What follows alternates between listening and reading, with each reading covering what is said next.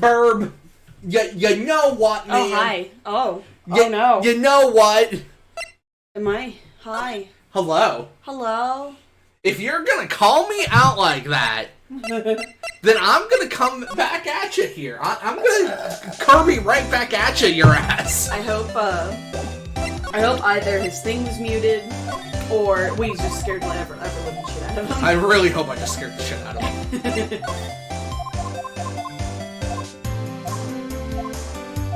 So, what do you have to say for yourself, Mr. Burb? Burbadiah? Burbalicious? Yeah. Burbadicious? Burbaflurb? Burb-flurp? The What? Hi, Burb. Hi, Burb. Hi. We were yelling at you. How You promised you wouldn't yell. Yeah, I fucking lied. How you doing, Burb? Hi. That's Yancy.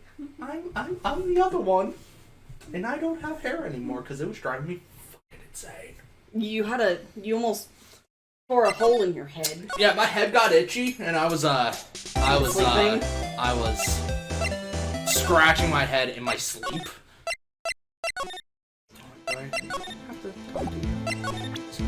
Was the stream offline, or did I just not refresh? I don't know what you mean by that. Explain yourself. The fresh cut. Oh, maybe, I freshly cut myself. I just saw us cut up onto the screen. Also, hi, hello. I didn't get anything prepared because I wanted to do a sneaky yell at her. So we're not really ready yet. We're not really. The game was already on. Well. What? The game was already on. I think he can hear the game. Yeah, he should be able to hear the game. Hold on a hot boy second. We're hot boys in here? Hold on a hot girl summer. Hot girl summers? Hot boy winters? I need to go through the Discord stuff. I should look at my face while I do it. Look at my face while I do that. I'm pretty. Don't let anyone tell me any different. Are we pretty babies? Hold on. I gotta go get a link to my own stream. Game is a bit loud. You're probably right. Yeah, a little bit. How's that? Baka. It's not that I baka you or baka. Burb, did you just... Burb! What? Burb, posting the link for me in Discord. He's a good secretary. Now live. Wrecked. Click on Burb's sexy beak to watch. If I can fucking do my tippity taps correctly with my thumbs. Right now I gotta go to Twitter and tell Daddy Elon to watch my stream. What are we talking? What are we? Making memes Making Christmas. and mistakes in a legal sense. With more Phoenix, right?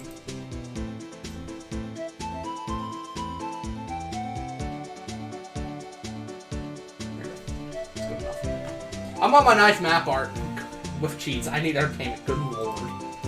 Also, hi! Yeah, you kind of have to. Say hello to Jake Marshall, who should look significantly prettier now, all of He a does look sudden. very pretty. Nothing changed ever. We are not now highly definitive and highly definition. We bought the Switch version because it looks better and looks better. It does look better. And for the past, 2 days, I was speedrunning through the game to get back to this point. So that we could, resume. Aluminum dust, fingerprint dust. Yeah, I don't have it. I don't remember how to get it. Oh, I thought you had, Alright, time to Google again. I thought we had to talk to a lady. I did go talk to her. She didn't say shit to me. Oh, what a bitch. She didn't give a fuck. She was like, oh, you did things. Good for you, asshole. Maybe try to, I don't know. And that's the end of the conversation. She legitimately didn't know. I was wondering. Were you wondering? Were you actually confused why the game looked better? Why it's one screen and not two screens? Why Jake Marshall looks significantly prettier? Yeah. God.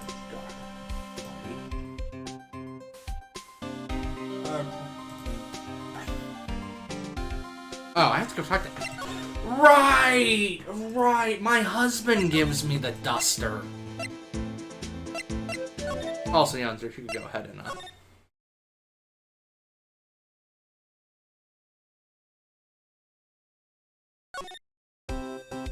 Did I just see? Did I just see what I thought I saw? No. Can't see. Hey. Gift in the... What were you saying to me? Nancy, if you could, and then you paused, and then I saw... Check the game audio and things. Yeah. That's what I wanted to tell you. It's a little loud still. Okay, I'll turn him the fuck down. Nedrill's not here, man.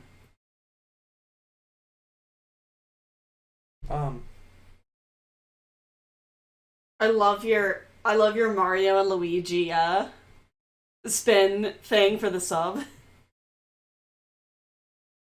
Yeah. Get that.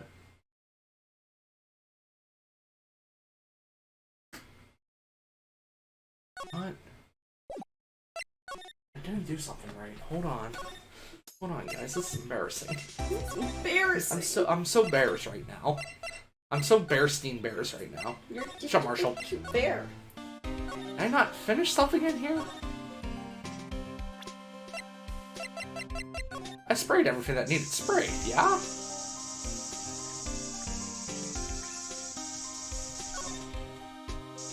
Oh, burn! Do I need to examine? Burn! You're a bad bird, but thank you. Cheer one, cheer one, cheer one, Cheer one, cheer one, cheer one, cheer one, cheer one, cheer one, cheer one.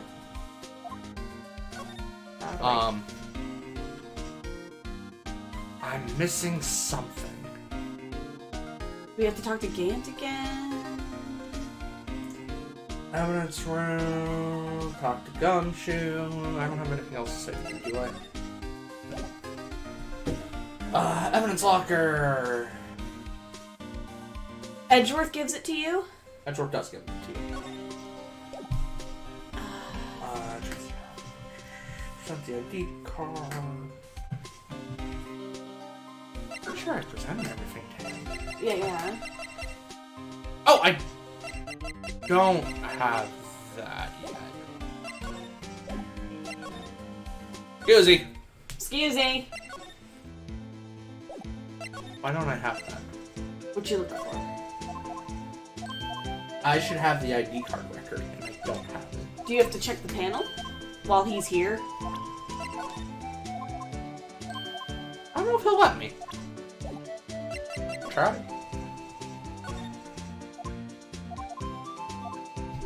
I'm gonna drink coffee. That's a rope down it. This is a reverse robbery. Like the highway. Highway to the robbery zone? Highway to the robbery. To the shrubbery.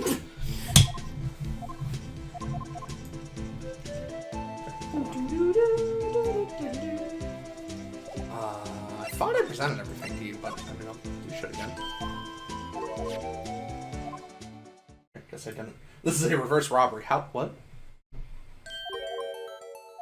Scooby-Doo boo dooby-doo doo doo Scooby-Doo doo boo doo boo doo boo doo doo boo doo boo. Yeah, so this is basically how I've been getting through the past 3 or so cases. Did it give me the thing? Thank you. Hey, Gumshoe! Look at this shit!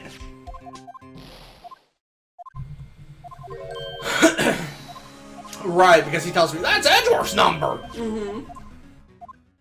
And it's like, Edgeworth's doing stuff at the French Cafe, go talk to him. I'm like, okay. We don't see the French Cafe till the 3rd game. And it's gonna be an adventure. Janzer! What? It was telling me about a hype train. And it was like, one more person needs to subscribe to get the hype train. And I was like, okay. Okay. Sure, man. Hi-ho. Hello, other ho. Hi, edgy boy. Edgy boy. Edgy boy. Oh. Edgeworth is being classic gay at a French cafe. I mean, yes. Yeah. I mean, very much yes. We'll talk about it. No, not till the third game. We can't talk about it yet. Don't ask. Also a fun thing that we are going to try to do excuse me. Whenever we do beat this game is, we're going to test to see if something wants to string correctly or not. No. Oh boy. I haven't seen the third game. Third game's great. Mm-hmm. You seen the second, though? Have you seen all the second? I know he knows about, one character. I know about a mechanic in one of the games. I don't know if it's the next one or not. Do I talk to you now? No. Yeah, the second. Does Maya come back in the second one? Yes. And that restaurant that Gumshoes gave us a flyer for is in the second one? No, that's in the third one. That's in the third one. Okay, then I've seen the third one. Yeah, y'all are seeing Maya in the third one. I think I came in on King streaming it, and I was a little bit lost, but I didn't want to stay too long in case there was spoilers. King did stream all the games. Yeah. They're fantastic games. They're really good. They're so good. Maybe Edgeworth doesn't give me the... I thought he did. So did I, but I'm presenting everything to him. Do you I'm showing him all my shit. Can you spray the room in here? I mean, I don't think it actually gives you anything. I did that already. Okay. Yeah, we're just like, you probably had a nosebleed, or maybe you slapped the shit out of Gumshoe. There we go. Yeah, something got triggered correctly. Yeah. Yeah, yada, yada, yada, yada. There it is, okay. Can I have that? Can I have that? Thanks, babe. Sure. I'm gonna go solve the case now, see ya. Because police didn't do fingerprint spray. Yeah, in the really face. though. Or no. That happens after hours. Oh my. Oh my.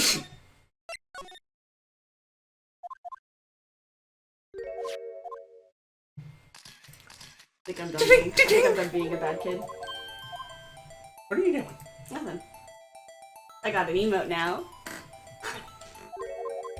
Does for Prince! Justin Prince. Oh! Man, look at all that coke. All that flour. It's flour. It's cocaine. It's cocaine. You can't hide it from me. It is very clearly cocaine. Please, no. They wore a glove! If they wore a glove, then how is there a print? It would still leave a print. Oh, right, that was from the blood, wasn't it? Yeah. Okay, that makes more sense. It's aluminum. It's aluminum. That's good, correct. You're telling me I could, like, get a cheese grater and just, like, rub some aluminum shavings off on it? Look, man, I don't know how it works. I'm not a doctor. I'm a doctor.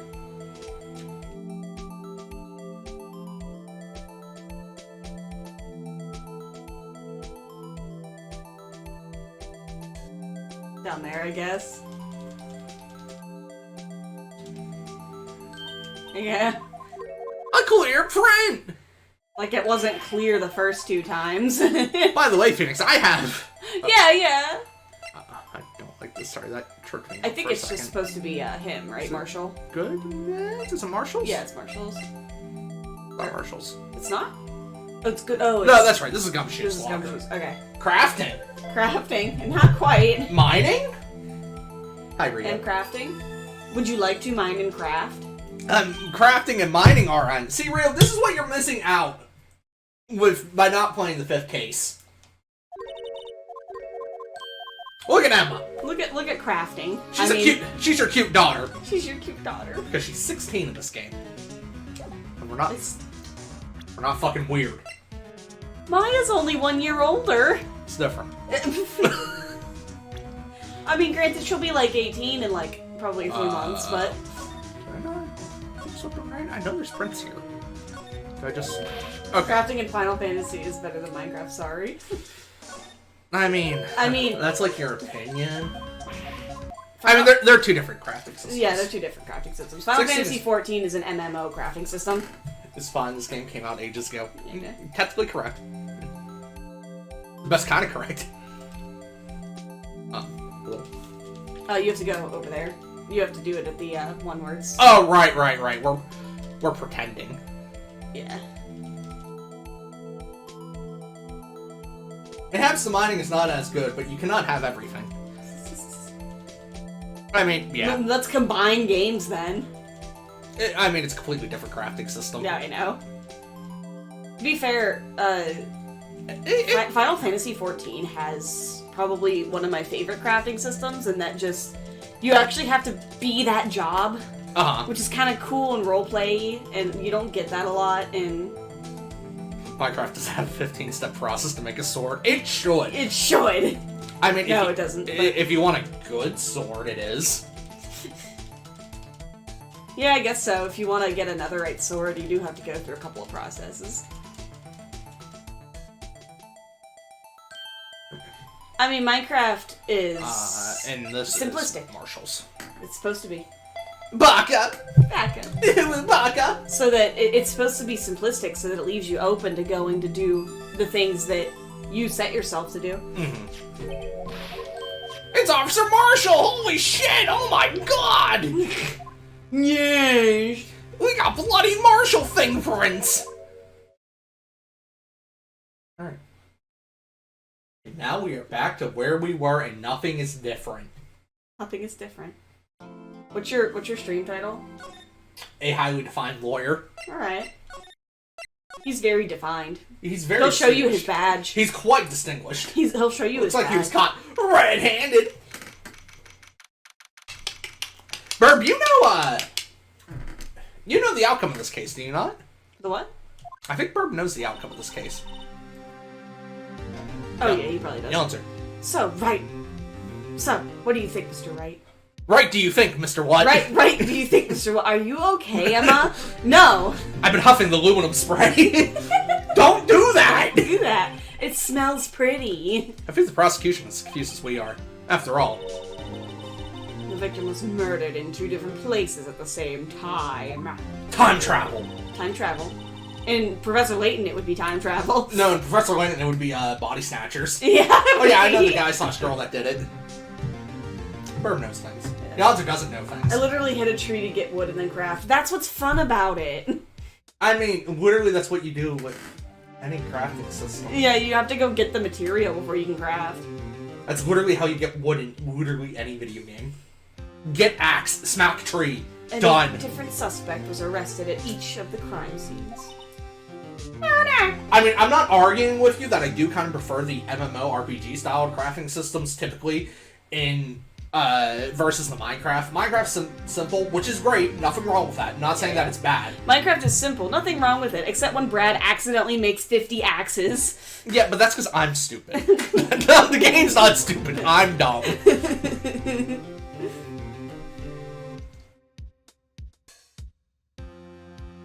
Rio, it's Thought Thursday. Of course we're thoughts. Of course we're thoughts. Good morning, Mr. Wright. What's up, bae? I apologize for yesterday. I was indisposed. You were pooping. I hope that didn't hold you too long for questioning. You were pooping, correct. Why do you think I'm wearing my brown pants? So how'd it go? The pooping? Oh, 100% make 50 axes and then sell them. And we're talking about Minecraft. You're outnumbered. You're outnumbered? It says Mr. Wright suspects the police are clueless. I figured as much, so I struck a plea bargain. I like strong, pretty women. A plea bargain? What do you mean by that? She's pleading. We agreed that if I told them the truth behind this simultaneous murder, they wouldn't seek capital punishment. That is what I mean, Emma. But Lana, don't tell me you anime. Much to my regret. As much in the dark about this as I'm as much in the dark about this as they are. Have you been huffing it too? Yes. We found trace evidence of a certain person in the police department's evidence room. They belong to Officer Jake Marshall. What kind of trace evidence? Semen.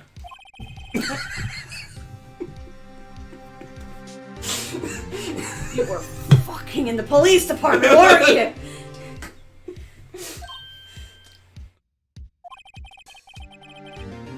That's the trump card I had up my sleeve. That's the trump card I have up my sleeve today. You do understand what this means, don't you? In order to defend my sister, you're going to accuse Mr. Marshall. We have to play the cards we're dealt. Isn't that right, Miss Sky? Do what you have to do, Mr. Wright. I always do. Lana is such a horrible name because I keep thinking about it spelled backwards. Well, maybe stop looking at things through a mirror. Why are you watching this in mirrored mode? Are you stealing my stream? Are you stealing? Are you uploading this stream to YouTube but mirrored so that I can't flag you for copyright or some bullshit? That's a fair fight, Rio, please. Court is now in session for the trial of Miss Lana Sky. Anal Sky. Stop. The defense is ready, Your Honor. The prosecution is... Oomph. Oomph. I'm afraid you'll have to clarify. It takes 30 minutes by car to reach the police department from the prosecutor's office. Alright. Yet the victim, Bruce Goodman, was slain at both places at the same time. Well, that's not physically possible, is it? What's more, I hear the victim from the evidence room just disappeared. Yes, and the blood and the body, the bloody body, Mr. eventually Blobby. reappeared in the trunk of Mr. Edwards' car. Wow. This is one messed up trial. One of my duties as prosecutor is to present impartial evidence. I thought you were about to, in Edward's voice, say, "What am I doing?" Today I will present evidence relating to the murder at the police department. In so doing, I believe the way in which we should proceed will reveal itself. No, I get to question what Edgeworth's doing when we play Edgeworth's game. Alright. Which is very different from this game. That's what sets Mr. Edgeworth apart. He sounds so on top of things. Except he's a bottom. Biggest bottom. That's supposed to be an admirable trait? Thanks, please. Very well. Let the trial resume. On the day of the crime, what exactly transpired at the police department? Mr. Edgeworth, you may call your first witness of the day to the stand. Can I... What's up?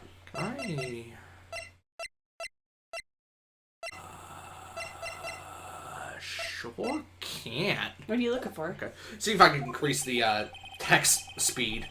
For its first witness, the prosecution calls the suspect of the murder that occurred at the police department. The suspect? You mean the so-called murderer? Yes, Judge, that is what a suspect means. Okay, I gotta go pee and maybe grab a snack while you grab me. To be fair, I have to admit, Final Fantasy XIV literally has a furry capital, Limsa Limonsa. And Lime Mimosa. But they leave me alone, so it's fine. Lime Mimosa. Furries are fine. Furries are fine. Let the furries be. Okay, in that regard, I will admit Final Fantasy XIV is better than Minecraft. Verb, you can change your skin. You can change your skin. Will the witness please state his name and occupation? Yes, sir. I'm Officer Mike Meekin, sir. Please go My down. occupation is, that would be murderer, sir. So you're telling us you're a professional killer? Sir, it was me, sir. I'm the one who did it. I'll never kill anyone again, sir. You've got to believe me, sir. Actually, we'd like to hear from you as... Sir, I'm what you would call part of the younger generation, sir. A person whose actions adults can't possibly comprehend. Please, Mr. Edwards, sir. Help me, sir. Officer Meekins. Officer Meekins, you are 2 years younger than me. Yes. How old are you? 24, 30, 16, 29, 31, big MILF energy. Big DILF energy. 33, big DILF energy. 65, Big DILF energy. Big DILF energy. He's 22.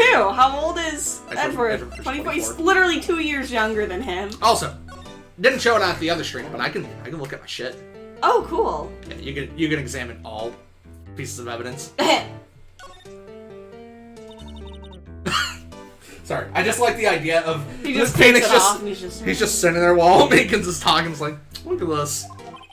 Isn't this cool? Is this Smash or Pass? The Phoenix Wright characters? Could be. I mean, Smash Edgeworth. Absolutely. Give us your report of the crime. Consider that in order. You know, he seems like an asshole. I bet he's very, very much a tender lover. I bet he has amazing aftercare. Oh, yes, as you wish. After all, I'm part of the generation that must be told what to do, sir. You can't fault him for lack of enthusiasm. Pass, because she's 16. Bradley. We know. Crime report, sir. Well, that's not my normal duty. I was assigned to guard the evidence room that day. Smash or I spotted a suspicious man onto the security screen and rushed into the room. I was only doing what I was trained to do, sir. I was suddenly attacked. I fought for my life. Then I did it. After that, I passed out until another officer smacked me awake.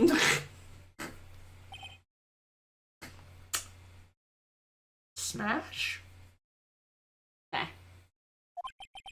So the victim, Detective Goodman, attacked you. Do unto others before they do unto you. That's the Meekins family motto, sir. But yeah, go watch Fur Daddy. He's pretty good. Yeah, go watch Fur Daddy. He's good. Who? I don't know. Oh, okay. Sorry. There was a... I literally learned how to craft properly from a dude whose YouTube channel name is Fur Daddy. Oh. 14 Guys. Gotcha. That makes a hell of a lot more sense when you read chat correctly. Yeah, how about that? Turns out... Yes, sir, he knocked me upside the head. Sir, he knocked me up. Very well. The defense may begin cross-examination. End it there. Smash. If you insist. Smash. How did you miss that massive comment? Look, man, the bigger the comment, the more intimidated I get. We're very horny today. It's because we're playing Phoenix, right? True. Mr. Meekins, you work in the General Affairs Department, do you not? Yes, sir! I'm in charge of hiring new recruits, sir. Yikes. Now there's a scary thought. Evidence transfer was taking place on the day of the crime, which meant many officers were given special tasks not ordinarily performed. I was in charge of guarding the Blue Badger, sir. Look, Blue Badger. Yes, sir. The lovely police mascot created by the Chief of Detectives, sir. How'd you miss the comment with the phrase Fur Daddy in it? To be fair, I thought I had read it already. This is the first time Rio's seeing this. Presumably.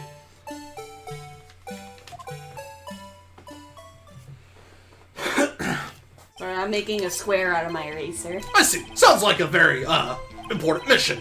Very As the important. award ceremony finished that day, there were so many people running around. That I we go to the Blue Badger to the evidence room. Oh, so that's all you went to the evidence room. Tell us, what did you see when you got there?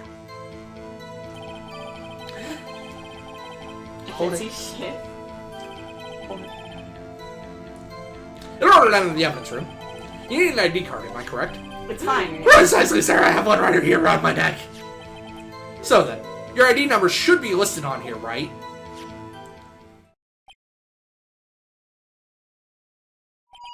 There it is! I found it! This is the one right here. Here you go, show Rio my eraser, and then rip it apart before his eyes. Oh dear. What are you doing? No, don't get stuck there!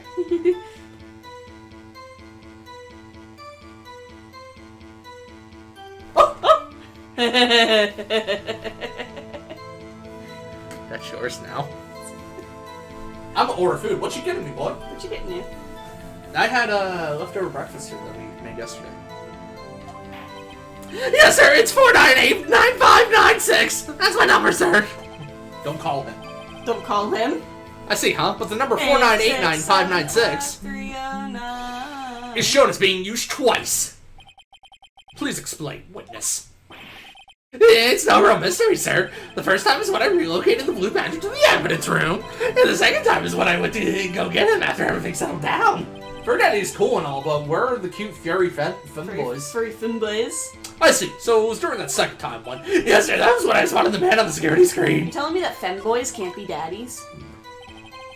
Next point. Oops. Oops. Hold it! So you were attacked. Can you please tell us exactly what happened to you? It was a knife, sir, a knife! Detective Goodman pulled a knife on you. What happened then? What happened next? Well, when they charged again on him like that, he looked as surprised as I was. You aren't exactly the kind of person... So, we're gonna see a video of this in a minute. Yeah. He charged in.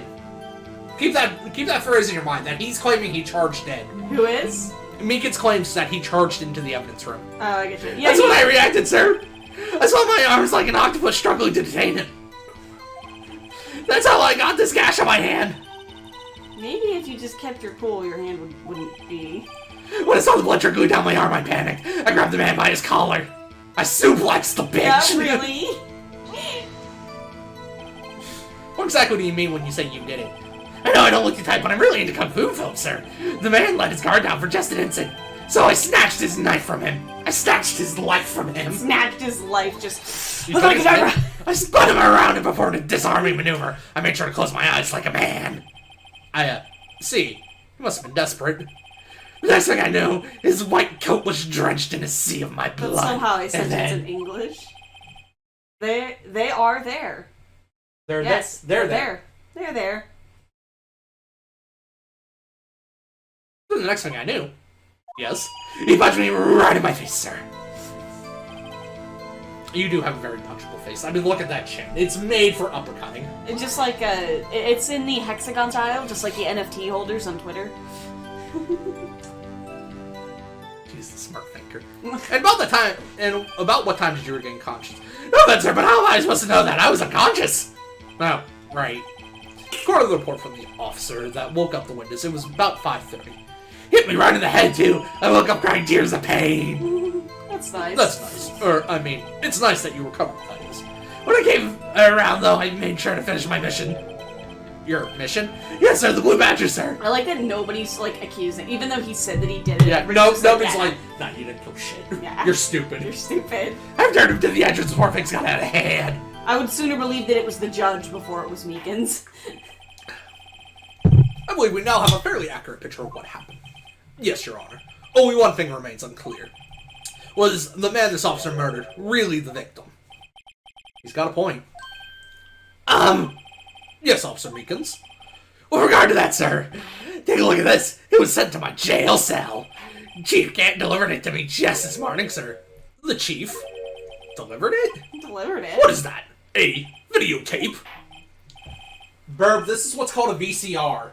Burb knows what a VCR is. To be accurate, it's a VCR tape. That's a VHS. It is a VHS. Sorry. Yeah, there you go. I'm stupid.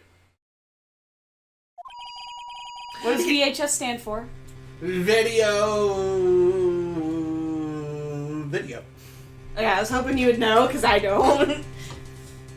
Video home system? Maybe. No, VHS? Yeah. I thought it had something to do with it winding. I think hexadecimal system. VCR tape. VCR tape, yes.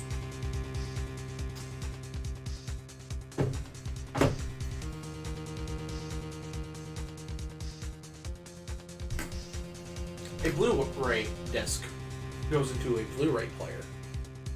A CD disc goes into a CD player. The VHS tape goes into the VCR. I'm not wrong. They're the incorrect ones. You need footage from the security camera and the evidence camera. That sentence didn't make any damn sense. It was told it had been mistakenly erased. That's quite a mistake. I just do what I'm told, sir. It's the only thing I'm really good at. Same though. Looks like the communication with the police department is as good as ever.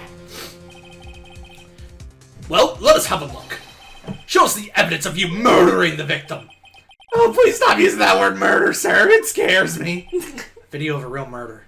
Just what are we getting ourselves into? Remember, he charged into the room. He charged into the room. More like he dinosaured his way into the room.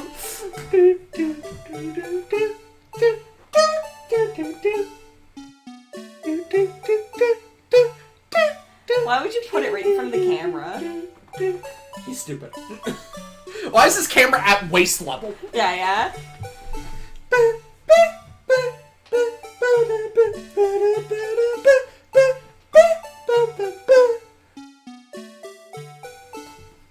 Look at him, charging in so bravely. Officer Meekins might be one of the few characters that has a 3D rendered model in That's weird, this actually. game. Cut it, bitch! He said he flailed his arms like an octopus to detain him. Yeah. Didn't you see? Yeah.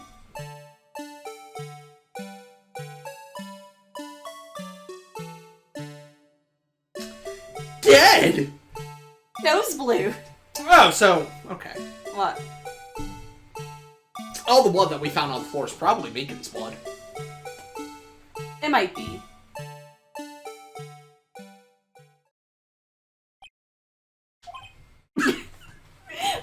Look at his pupils. I fucking love. His pupils are just. Edgeworth's pissed off like, God damn it, what did I just see? Well, I believe we're all thinking the same thing. How can we deal with these unsettling feelings stirred within us? What the hell is that wiggly piece of plywood? Sir, that is the pride and joy of the entire Criminal Affairs Department, sir. It's the Blue Badger, sir. Why am I not surprised this isn't going smoothly? So you all say that, right? Because it's like, oh, he covered up the face of the thing. If it wasn't for the Blue Badger, Meekins would have never went in there. We would never have him as a witness. Yes, well, anyway. This tape seems to prove that the witness did indeed encounter, someone in the evidence room, and some sort of, activity did take place. Your Honor, instead of relying on clearly incomplete footage... Why does he become Snake? The witness's testimony will suffice. Alan Rickman would have made a great Edgeworth. Yeah, but Edgeworth's too good to be Snape. Is that alright with you, Officer Meekins? Yeah, fuck Snape, by the way. I'm in the camp that says fuck Snape. I like movie Snape. Movie Snape's chill. Movie Snape is fine. Asshole. Fuck book Snape. As you wish, sir. Yes, sir. Yes, sir. Yes, as you wish, sir. Yes, sir. Yes, sir. Yes, sir. Yes, sir. Yes, sir. Yes, sir. But, like, if Alan Rickman did voice Edgeworth, I need him to at least say one yippee-ki-yay, motherfucker. Anyway, have this gift that I looked up after the last conversation. Oh, dear. I'm ready. Why does that look familiar? Is this in relation to the furry comments? Why does that look familiar? This thing can't be clearly seen in the video, but there's no question that the other person was Detective Goodman, sir. I mean, he opened the locker, which required Detective Goodman's fingerprints to do so. It's like Rat Boy, but I don't know. The locker he opened is unquestionably Detective Goodman's locker, sir, so it must be him. No one else could have unlocked it. Except for this What's this piece about a of fingerprint? evidence. That's Reggie the Rat. He was a meme a while ago. I getcha. Each detective has been given a locker equipped with a fingerprint-activated lock. These locks ensure that each locker can only be opened by the detective it belongs to. Intriguing. That would mean the victim at the crime scene would have been Detective Goodman. Very well. The defense may begin its cross-examination. One more line edit, Mr. Judge. I don't know where this cross-examination will lead, but everything begins with contradictions. That's where I have to start.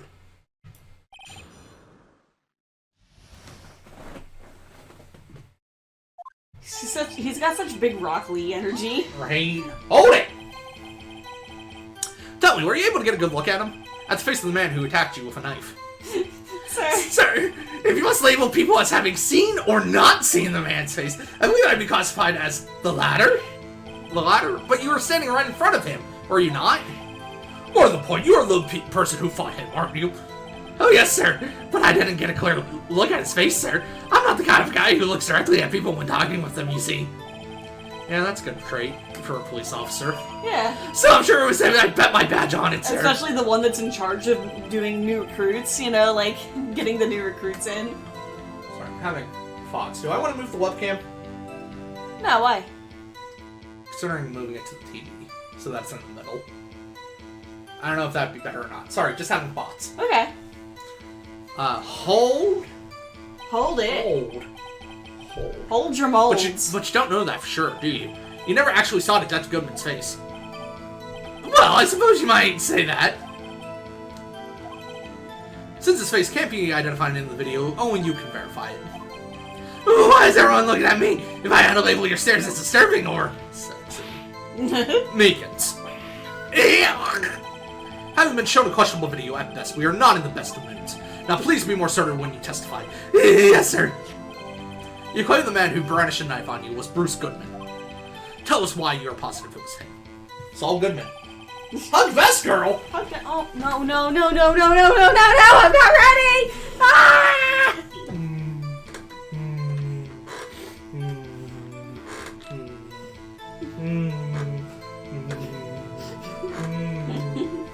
Are you done yet? Are you done yet? No! We got her off guard.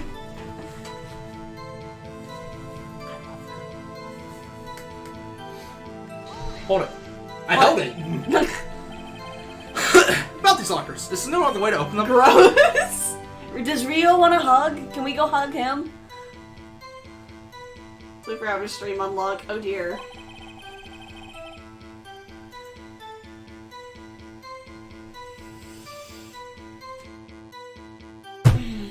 Say goodbye to sleep. Not starting now. Not starting now. So, Mr. Insane Burb has redeemed a 24-hour stream. Here on the Ragdoll Show, as part of the channel redemption points, you can redeem a 24-hour stream. I believe it's a one-time monthly redemption. So, Burb. Now, I have a week off starting the 23rd of May. That works.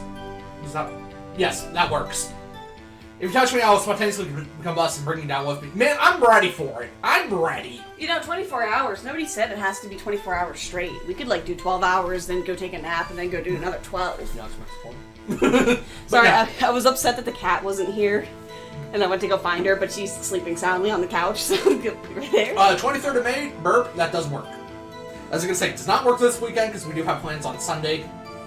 And of course, can't do it today, because, you know, you gotta give me time.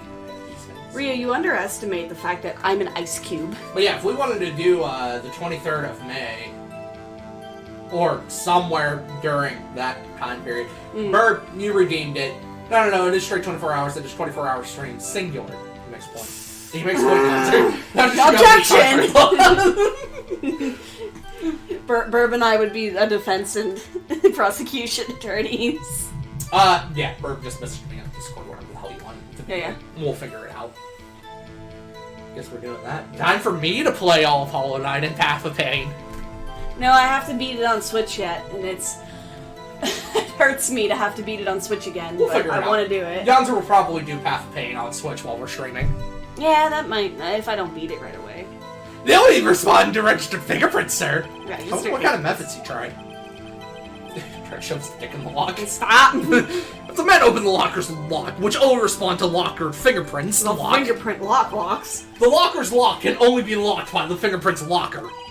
Exactly my point, sir. And this too. The locker he opened is unquestionably Detective Goodman's locker, sir. How do you know that information? I've heard rumors, sir, for people in the know, sir. People in the know? The workers in the department cafeteria, sir, they keep me informed. They listen to my romantic troubles, sir. How the wait. How does this lead you to knowing whose locker it is? For the record, the open locker did indeed belong to Detective Goodman. I verified this information through a more reliable source. So the victim opened the locker with his own fingerprint. That's what your client's destroyed. Maybe I want to destroy them. Hold it! Why is his ear drawn like this? Dunno, man. Why has he got a Harry Potter eyebrow?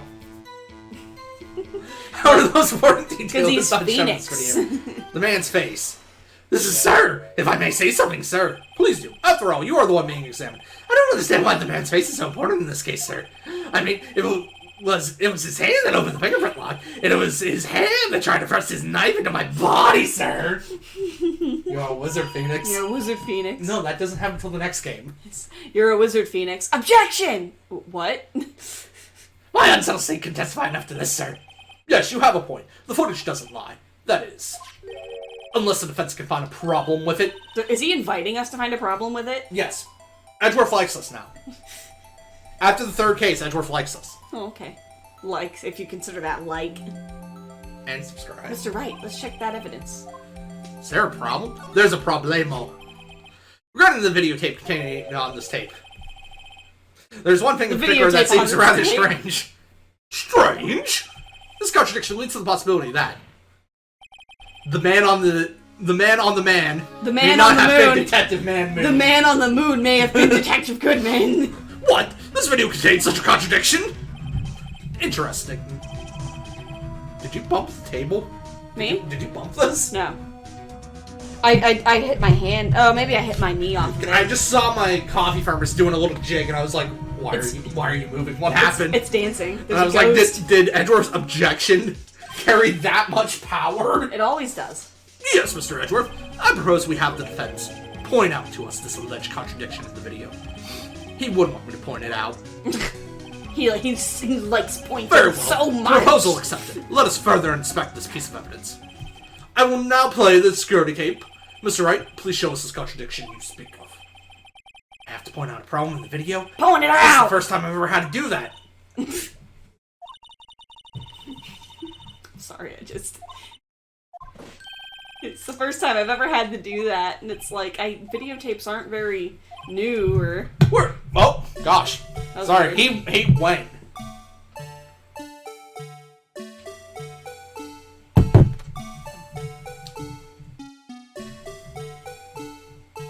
That one!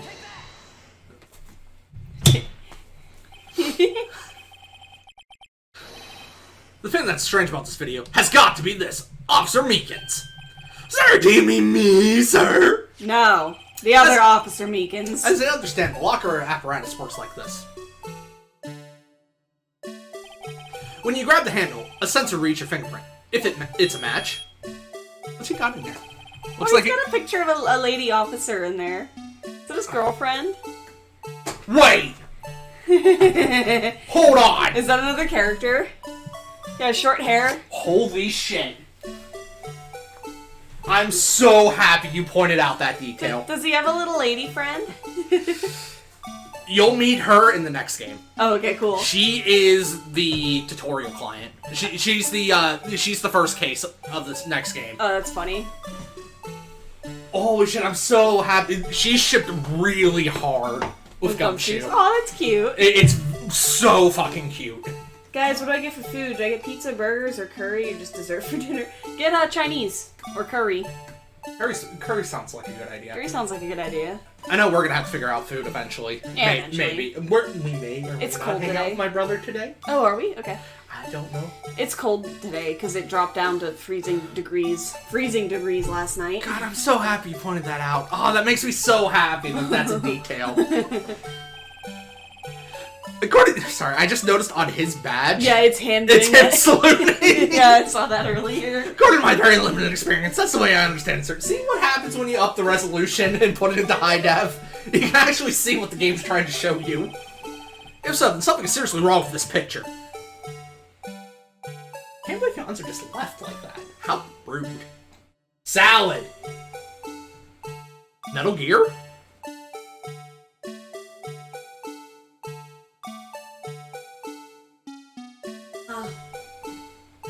Sorry, my throat was hurting and I needed a drink. Would you like a drink? Have coffee. Okay.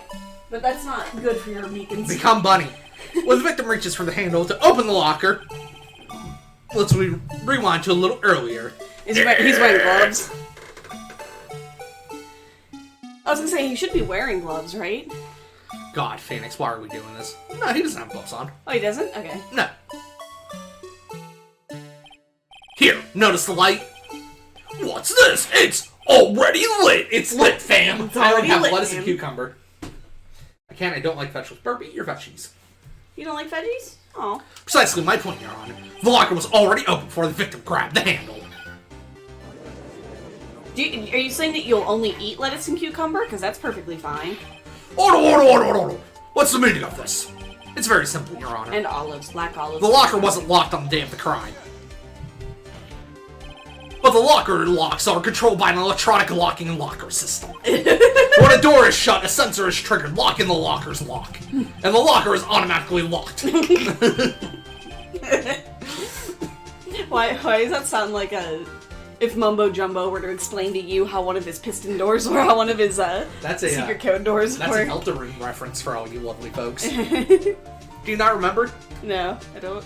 If you go outside the classroom and examine the lockers, it goes, this locker's locked, this locker's locked, this locker's locked, locker is locked. Yeah. And it just keeps escalating. Yeah, I love lettuce, salad, and cucumber, but those two don't make a good salad, but I'll get them on a sandwich. Yeah, get him on a sandwich. Boyo, I will gladly eat just a bowl of lettuce with salad dressing on it. That's a good salad to me. I'll tell you what though, just balsamic vinegar makes the best dressing. It makes some of the best dressing that I like. I Caesar dressing is good. keep your tomatoes out of my salad. Peppers I can Give or take. Yeah, my mom had peppers in the salad we had. Little boy pep is okay. Give me a bowl of lettuce with salad dressing on it. Oh, I know, it must have broken down, just like me. Of course I'm not an expert in this. I am. That's not likely. Of course I'm not an expert at this, and Edward's just like, I am. Anyway. That's not likely, Your Honor. The sensor would detect and report any malfunction. Oh well. It just goes to show novices should keep their mouths shut. So, wow. Mr. Wright, do you have an explanation? Me, Your Honor? Just eat a whole cucumber, I don't care which end. Sure. Is that going to be a 24-hour stream? Why was the locker locked? No. I mean... You might have to peel it, actually. I don't know if you can eat the skin raw without it being cooked. For however many subs. I guess you could eat the skin raw. Me, Your Honor?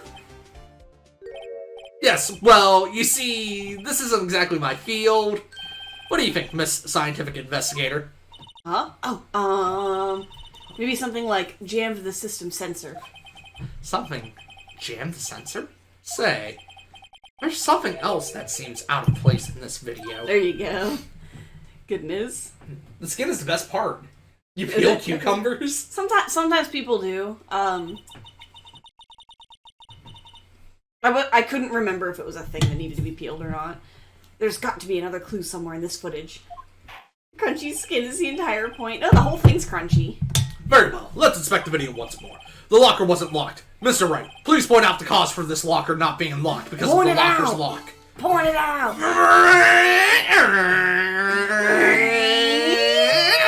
I'm gonna poke your bum! I'm gonna poke your bum! I'm gonna poke your bum! Oh!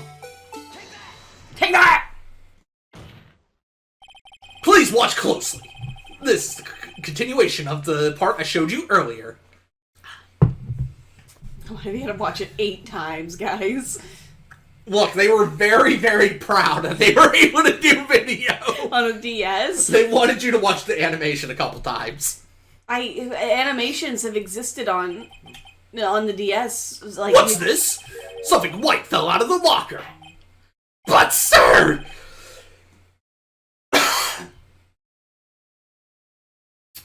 It's been my experience that things fall out when doors are open. I often fall out and roll great distance when I open my car door. We can't be sure that item was completely inside the locker to begin with. What do you mean? The sensor triggers the lock when the door is shut. What if something was inserted, say, between the sensor and the door? Insert. Can you take a picture? Gonna need that for later. Yeah, you want me to? You can post that to my Twitter and then save the image. gonna use that for later.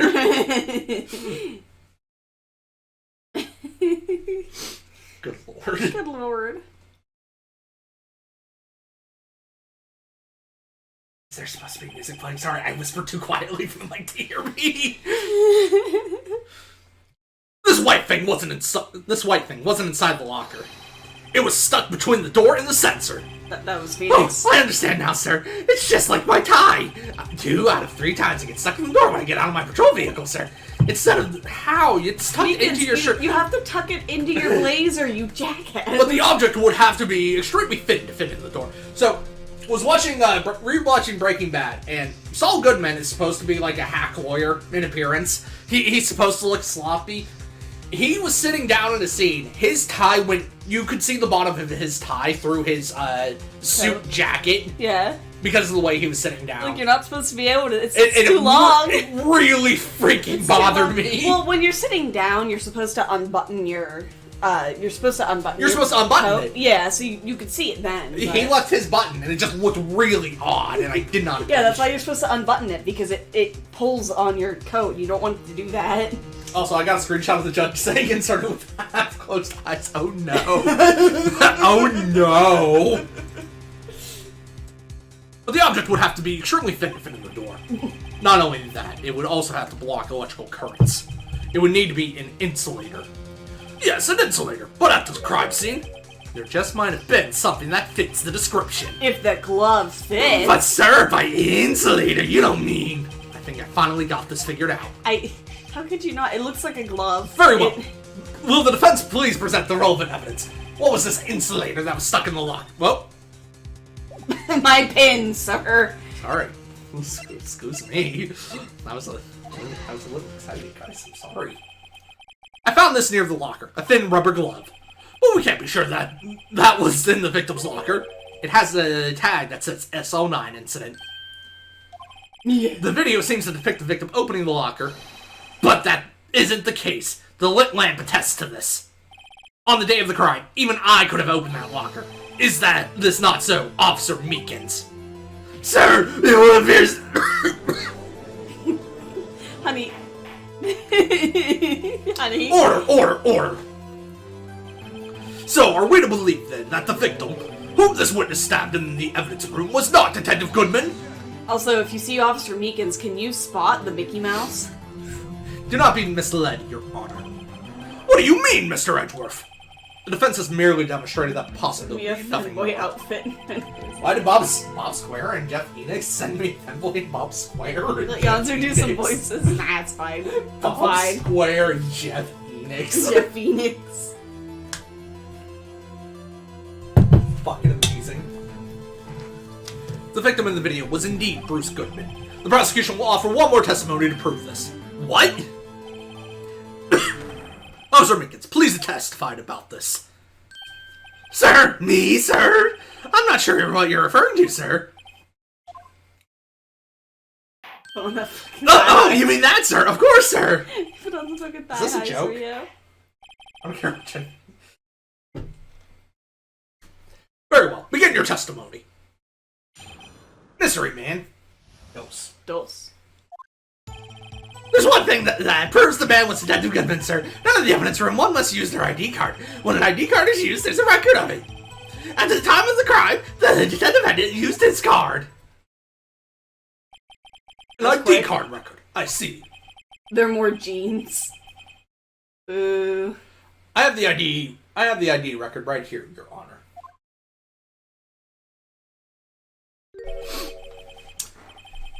The ID used at 514 is that of the victim. Just before the crime. Yes, without a doubt, this is the victim's ID. However, one thing does strike me as unusual. Several hundred cases should have been due for transfer. Why are there so few people using this room? This particular evidence room is only used for storing certain special cases. Special cases? Extremely violent cases involving police staff. Oh my. Arm socks? Are you talking about gloves? Socks? Are you talking about long gloves? Fucking arm socks! Arm socks! Just hearing that makes my hair stand on end. I'm yeah, Googling just it. about. What, arm socks? Googling arm socks. Motherfucker's correct. Is it? They're literally called arm socks. Oh wait, are those the ones where your hand goes through it? Your hand goes through it. Oh, okay, so it's just like a, It's a long glove. It's a long glove. I don't care what the femboy community says. It's a long glove. Me too, although it doesn't make much of a difference. There were only a few cases up for a transferal there, and most were cleared by news. There was only a few cases up for a transferal there. Sorry. I feel like that sentence could have been written better. I guess I didn't get the name from the... They're like fingerless gloves that go all the way up to your bicep. No, Googling arm socks brought up what you meant. You're not incorrect. You're not incorrect. They're kind of like leg warmers, but for your arms. Because, like, leg warmers don't cover your feet. They just cover, like, your heel and ankle and then go up. Right, I see.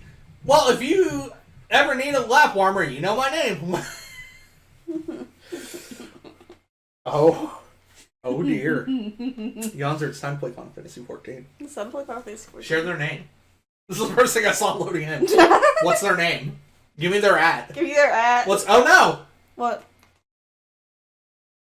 Oh shit. Yeah, our camera is weird. We buffered. We good?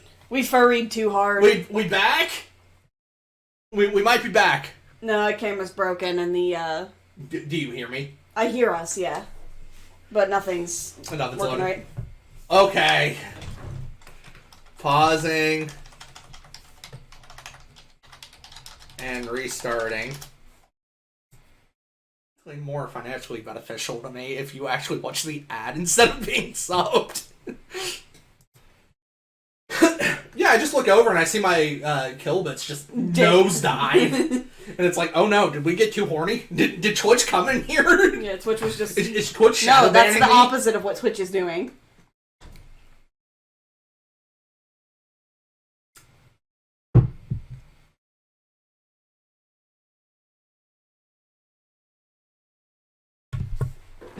Jesus. Good lord, Yonzer.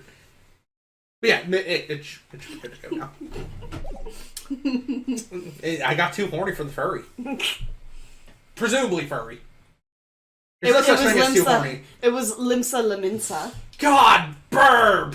Good I know, lord. I love that. I love that game so much. Holy shit! God! Right, I see. Now let us move on to the cross-examination. It's not bad. Sleepy lick. Ugh. Sleepy lick.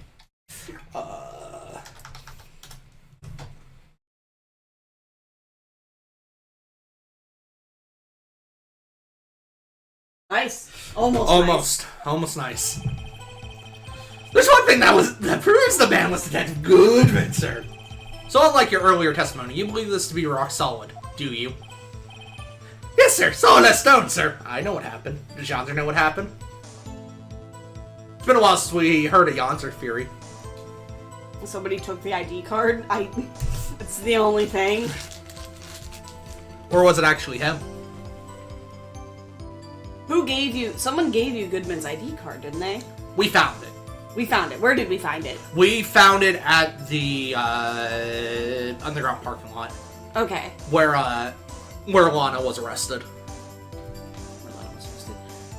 So if we found it there, and he was presumed murdered there, how would he have had it to go into the thing at the same time? If my hand wasn't wrapped in bandages. So your theory is that somebody stole his ID badge?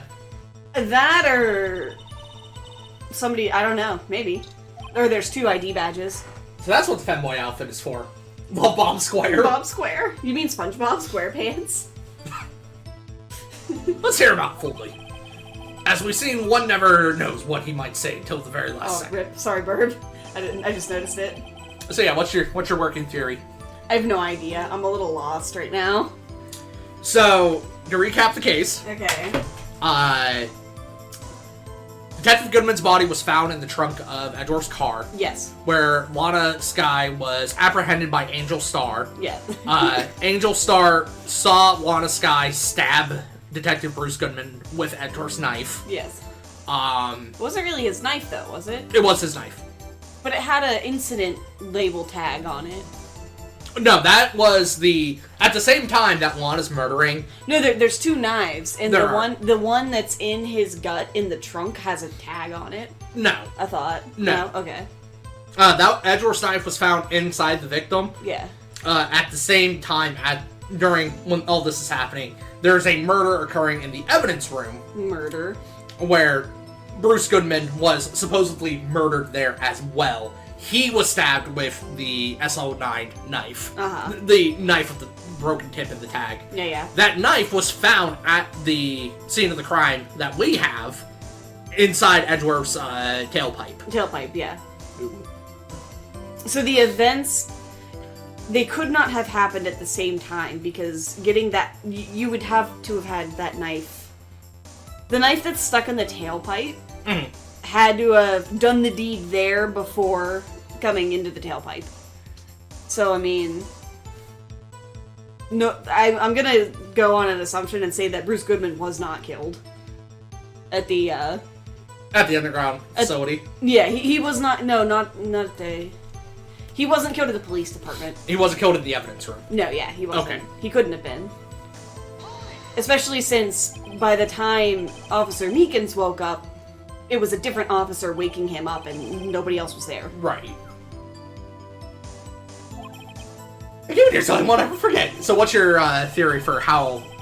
Because we clearly have video footage of Bruce Goodman. I don't think that's Bruce Goodman. Alright. I mean, narratively speaking, the game would not have hidden his face if it weren't him. So... Or if it were him, the game would not have hidden his face. your theory is that somebody took Goodman's ID and entered the evidence room. Yeah, probably. That Officer Meekins did not face actual Bruce Goodman. Yeah, probably. Any theory as to who that might be? It's probably Marshall. Both the police department and the prosecutor's office can attest to this. Rio, do you have any theories? Do you have Probably any not. This is the first you're seeing of this case. Yeah, really. I don't know, he might have lurked in other times, but, that or, because, like, how tall the guy is in the thing, it might have been, what's his name? It might have been Gant. Wait, I don't think... I'm just trying to remember now if height's ever a relevant thing in this game. Yeah, I don't know. I can't recall. Mm-hmm. Let it be noted that this is the record the witness referred to. Let me see. Yes, that would be it, Detective Goodman. What's the matter? According to this, Mr. Edgeworth, your name is on here. So it is, Your Honor. And also, I'm barely paying attention. I need to not die. Yeah, don't die. Yeah, don't die. And also, don't pay too Hey, much man, he's attention. behind all of this. He's a prosecutor, murderer, Bobby. Is that man a blue murderer? Shh, don't stare at him. He'll stab you. You got the wrong color, kid. He's colorblind. Maybe. It would seem. The inquiry committee will want to speak with you again today. I mean, I meant to say don't pay too much attention, because if you want to play this at some point. Right. I have nothing to be ashamed of regarding my actions or their consequences. For now, let us continue with the cross-examination.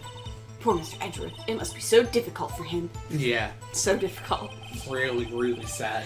Never mind the fact that, like, one of the first cases you do is right. He's the one that's being convicted of Maya's murder. Or, Mia's murder. Look now. Earlier, I believe you testified that when you asked the man to show his ID card, he pulled a knife on you. Yes, sir! He didn't show me any ID card, sir!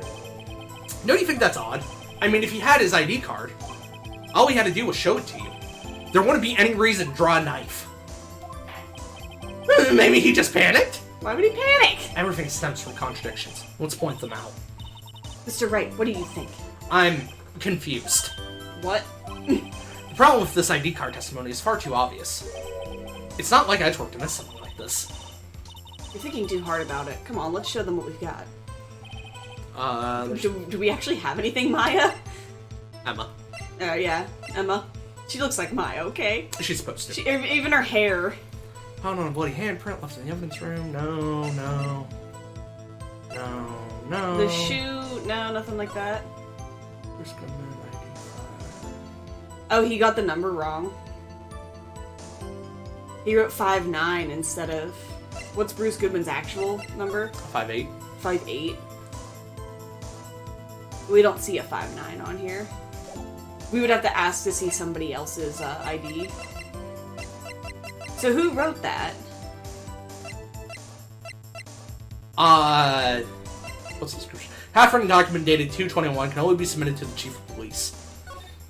Half-written document. Why was it half-written?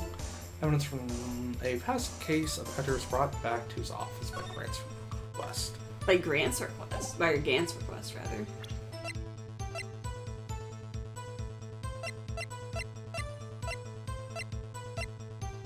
I mean, the only thing I can think to object to is with his actual card.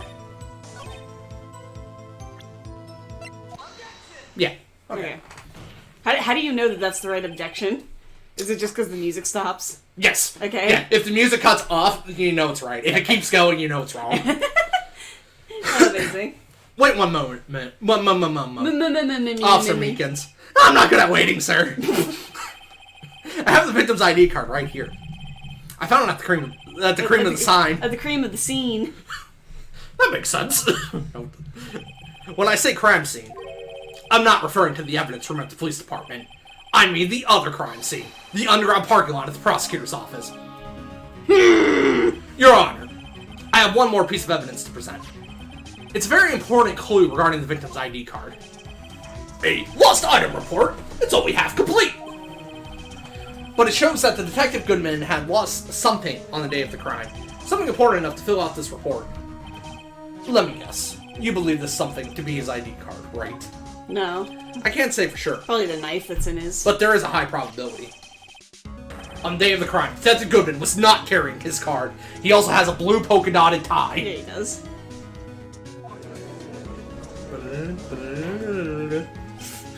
Order! So now, what does this all mean? It can only mean one thing. It doesn't even require much thought. The man Officer Meekins encountered in the evidence room was not Detective Goodman, but rather the man who stole his ID card. Order, order, order, order, order, order, order. Does the prosecution have a response? I have only one thing to say to the defense. Good job. Bravo, Yep. Mr. Wright. Bravo? Allow me to summarize the defense's argument. At 5:15 p.m. on the day of the crime, the man in the evidence room Officer Meekins encountered was not Detective Goodman. There are two grounds to support this. First, the locker in the evidence room was already unlocked. Second, the victim lost his ID card. Am I correct so far, Mr. Wright? Yes. What's he up to? That being the case, we must inevitably arrive at a single conclusion. If the victim in this video is a fake, then the murder in the evidence room is also fake. In other words, the security camera does not show the instance of the murder. That is... Well, I guess that's right. Is something wrong, Mr. Wright? Only moments ago, you seemed content to be pointing your finger around. This is going to end well. Well. It seems you finally realized exactly what you've gone to such lengths to prove. Explain yourself, Mr. Edgeworth! The defense has already done the explaining for me. I'm having so much fun doing drugs. Duties. Oh, right, okay. Bring it, please. Yeah, please. Sure. The defense has already done the explaining for me. The victim in this video is a fake, which means a murder did not take place at the police department at 5:15 on the day of the crime. So the real crime could only take place at one location, the underground parking lot, at the prosecutor's office. The murderer being Miss Lana Skye, the defendant. Yeah. The evidence is compelling. A trustworthy witness. Observe the moment the defendant used the murder weapon. Ah! Try to do it.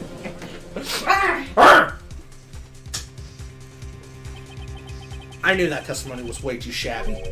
It was all a trap from the beginning. Edgeworth's a trap. Is he? The activity It's really the activity in the evidence room still leaves many questions unanswered. Who exactly was the victim? Officer Meekins encountered. And where did this person disappear to? However, this trial's purpose is to examine only the murder of Detective Goodman. Now, Edgeworth is built. He's built. Built? Yeah. Just so, Your Honor. Everybody in this game is built for some reason. Mr. Wright, you have to do something, or else Lana... Object. It's always the case, isn't it? Sure. What could go wrong? One moment, Your Honor. What now, Mr. Wright? Don't tell me you're objecting to what you've just proven. Nope. Of course not. But I almost walked right into the prosecution's trap. What are you talking about? This cross-examination has proven one thing and one thing only. The security video did not show the actual murder.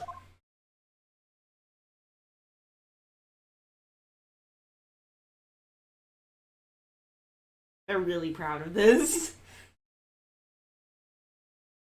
Yeah? What you looking at?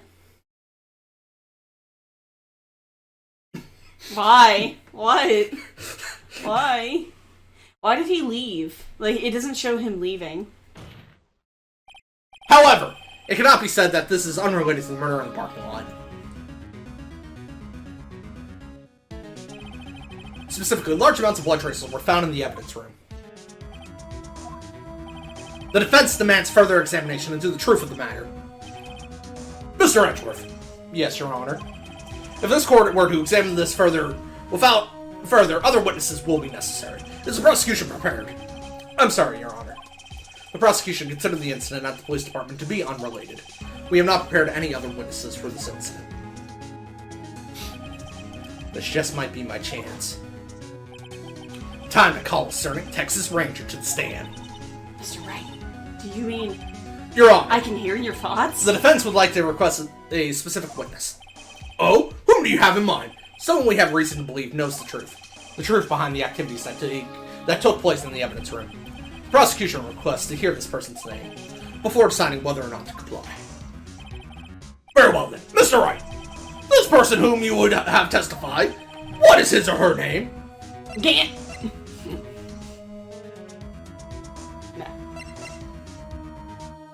gonna...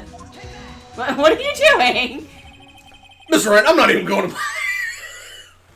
Asking me why. She's just like, Mr. Wright. I've never seen a more obvious stall tactic in my entire career. Do you remember what you said this morning? You know about your trump card. That's right. Those bloody fingerprints were found in the evidence room. That was my chance. I like she just like looks away from him. I was very curious. Yeah. Officer Jake Marshall. Why him? Why him? I can't let Edgeworth know everything just yet. He's in charge of the evidence room. I feel we should hear what he has to say. The prosecution agrees to the defense's request. You know what went on in that room? You're a psychic! Wait, shit, my left. Mr. Wright, you absolute bitch. Why do you do this?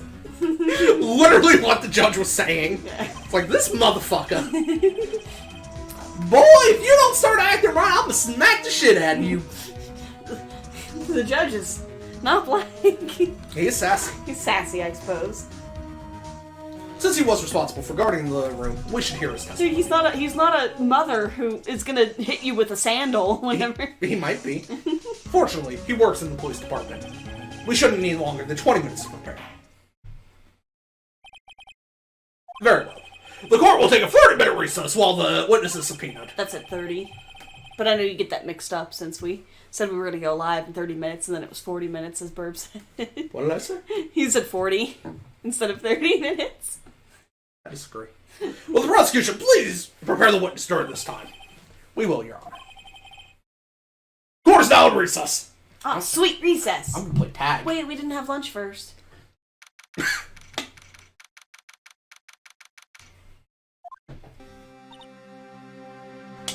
Dot. Tag, you're it. Tag, you're it. There's no stopping you, is there, Mr. Wright? I'm very good at tag. Runs out of the room. Huh? What do you mean? Getting lunch right now. Good. You called for Jake Marshall. It seems you figured out everything out.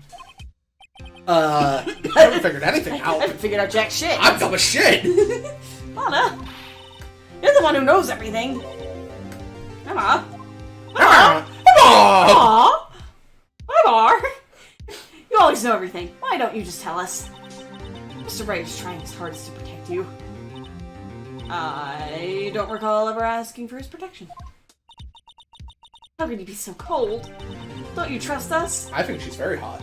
Don't you trust me? Oh, but not interrupted anything, pals. Ow. Oh, guess I am. I'll come back later. He's so sad! Wait, Detective Gumshoe, what is it? You got a lot of nerve, pal. Making a detective run all around while on duty. And on top of it, you call me here. I've seen happier people at funerals. Sorry, Detective. You better be, pal. Hey! I didn't see you there, Chief Prosecutor Sky. That's okay. So, have you brought what I asked? Nope.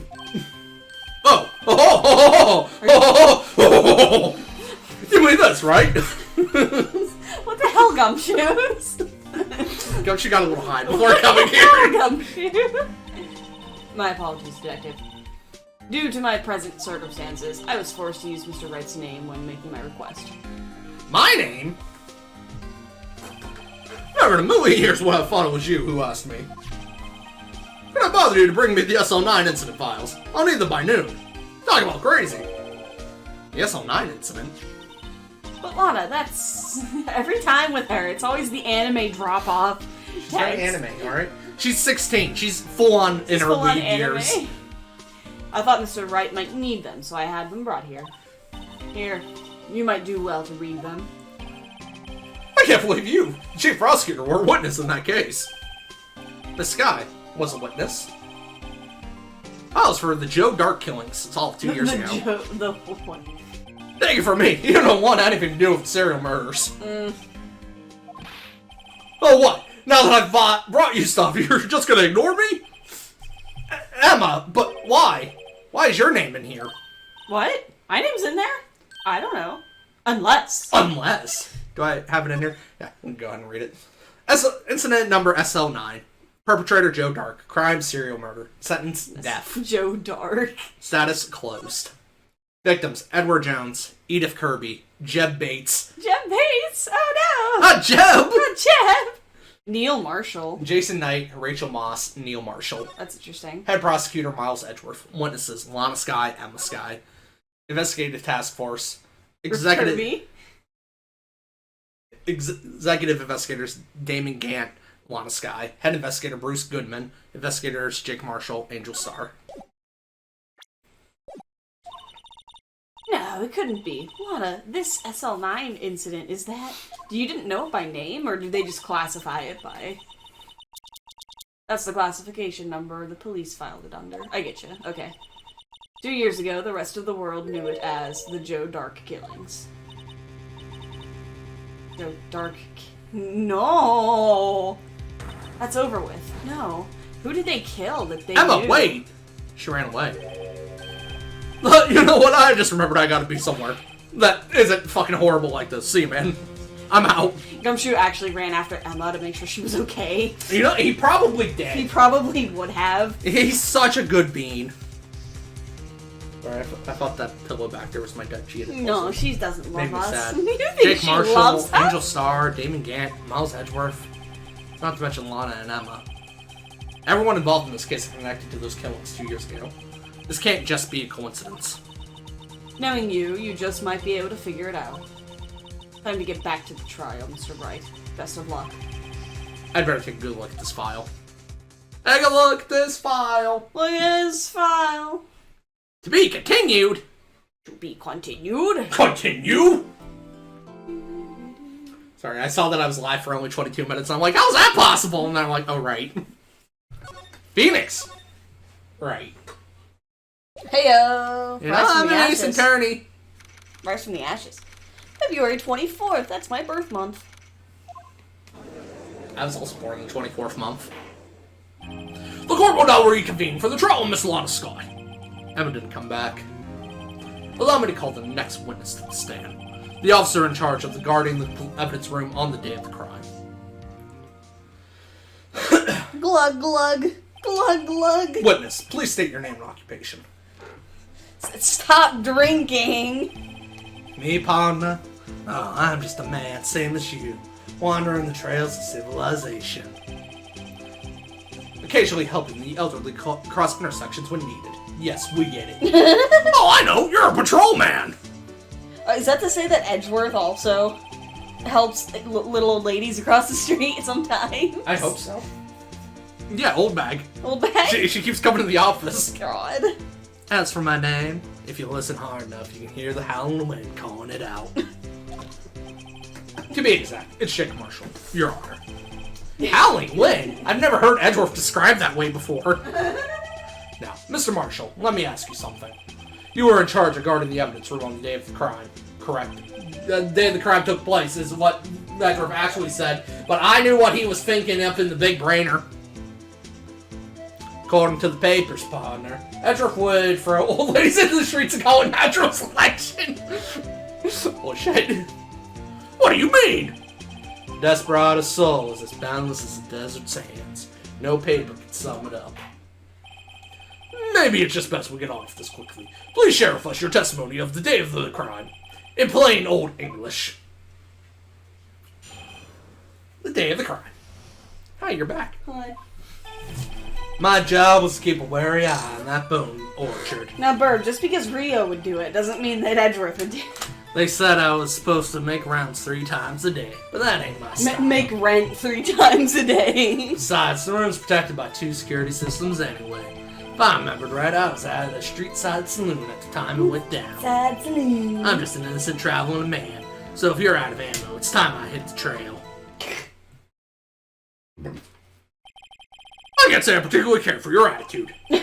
Can't say I care for your beard, but you don't see me complaining. Wait a minute. Wow, then. What do you mean by don't care for his beard? He is distinguished. Distinguished gentlemen.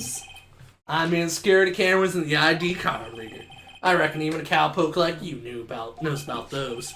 Yes, well, what about the fingerprint-activated locks on the evidence lockers? Fingerprint-activated locks? What kind of newfangled doohickeys are those? I read that as Dickies. He's not being very helpful. He's not good with machines, or with following orders. Everyone's got their weaknesses now, don't they, Mr. Prosecutor? If your natural tendency is to throw them in the street, it is natural selection. Natural tendency. This seems like trouble. Okay, Mr. Wright, he's all yours. It's natural assholism. It's natural, bitch. What? Got him? Hold it! Got him.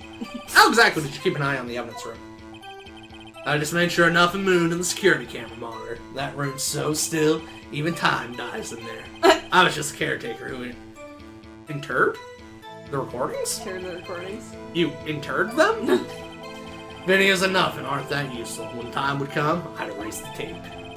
If nothing unusual was recorded, tapes are to be erased every 6 hours. Each time I erased the tape, it felt like I was erasing a part of my life. Goodness. Like they just weren't strong enough to survive the semi-truck. You're just sending them to a better place. Right? Forced isekai. Forced isekais. This guy has a flair for the dramatic, but it isn't going to do him any good. So, in actuality, you don't physically enter the evidence room.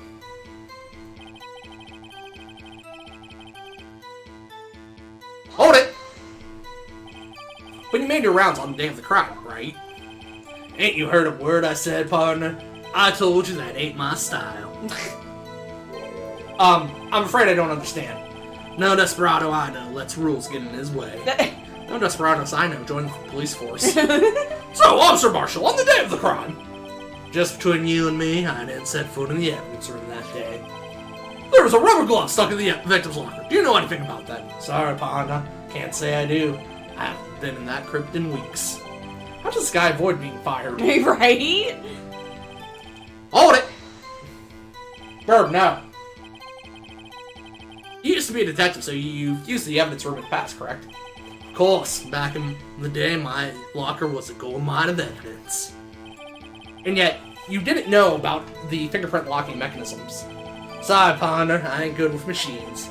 I couldn't even tell you how a bike works. That's quite, incredible. The sensors on the lock handles cannot be seen. It is well known that some detectives are unaware of the presence.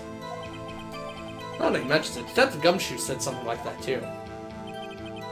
At any rate, it doesn't seem that this is relevant to the crime. Can you tell us what you were doing when the crime took place? Hold it! I didn't even get to read that. What were you doing in a place like that? Where was he? Eating spaghetti? I was eating spaghetti. Alright. Not even angel steak lunches can beat the parlor's Von Gold's sepia pasta? Sepia pasta? You mean to tell us you abandoned your police duties to eat some noodles? Yeah. Not all desperados eat tacos, partner. That's not what I meant. I hope this has at least taught you a lesson. That's strange. This is usually where Edward says. Did you not want to raise this year? Hold it! Out of ammo, Officer Marshall. That's right, partner. Or as you'd call it, evidence. If you plan to pin me to this crime, then you better draw. Otherwise, you're just wasting my time. My steel horse is waiting to carry me back west into the sunset. One thing seems clear. Despite being responsible for guarding the evidence room, the witness doesn't appear to have seen anything. Texans don't take orders from anyone. You're not Everyone from knows Texas! that. Apparently your superiors don't. Okay, I have a trump card up my sleeve, so I best keep my... something. Cool. I read it a soul. Oh? Before I use it, though. Before Edgeworth steals my soul out of my body. I have evidence. I don't know, do you have to... Oh! Yeah. Do you have to present it at the right time? I said I was supposed to make round sides, if I remember. I was there when it all went down, I get you. Yeah. His fingerprints. Officer. Officer Marshall, doesn't it strike you as odd? That is, you being called in to testify like this? After all, you weren't in the security room at the time of the crime. And yet you dragged me down here. Explain yourself, partner. It's quite simple. You left a very large trail behind at the scene. Or to be exact, a handprint. Listen real good, partner. Like I said, I'm the caretaker of that crypt. I pay my respects. I just make my rounds about once a month. It's only natural my fingerprints would be in there. I only wish it were, officer. But you see, your fingerprints were covered in blood. Look at them legs. Goodness, what's the meaning of this? Goodness, you scared me.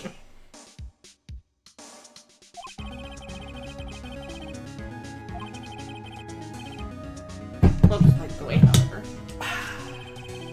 A luminal test clearly revealed this. Well, Officer Marshall, seems to me there ain't a person in this room with a head on his shoulders. I take it you have an explanation then, Officer Marshall, about the bloodstained fingerprints. My belly's itchy. Oh, your belly's itchy. Very well. You may begin your testimony about your fingerprints found at the scene of the crime. Ouch.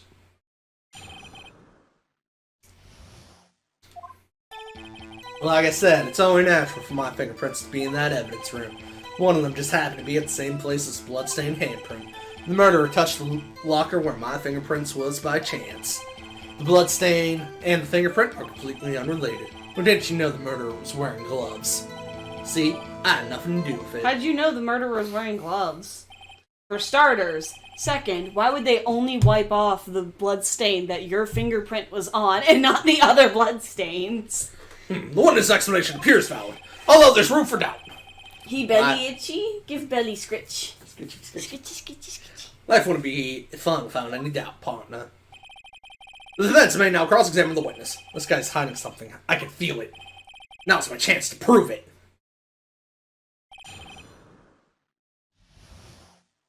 Smash. When he's giving you that side eye, I mean... How could you not? I don't know, he's kind of an idiot. That's because you. How did you put it? Pay your respects once a month? Yeah, that's right. That and one more thing. That locker happens to be mine. What? What do you mean? I mean what I said.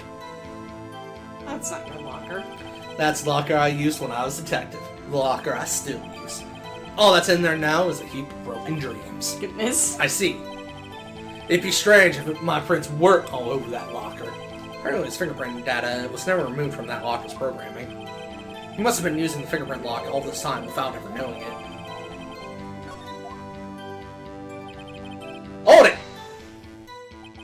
So then, what about the bloody handprint? Well, as mine, it's no mystery. Please explain! My locker was covered with my fingerprints. It just so happened. Hold it! So he'll probably yeehaw during it. He'll yeehaw. Holy shit. Oh no. Chances of that happening are 1,000,000 to 1. On the contrary, one could argue just the opposite. The chances of that not happening are 1,000,000 to 1. Get one thing straight, partner. You ain't gonna get no reward from me with a mere fingerprint. You wanna know why? Do we need to do a smash and pass from every game that we play? No, we don't. Give me a sub in a moment. No, we don't. Do I need to make that a channel redemption? No, we don't. Hold it! Unrelated. They're as different as night and day. Kinda like cereal and cereal. One's got to do with breakfast while the other's type of murder. He's right! Although seemingly alike, they're totally different. Do you think a serial killer ever used, like, milk? What's that? Ever, like, covered themselves in milk before killing someone? No, that's not what I was thinking, but okay. Just waterboarding somebody with milk. Probably could. Shout out, by the way, to the Casual Criminalist I like the on hedgehog. YouTube. Smash or pass. Casual Criminalist is kind of fun, but it's a true crime podcast where it's, to my knowledge, 3 people. The main guy, Simon, reads a script that somebody wrote about the particular crime. about an actual crime. About an actual crime that actually took place. Yeah. So, it's fun because he doesn't read the script beforehand. He's just reading it as it goes, so... Usually it gets pretty messed up, so I would... No, yeah, it's not for the faint of heart. I mean, he doesn't go too graphic, and the script isn't terribly graphic or anything like that. And it's just him reading it with some stock footage. There's nothing... But it is about real murders. It is about real murders. And serial killings, and it's... It'll make you upset. It'll make you angry at the world. Hold it! Hold it! How do you know that? I may be a loner, but I still do my job. I keep up on the reports. There was a blood stain at the scene, thought to be left by the murderer. That's right.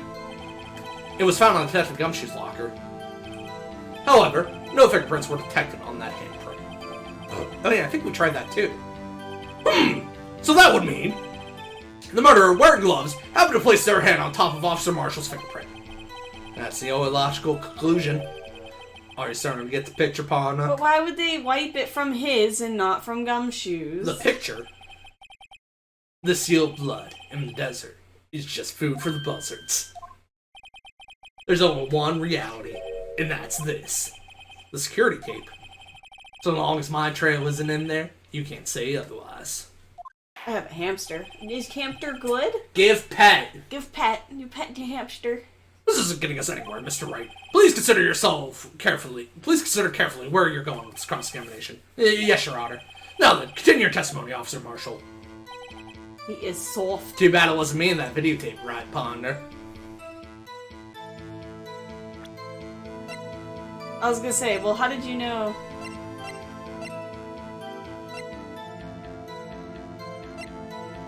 Let him keep talking. What do you mean by that? You want to tie me to this crime, isn't that right, Ponder? If so, that video is the only direct evidence you have. But that video is next to useless. It's full of blind spots. Blind spots? Places you can't see. Oh, the judge is such an idiot. The judge is a little dumb. The camera's panning back and forth. The floor isn't shown. If someone was familiar with the camera's position... Yeah. They'd be able to walk out of the room. Hold on a second. Yeah. There's no handprint there. There's no handprint there? Yeah. They could leave the room without being caught on tape. Was there a handprint on Gumshoe's locker? That's right behind the blue badger's head. Oh. We don't have time for your speculations, Mr. Wright. Well, Mr. Wright, if you could show us evidence in this video indicates Officer Marshall was present, please do so now. Sure. Sure. Hey, the blood print's not there. Very well. Allow me to point out your mistake, Officer Marshall. Tread carefully, Mr. Wright, or you might wind up being the one making the mistake. Now then, let us have another look at the video. Show us this incriminating evidence of the witness, Officer Jacob Marshall. Ow. You shouting.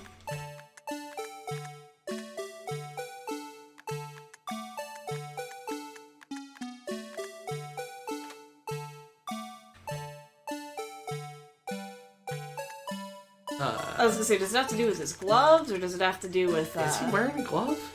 I think he is. The thing is that Marshall mentioned he was wearing a glove, even though that has never come up.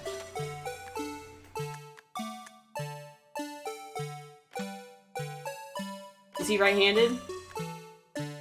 That's always the thing, right? I don't know. From my perspective, it doesn't look like there's bloody handprint there. Yeah, I know. There isn't. I don't know if that's accurate or...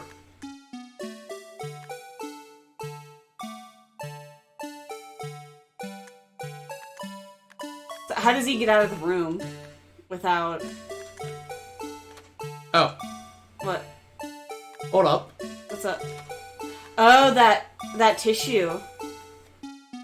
That's what he used to wipe the blood. Yeah, oh, it's not. Oh, that's not there. That's cool. Well, I don't know. At what point do you have to click on it? It probably wants me to select the cloth itself.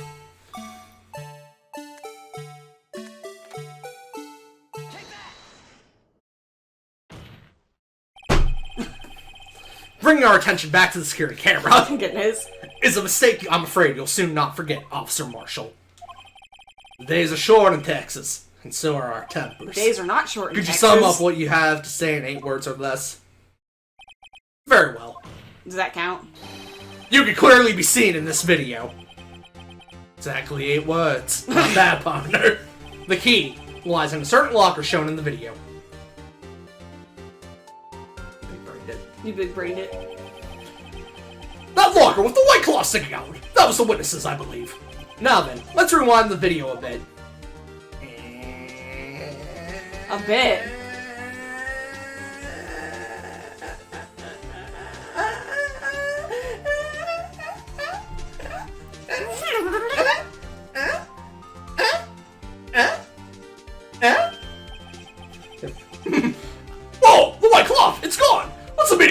Officer Marshall. When the crime took place, the white cloth wasn't there. Then, it suddenly appeared. There's only one explanation. Officer Marshall, you were in the evidence room at the time of the crime. What's more, you opened your locker when the camera was turned away. It would seem that only... Hold your horses. Sorry, partner, but you got the wrong man. So what if my locker was open? That doesn't mean I'm the one who opened it. It does, though. The murderer needed to hide something, so he opened the locker and stuck it in. It's not my fault he happened to choose mine. Why is everyone staring at me like I'm a wanted man? This guy isn't just playing dumb. He really doesn't know.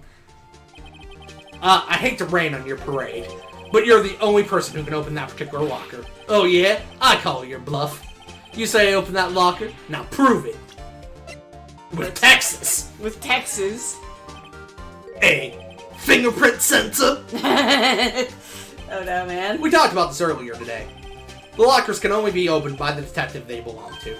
Ooh, what kind of crazy talk is this? Well, Detective Gumshoe did mention something about this. In any case, the locks aren't that obvious. There are even some people on the force that don't know about the fingerprint locks. Interesting. How would they not know? I feel like that's a thing that they would have to tell you. Yeah, because they would have to register their fingerprints. They'd have to register your fingerprints. So, Sheriff, what do you have to say? It ain't words or less. Jerky! Where'd you get jerky? I only got one word for you, partner. No! Where'd that wind blast of wind come from? Look, he's an airbender. He's an airbender? Witness, explain yourself! He should be an earthbender. If this is a joke, it's the worst I've ever heard. I assure you, this is no joke, Officer Marshall. Now then, please tell us what you were doing in the evidence room at the time of the crime. Olay! Please answer the question! Olay! What is he now, a bullfighter? That's alright, Officer Marshall. I believe we can figure the rest out from here. We can! We can. We can? Have a look at these floor plans. Where'd you get these? There is no place for someone to hide in the evidence room. Yet Officer Meekins didn't see Officer Marshall. If that's so, then where was the witness? Seems Mr. Wright has an answer. That's right. The only possible conclusion. My name is Phoenix Wright. Well, let's hear it. Wait, what? Where's Officer Marshall during the crime? During the crime? Oh, probably behind the camera, though. Officer Marshall was standing right here. So Officer Meekins didn't notice him standing there. That's almost as credible as Meekins' rap fairy. What? What? I don't... We see where he's standing whenever Officer Meekins walks in. What? I don't quite understand. Was he just Are we still calling Meekins the killer? Oh. Okay. Is that what's happening? Oh, maybe.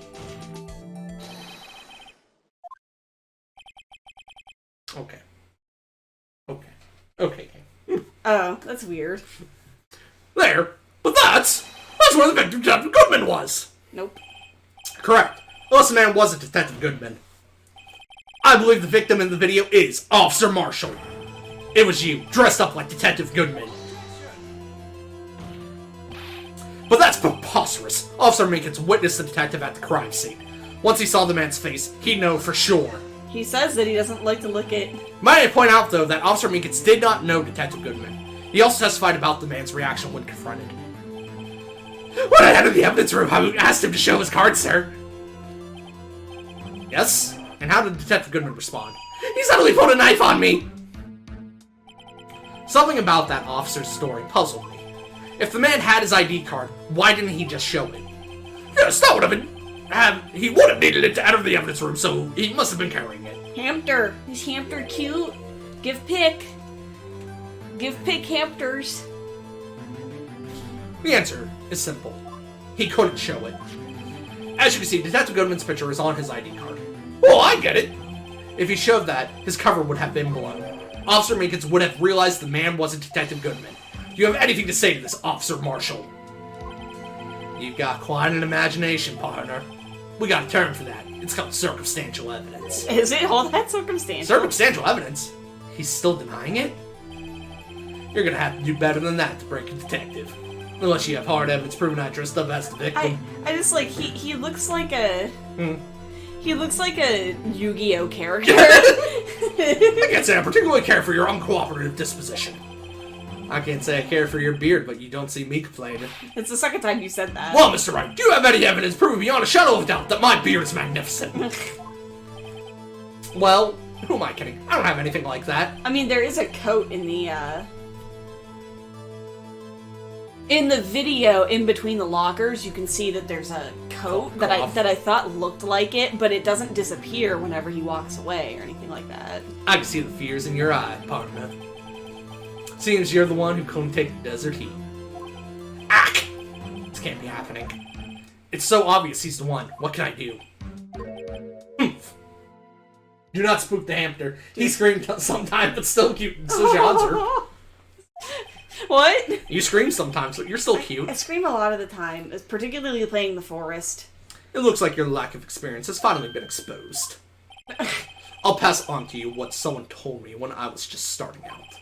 When you've run into a wall with no place to go, return to the basics. The basics? For me, that would be what Mia used to tell me. The cold Man, she really could not sing. I should have looked for proof that Officer Marshall was in disguise. But rather, I should look for evidence that it came about because he was in disguise. Why do you think this locker was open in the first place?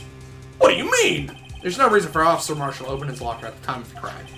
Yet he did, despite the chance it might be discovered later that it has been that it had which means he didn't originally plan to open his locker. According to the defense's argument, Officer Jacob Marshall dressed up as Detective Goodman at the time of the crime. Then, after the crime was committed, he opened his own locker for some unknown reason. To wipe the blood stain. The fact that a white cloth is sticking out of the locker seems to indicate that he opened it in order to put the cloth inside. Oh, so it's a... So, just what exactly is this piece of cloth? Perhaps the video is the key to all our unanswered questions. Yeah, I don't have any evidence, so this video is my only shot. Very well, let's take another look at the security tape. But after committing the crime, the witness opened the locker to put away the white cloth. Please show us why.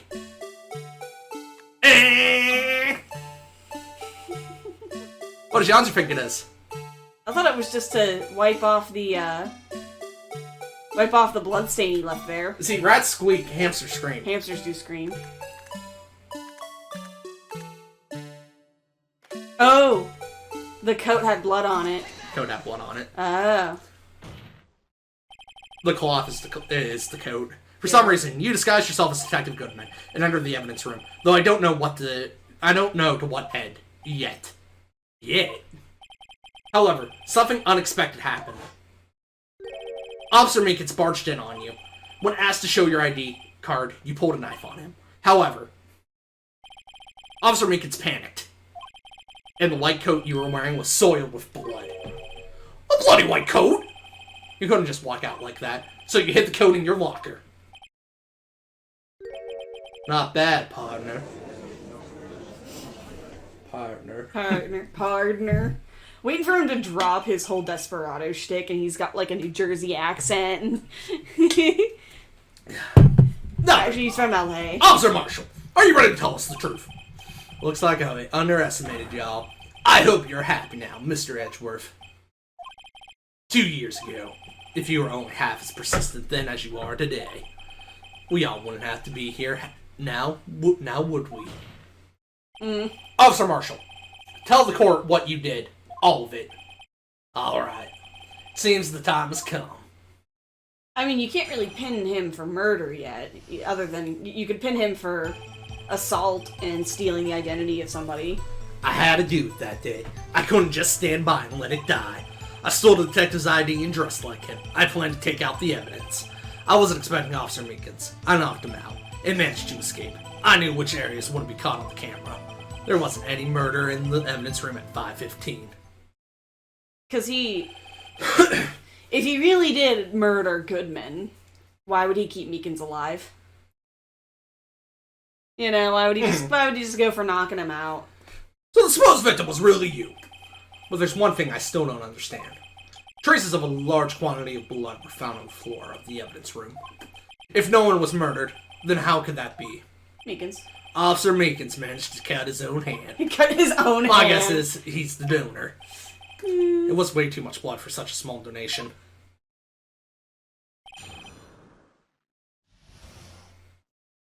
What? Hold it! What? When you say it, you mean... Do you even have to ask, partner? The SL9 incident. 2 years have passed since that case was closed. It was going to completely end with the transferal that day. Not if I had anything to do with it. That incident's not over. But what did you hope to accomplish by sneaking into the evidence room? When a case is closed, only that case's lead detective can look through the evidence. I wanted to have a look at it myself one more time. No matter what the cost. I don't care what anyone says, partner. That case is mine. I mean, yeah, your dad was killed, so... But Officer Marshall wasn't in charge of that investigation. Why does he care so much about it? I wonder. That day was my last chance. That's why I... Hold it! Why did you disguise yourself as Detective Goodman? If I didn't make it look like Goodman was carrying out the evidence transferal, I'd be arrested for stealing evidence, which wouldn't get me anywhere. So, you did it to fool the security camera. And the detective's ID card? I stole that the morning of the incident. So that really was why Goodman started filling out that lost item report. Oh. I returned his ID card. I left it on the floor in the prosecutor's office parking lot. That's why it sounds so far away from everything. Yeah. The ID card I found was left there by Officer Marshall. So essentially, you managed to succeed despite your lack of foresight. What do you mean, partner? I mean, the fingerprints activated the lock, of course. No matter how well you disguise yourself, you can't change your fingerprints. Wow. Yanni Yogi would like to have a word with you. He would not. He's in jail now. Under normal circumstances, you wouldn't have been able to open that locker yourself. But he could because a rubber glove just happened to get stuck in the door. That means Detective Goodman must have opened the locker before Officer Marshall. Hold it!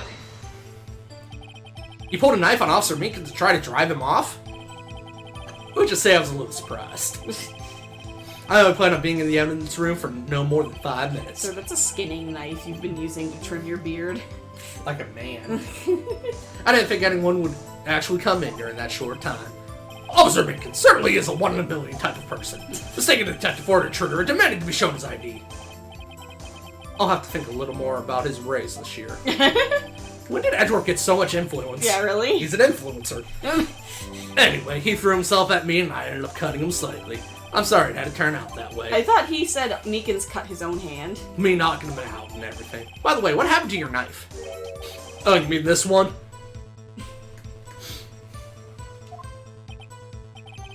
How did you get into the courtroom with it? He's a cop. Welcome back, Burb.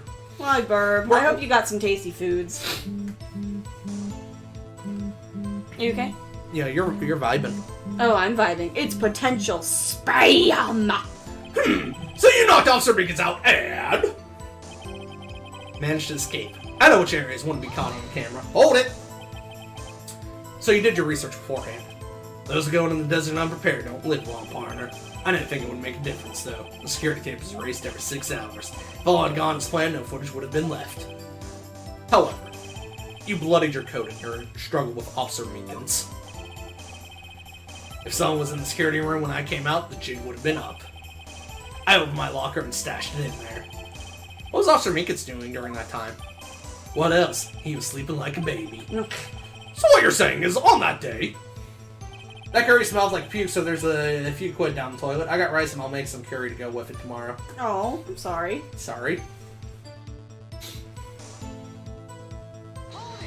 Unfortunate. That is unfortunate. But the blood found at the scene clearly indicates a crime took place. What are you, blind? They left me a voicemail. Y'all want to hear a voicemail? The victim shown on the tape is me, and I'm not dead yet, partner. So you stole the evidence from the locker. Actually, no I didn't. Why not? When I opened the locker, the evidence was already gone. Oh. What? Mr. Edgeworth, where is that evidence? It's still missing, Your Honor. Detective Goodsman's locker was already empty. Hi, this is Lloyd Barood, a public school Monday source. I ran for evenly narrowed. That's nice. Go away. Officer Marshall, may I ask you one thing? Fire away, partner. It's free country.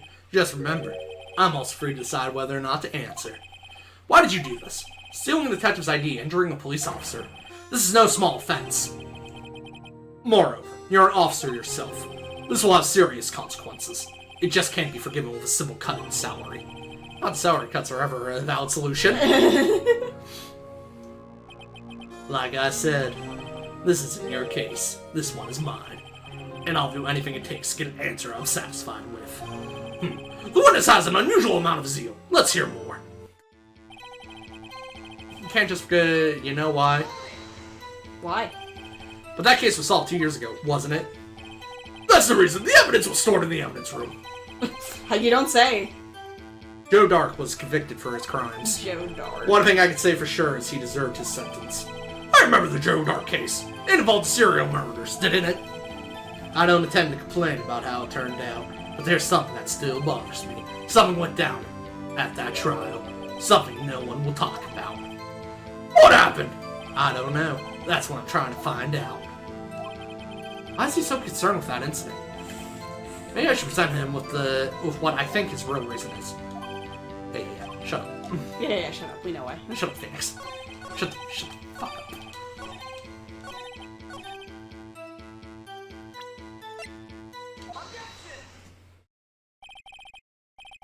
Oh, Sir Marshall, I think I understand.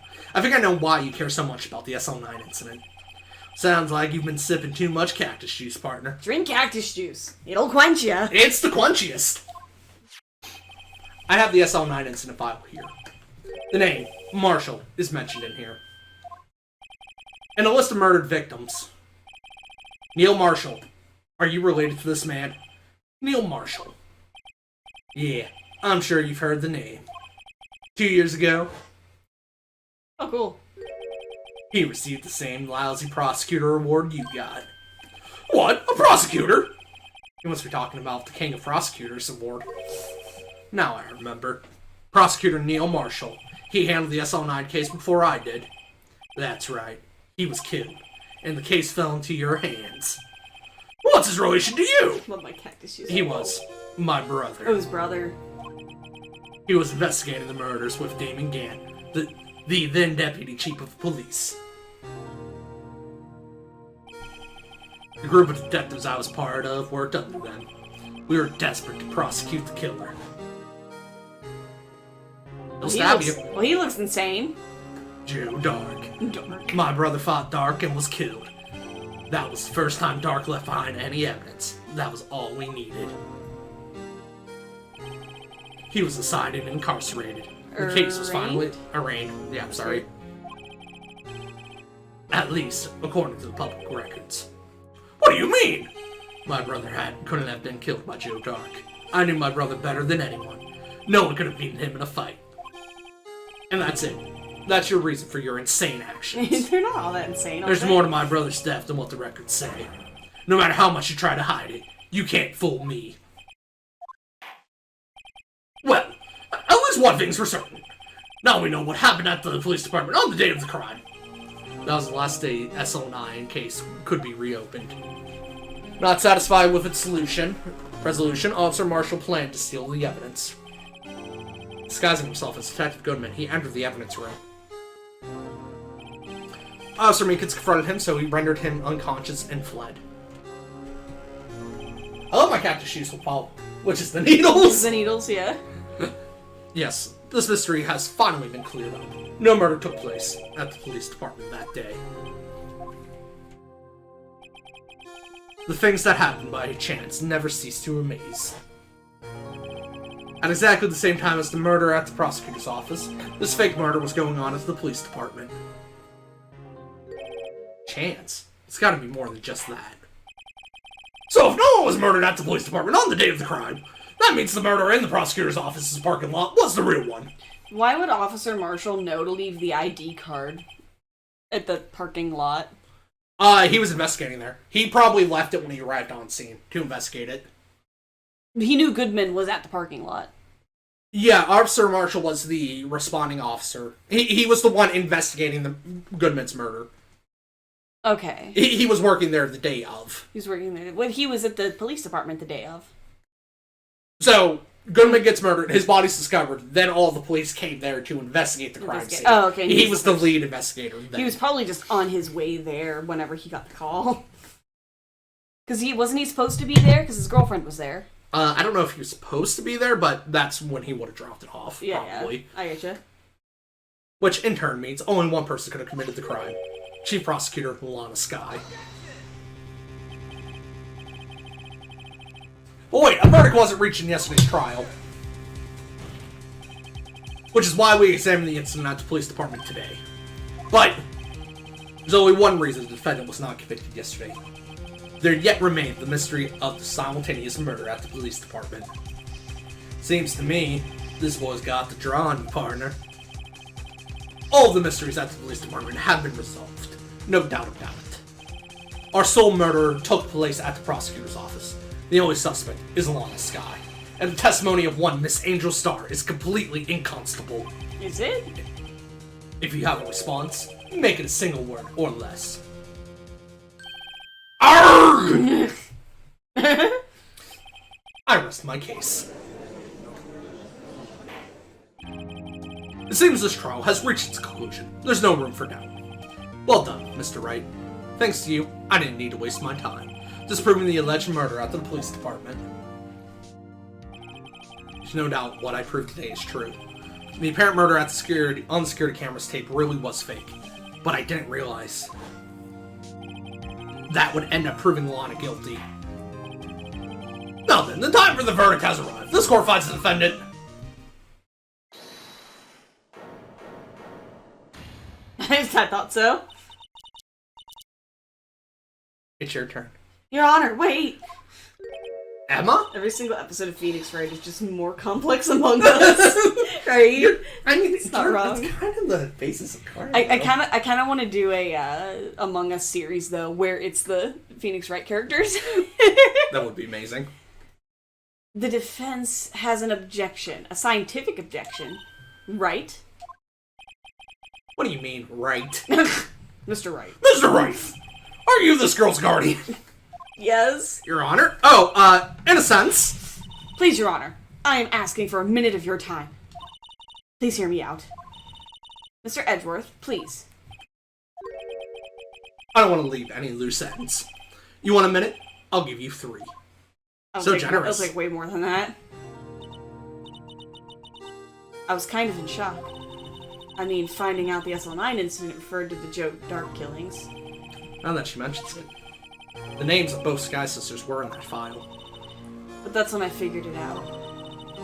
I mean, what Officer Marshall was trying to do that day. So I knew his fingerprint had nothing to do with the crime. That left only one thing, the other handprint. You mean the traces of blood found on Detective Gumshoe's locker? But no fingerprints were found on it, right? No, but I figured if I examined it scientifically, I'd be sure to find a clue. So I ran over there and looked at it again. She ran fast. Yeah, but at least we... She did run fast. It takes 30 minutes to get there, doesn't it? At least we'd have consistent characters unlike Danganronpa. And, you know, the entire series isn't just an excuse to see death. Where did that come from? Where did that come from? Oh, Burb doesn't like Danganronpa. So, did you find something? No. Huh? Sorry.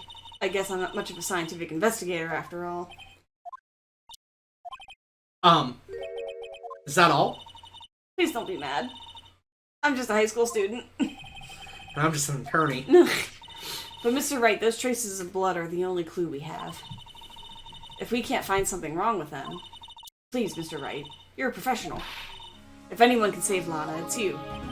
Me? Oh boy. You want me to do my job? Oh, okay. You want me to do my job? Ugh. Time's up. Now then, Mr. Wright. With regard to the incident at the police department, does any reasonable doubt remain? It appears the defense is troubled by the other blood mark. They kill the trap and all of the characters while they're at it. I mean, I think it's just kind of the point of the anime. It's not really supposed to be a I don't know, heavy story.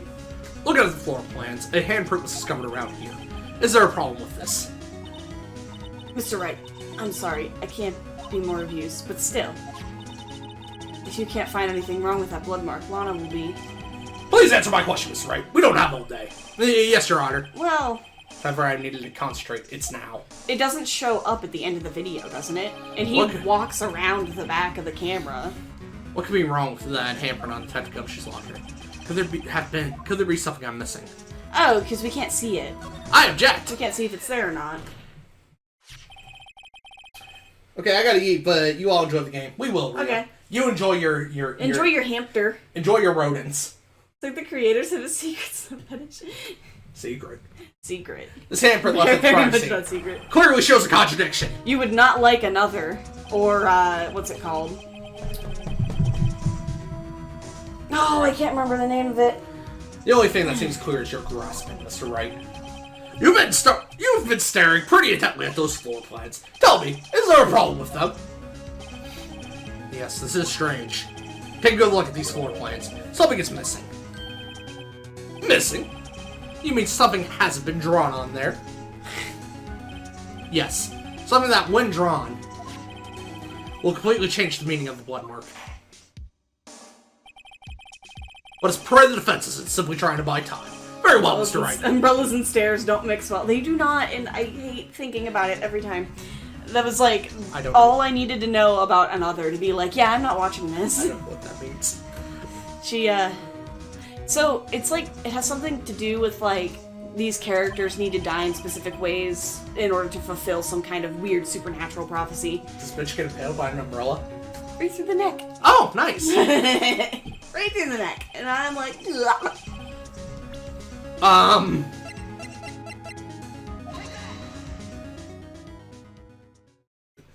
I was gonna say, is that it? What about that piece of plywood? What about that piece of plywood? The Blue Badger, mascot of the police force, defender of truth, guardian of proof. Explain yourself, Mr. Wright. Please look at the floor plans of the crime scene. The Blue Badger is not here. So watch what happens when we put him in. This is where he was dancing at the time of the crime. Well, what? That's right. So long as Blue Badger is dancing here, it would be impossible to place a handprint at this spot on the locker. Oh yeah, that's fair enough. Yeah. Why? Nani?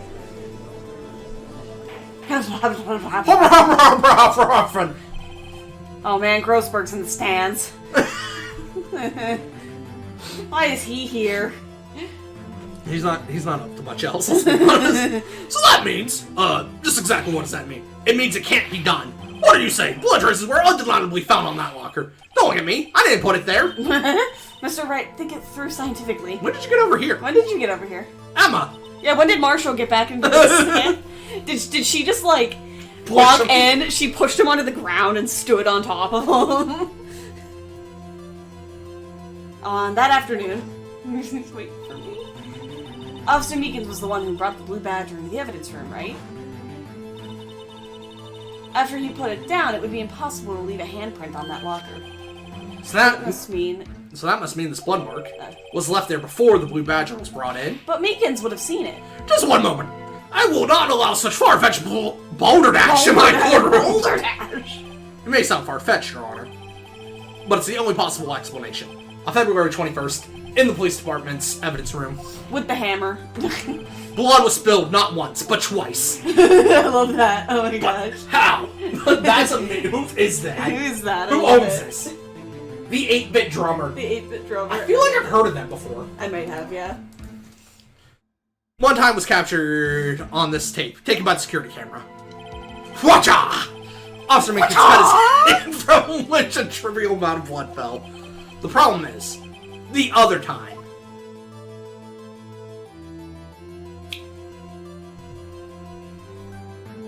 So Yonzo was right. What? The blood that was collected on the floor wasn't his. Was not Meekins. Was not Meekins' blood. Because Phoenix is arguing, which makes sense. A gash on your hand's not going to produce that. But that means Marshall walked in there and saw that there was a large amount of blood on the floor and was like, well, time to go. Somebody must have cleaned it up. The luminal spray will still detect it even if it was cleaned up. Oh, interesting. But why wouldn't they clean up their handprint on a thing? Someone bled prior to the struggle shown on this tape. It had to have been. And I mean, it had to have been Goodman because... It had to have been Detective Goodman when he was really murdered! Because there was no blood in the trunk of the car. That's ridiculous. I refuse to accept your absurd claim. The murder portrayed in the security tape has been proven to be fake. However, that does not explain the blood mark found on the locker. So, assuming this murder you purport really happened, when did it take place? I demand you show evidence that proves when it occurred. When did the first incident occur? Whenever 777 locks in. To summarize, the defense claims that prior to Officer Meekins being caught by Jacob Marshall, who was posing as Detective Goodman, another incident took place in that evidence room. That's right. The blood mark on the locker proves this. Very well. Then tell us, when did this first incident occur? As Mr. Edgeworth said, proof must be presented. I don't... It's weird, though, because... So the incident occurred beforehand, right?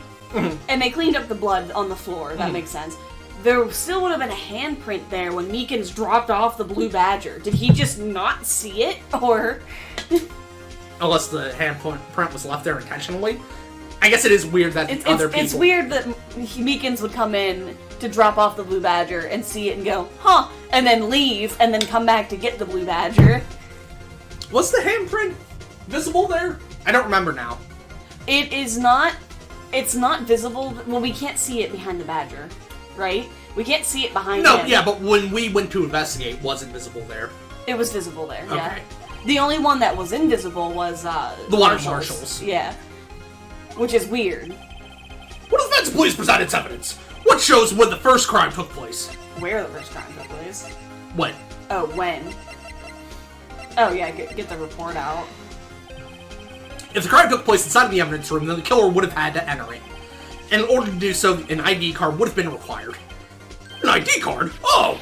The ID card record! 77777. Officer Minkins brought the Blue Badger panel into the evidence room at, let's see here, 4:50 p.m. If the crime took place before that time, then it would be 4:40 p.m. Oh! Oh! Miles Edgeworth! Just what have you done? I never would have figured you had the nerve, boy. Drop the act. Drop the act, witness. It doesn't take a lot of thought to figure out it couldn't have been me. But then you would have seen the bloody handprint as well whenever you walked in. Nope, I ain't getting it. I'm afraid I don't understand either. It's clear from the luminal test that blood was there. However, when the second crime took place, both Officer Minkins and Officer Marshall failed to notice the blood. Yeah. That means the blood from the first crime was wiped away by the real murderer. I would have been just 10 minutes to... I would have had just 10 minutes to murder the victim, carry his body away, and clean up the blood. Unfortunately, that's physically impossible. Unfortunately. Unfortunately. Look, if I had that kind of speed, it'd kill it. What is that here? He's probably just gawking at the Badger. Right. Is that... You being lewd? No, but Edgeworth showed up before the Badger was dropped off. What? No. What? I'm gonna keep that thought to myself. Whoa, no. That thought's gonna stay in here unless Burp convinces me to share it. That would mean the crime must have taken place before Mr. Edgeworth entered the evidence room. Let's look at the chart again. I mean, I'll share the plot if somebody redeems like a cursed story time. There's only one other card number remaining. 77777777777. Why do I get the feeling that that's not actually a Talk about a lucky That's number. not actually an ID number. It's just the cheat number you use when you don't know how to get into the system. Gawking at the Badger Brad. No, that's a different thought, man. Oh, okay. Still not a great one.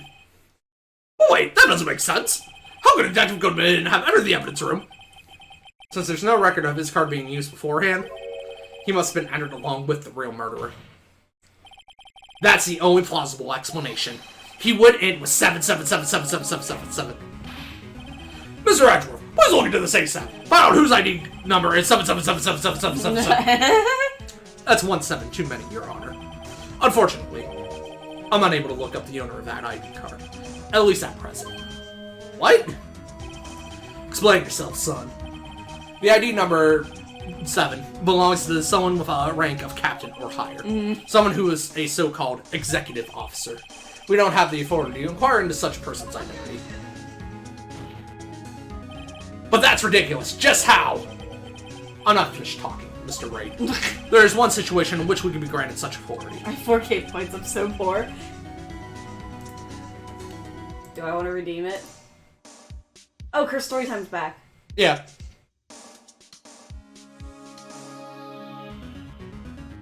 I'll leave y'all in suspense.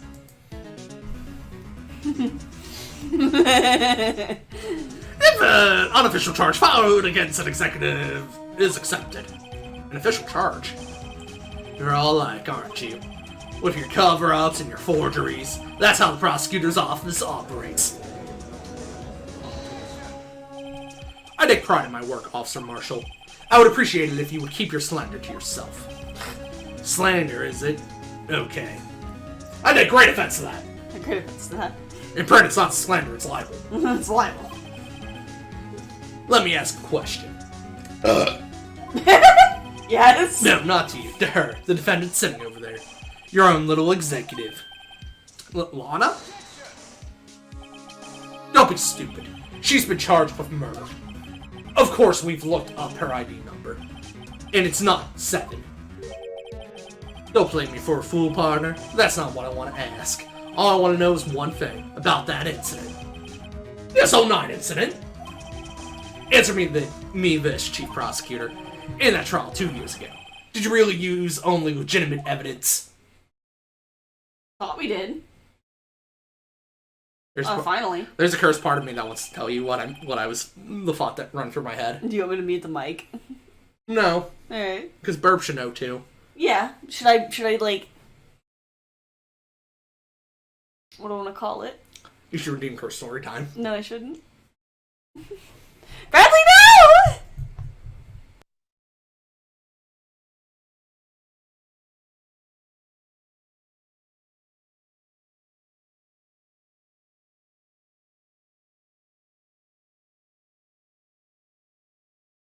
Hi, Tim! No, come back! No, Tim, run away! Tim, run! You came at a good time, boyo. No. So, you want to come back? No. Come back. Nope. I miss you. I love you. Where are you going? Running away. I miss you. Running away. I'm sad now. Somebody bring my Yancy back. Also, hi, Tim. Be sad. How was work? I'm lagging like a motherfucker. That's probably a good thing for you. Say hi to Edgeworth. He's in high definition now. He's in high definition. So, Badger is occasionally referred to a woman's vagina. No, it's not. No, it's not. Sure is. No, it's not. I'm just refusing to believe you. Oh, okay. Sorry, I'm looking up to make sure that I am correct in my curse knowledge.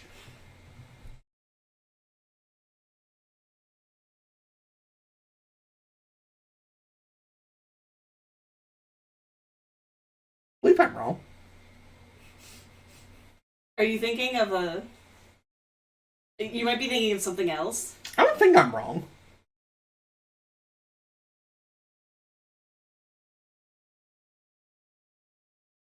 I think you're thinking of Snatch.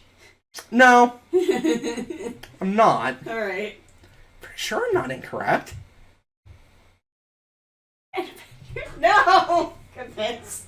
Don't go to Urban Dictionary, you fucking thought.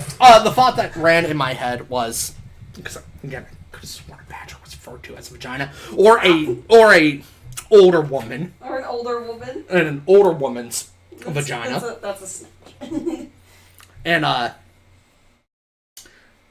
so absolutely under no circumstance do you Google the words blue waffle.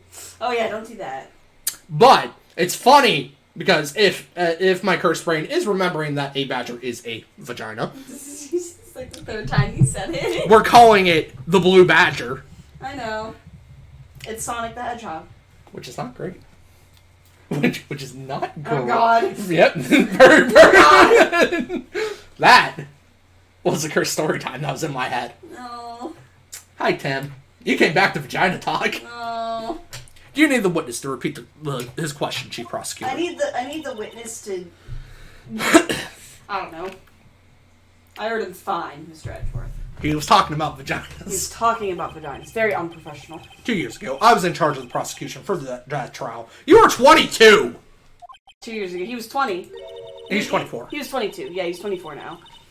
Occasionally, we felt the powerlessness of the law. At least I did. Oh, no. What the fuck? Tim, don't worry about it. I became a prosecutor in order to suppress crime with the law. Before I realized it, we were the ones being suppressed by the law. Defendant, just what are you saying? I did. I'll ask you again, Chief Why Prosecutor. did you get here again? During that trial 2 years ago, I got an itchy nipple. Why can't you just stand next to each other? Did you really present all the evidence in court? Can you look at me, an investigator in that crime, in the eye and say that you did? Chief Prosecutor, you didn't! I didn't have to, Officer Marshall. Why won't you answer him? Drastic crimes require drastic measures. That's just the way it is. We did what we had to, in order for him to get the verdict he deserved. But Lana! Even if it involved forging evidence. Radical dabical.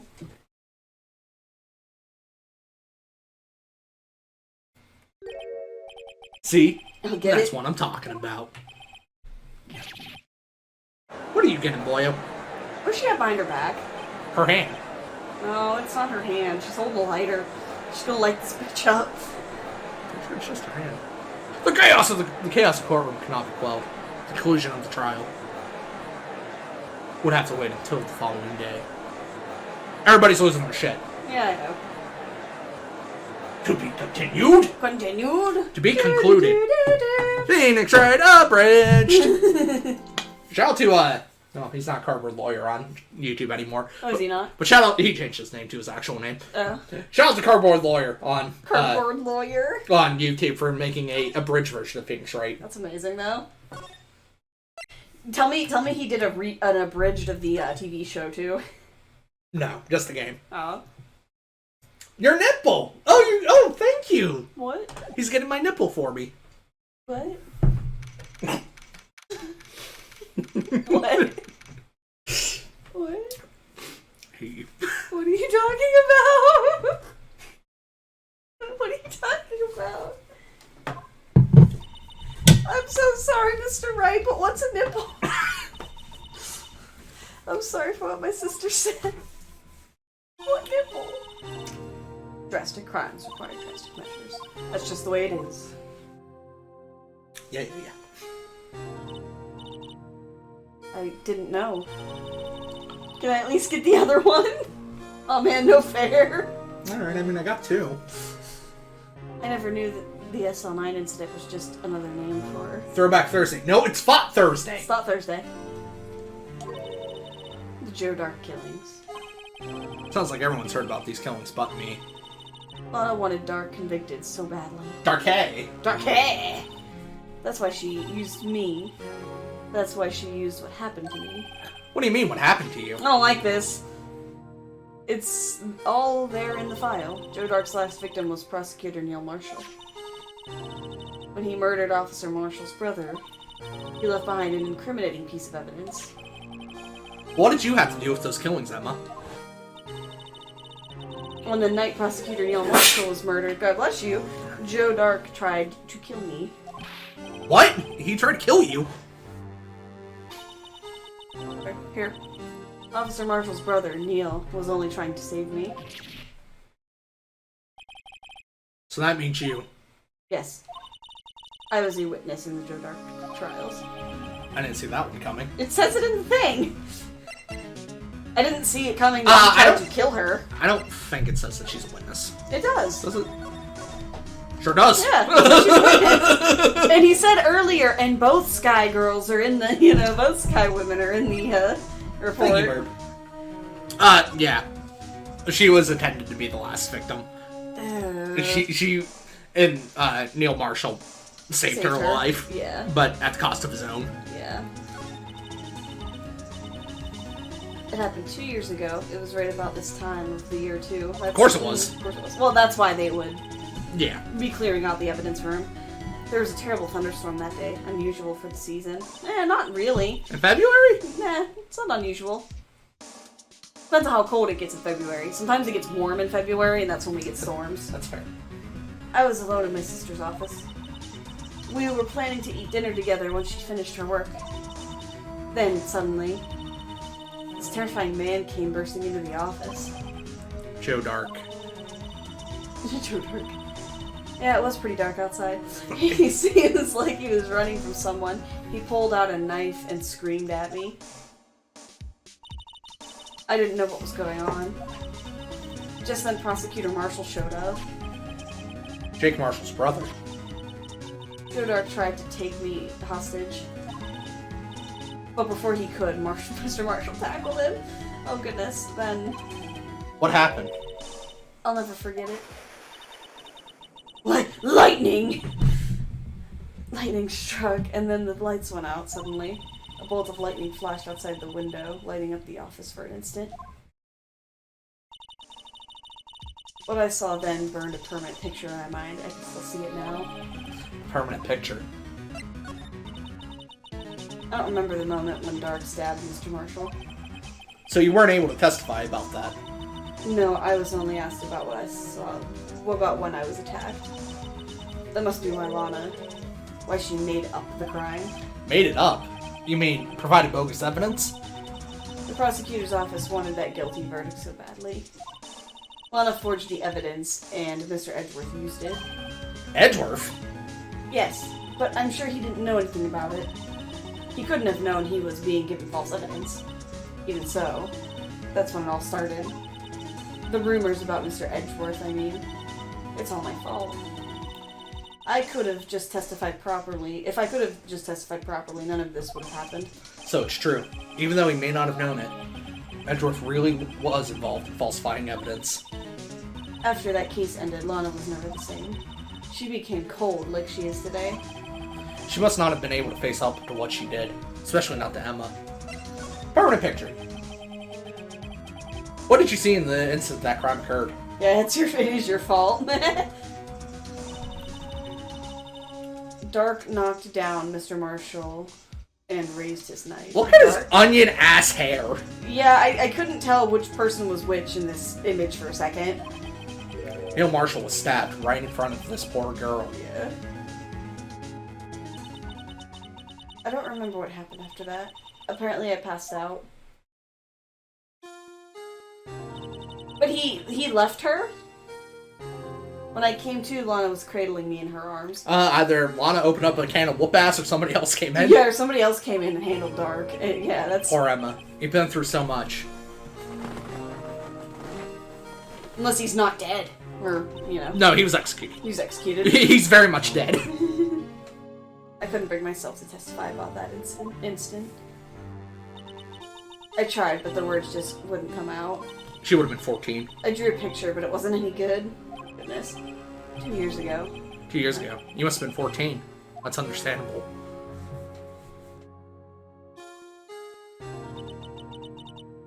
Once it was all over, I made up my mind.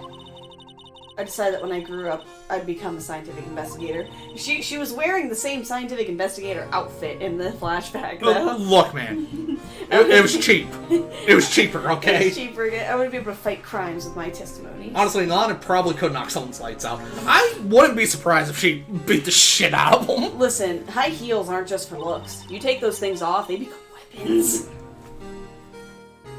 And find evidence to make an airtight case.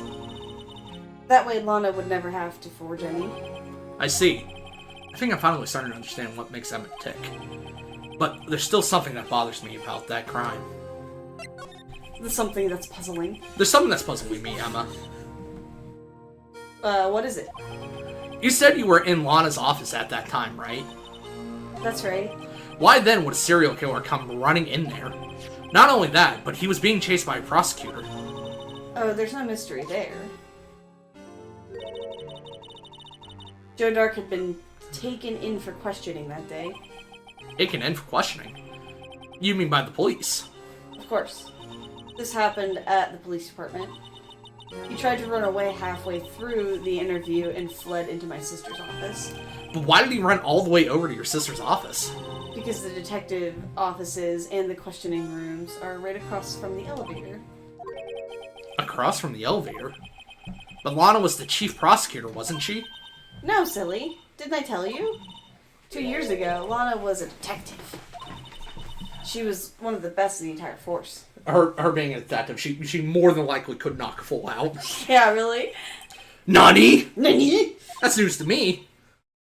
After the Joe Dark case, she was transferred to the prosecutor's office and made chief prosecutor. Lana used to be a detective. I'd better have another talk with her. Alright. Come on. The gears are turning in Wright's head. Lana! Oh, Miss here. Mr. Wright, it seems I keep causing you trouble. Falsifying evidence. I didn't think you were the type. Criminals don't mind playing foul, why should we? But Lana, if you're wrong, an innocent person might be found guilty. Believe me, I understand the risks. Lana. Emma told me about you. Oh. About how you were a detective 2 years ago. And how the SL9 incident was the reason for your transfer to the prosecutor's office. That's right. Could you fill me in on the details? Especially about that unusual change of jobs. I suppose you have a right to know, Mr. Wright. Damn right. Damn right. Right. Right. This Right. A lot of revelations were uncovered at the trial today. Right. Not the least of which was the fact that this case is largely connected to another one 2 years ago. Evidence from that case was stolen as well, though I expected as much. I know how obsessive Officer Marshall can be. That trial, it really wasn't fair, was it? I believed you. I believed in you, Lana. I believed that no matter what happened, you'd always stick to the truth.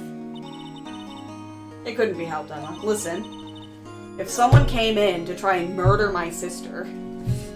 You'd let them. No. You'd let them. No, God, no. Hi, Tim! I would also be... I would also do what I can to get that person found guilty. Well, all drama aside, the fact of the matter is, at 5:15 there was no murder at the police department. Tell me it's not true, Lana. What the witness, Miss Starr, said about you stabbing Mr. Goodman with a knife. Lana, I don't understand. Why won't you tell us? Emma, this doesn't involve just me. I don't think I've ever seen Lana look so phased before. Tell you it's Gan. It's true. I was a member of the police force 2 years ago. She was amazing. Ship. They still talk about all the cases she and Chief Gant cracked together. Chief Gann? He was the deputy chief of the police back then, but he still worked the crime scenes. Oh, that's Lana. Damon Gant. He was everything I aspired to be. Was. And they were the best team ever. They solved crimes before the reports could even be filed. Emma really idolizes her big sister. Yes, I know that. But now you're chief prosecutor. What happened? More like Chief Gunt. No, I might be in response to another.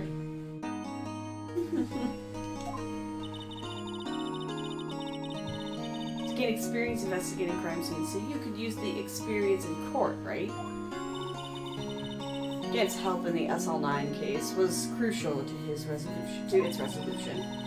After that, he became chief of police and arranged my transfer to the prosecutor's office. Maybe I should ask more about this investigation of theirs 2 years ago. Maybe. That might help.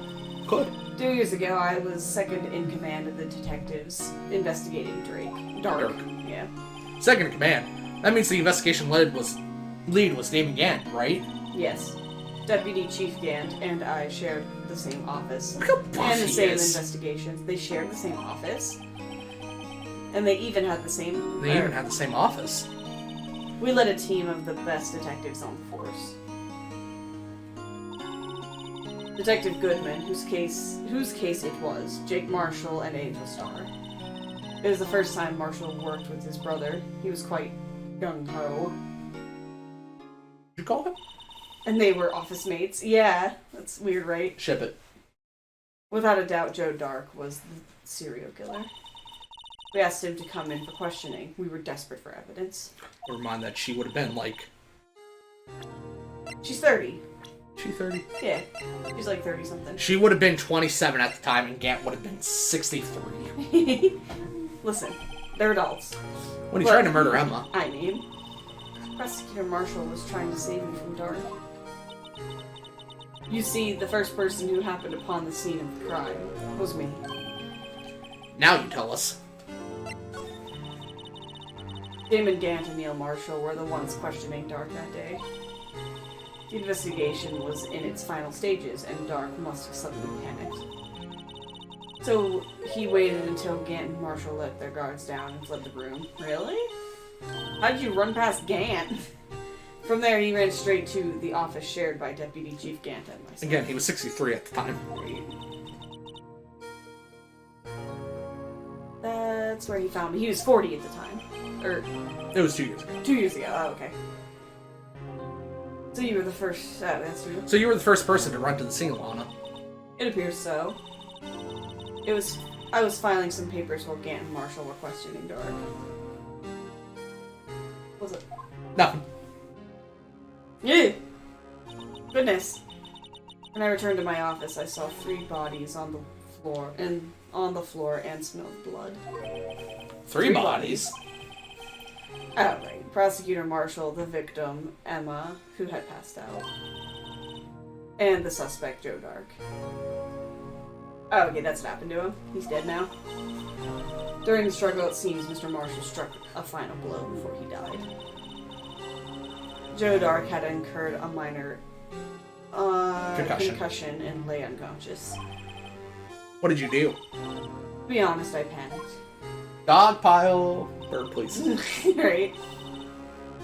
I picked up Emma, carried her out of the room, and just held her. Can't blame her. After all, her sister must have gone through. So the vase was the thing that Marshall hit him over the head with, probably. Because she said he became concussed or something like that. After that, I placed Dark under immediate arrest. But he was dead, right? Or was he just passed out? He was just passed out. I get you. Let me get this straight. You were all involved in the SL9 incident. That's right. Quite a coincidence. I don't buy it. What are you saying? He just said he doesn't buy it. There's no way everyone involved in this trial was also involved in that incident just by chance. But that case was solved 2 years ago. At least one person went to extremes because they didn't believe it was truly solved. Officer Marshall. Yes, his actions came as a surprise to me as well. Ever since his brother died, he changed completely. I guess he wasn't convinced with the ruling against Joe Dark. Life doesn't end with the closing of the case. Everyone has to live the rest of their lives with their memories. That case just might not be over yet. Emma was assaulted by Dark at the police department, right? Yes, in the office that Damon Gant and I shared. The office that Mr. Gant now occupies himself, the chief's office. She's very insistent on, like, hey, he shared that office with me. Maybe we should have a look at the chief's office, the side of the final SL9 murder. Bye, nice lady! Would the bloodstains still be there? Yeah. 2 years? I think that you would use enough cleaning supplies where it would go away. No one's here today. Not even Miss Starr. Everyone's probably busy looking into what exactly went down in the evidence room. That must be where the detectives are. But we proved in court today that on the day of the crime, no one was murdered in the evidence room at 5:15 p.m. Yeah, I thought you were finally making some headway in our case.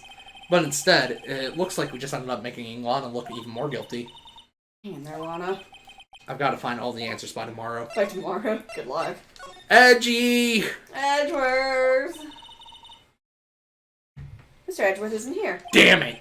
Maybe he's being questioned by an inquiry committee. He took a real beating in court today. Odd.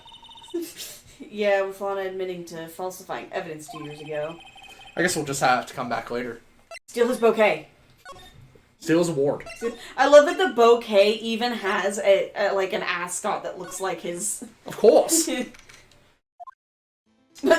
Hottie? How are you allowed to be walking around? Howdy, Bambina. Oh, Mr. Marshall. I never thought things turned out this way when I woke up this morning. Que Sarah. Okay, Sarah. You never know where life will lead you, eh, Bambina? If you like to say those words.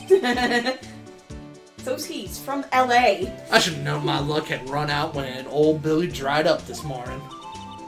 Billy? Must be his pet cactus. Say, where are you headed? Just over to the prosecutor's office for a little interrogation. It's a voluntary appearance, but we all know I won't be coming back. Oh? Sorry, but you can't go in the evidence room today, partner. But Mr. Marshall, why did you do it? Why do prospectors head west? If ever there was a case I needed to know the truth about, it was that one. Goodness.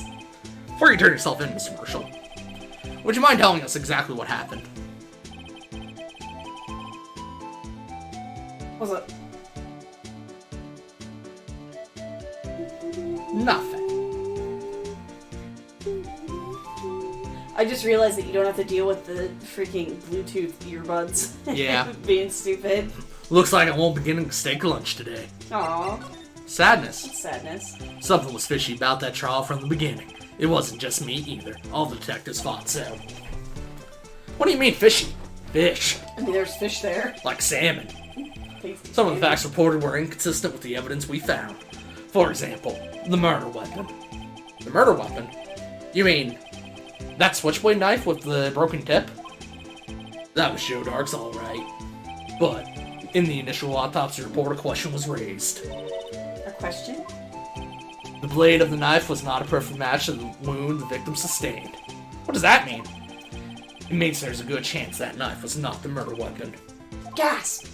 However, in the report that was finally submitted, that possibility had been erased. Could the facts have been concealed with forged evidence? Oh, they stabbed him with the sharp end of the what's it called? Thingy. Of what thingy?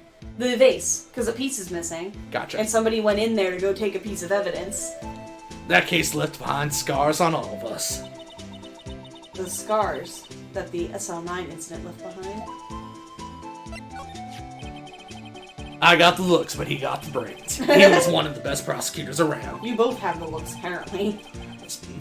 Smash. Smash. I had just made detective when it went down. It was our first case together. Oh. How old was he? Your brother? He was 27 at the time. He was awarded the highest honor that very day. The highest honor? You mean the king of prosecutors? I knew it. Yeah. What are you looking at me like that for? That's an honor for a prosecutor. Mr. Marshall must have been really... must have really been close with his brother. Yeah, I hope so. The SL9 incident took place. That wasn't the same day as... That's right. It was the day of the evidence transferal. Interesting. It's weird that they do that the day of the transferal. Right? It was drizzling that morning, and by nightfall there was thunder. I can't believe 2 years had gone by already. I tried to seal the evidence so the case wouldn't die. Apparently someone tried to stop you. Detective Goodman was murdered, and the evidence locker was empty. There was something going on behind the scene in that case. We all knew that later.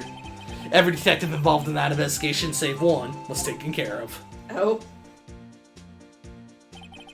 Miss Starr was fired, and I was demoted and boxed away in a tiny room.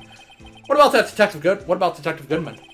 If they did something to him too, the commissioners would get suspicious. No, they were careful enough not to be too obvious. They? Who are you talking about? Don't get upset, Bambina. I mean Damon Gant and Lana Skye. Gant and Skye. Get in the sky. The investigation lead Damon Gant and his second in command, Lana Skye. I see this picture one more time. There wasn't a person on the force who hadn't heard of that duo. That case was the biggest step in both of their careers. After that case, the case ended, Lana transferred to the prosecutor's office, right? That was Oh. Yeah. Well, yeah. Damon Gant, the new chief of police. Yeah, for that you're to adopting happen. my accent. I no, like please. that. She's never been the same since she left. Everyone who knew her said so. Chief Prosecutor Skye was totally different when she was a detective. Now that he mentions it, Emma said something like that too. Tell me, what happened to my sister? Sorry, Bambina, but her secret is too well guarded. I never found out. What a secret. It all started 2 years ago. Yes, we know. Thirsty. Thirsty. So there you have it. That's my story. Did you enjoy it, partner? It was certainly enlightening. It's one thing for sure I found out in court today. That boy Edgeworth isn't my enemy. Cool. He was the one who used falsified evidence to get a guilty verdict. Someone else was the one who gave them that evidence and planned everything. That someone is Damon Gann. Don't believe me? Well, I don't blame you. I won't even be a patrolman after today. You just spit out the cap. Yeah. Too bad I won't be around to work for you when you become a real scientific investigator. Oh. Adios, Bambina. Yeah, we love Jake Marshall. He's gonna die. We're all gonna die. We're all gonna die. Ooh, butterfly. Ooh, butterfly. Where's Gumshoe? This place is pretty empty. Demand we're Gumshoe. But today it's deserted. That must mean everyone's busy solving crimes. Ah, God. Sorry, I gotta remember my voice for him. You're right. Right, I remember.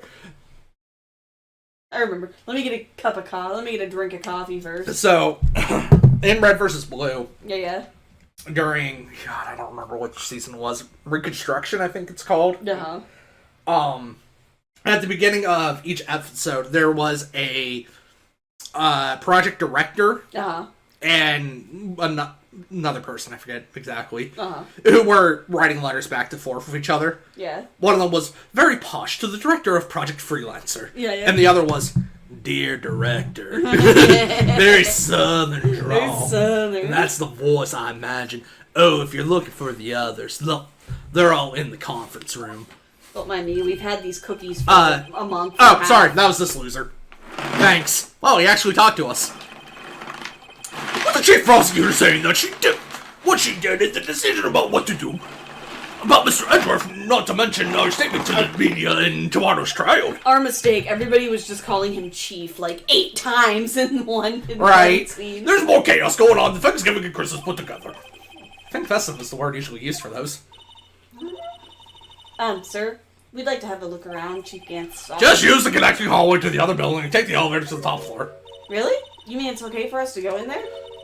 I mean, we aren't police officers or anything. Hey, you're right, you can't go in there, it's off limits! God damn it. Now let's see where Detective Gumshoe gets his unique charm.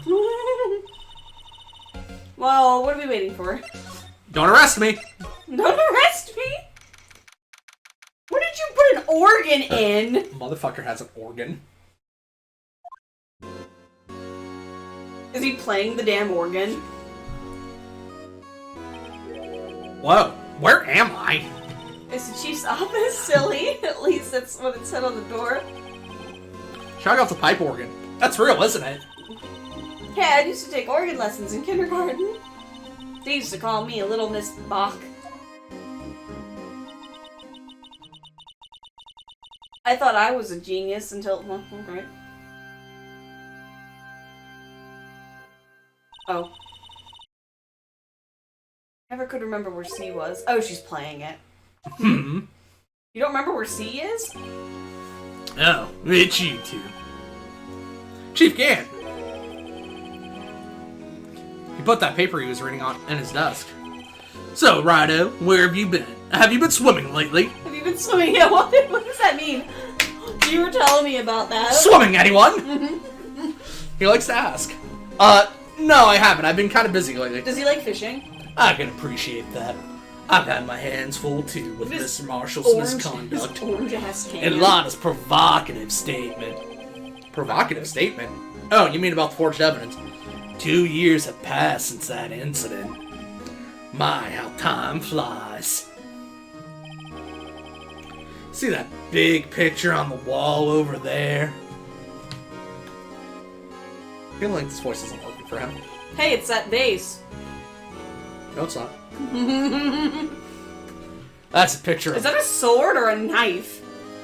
of Lana, Neil, and me. Hey, it's that sword or knife. So this is Mr. Marshall's brother, Prosecutor Near Marshall. Near Marshall, why was she standing behind the suit of armor? We took it to commemorate our work together. Something's not right with this picture. I can't quite seem to put my finger on it, though. Can you go look at the suit of armor that's still in the room? Because it have the thing. Sure can. Cool.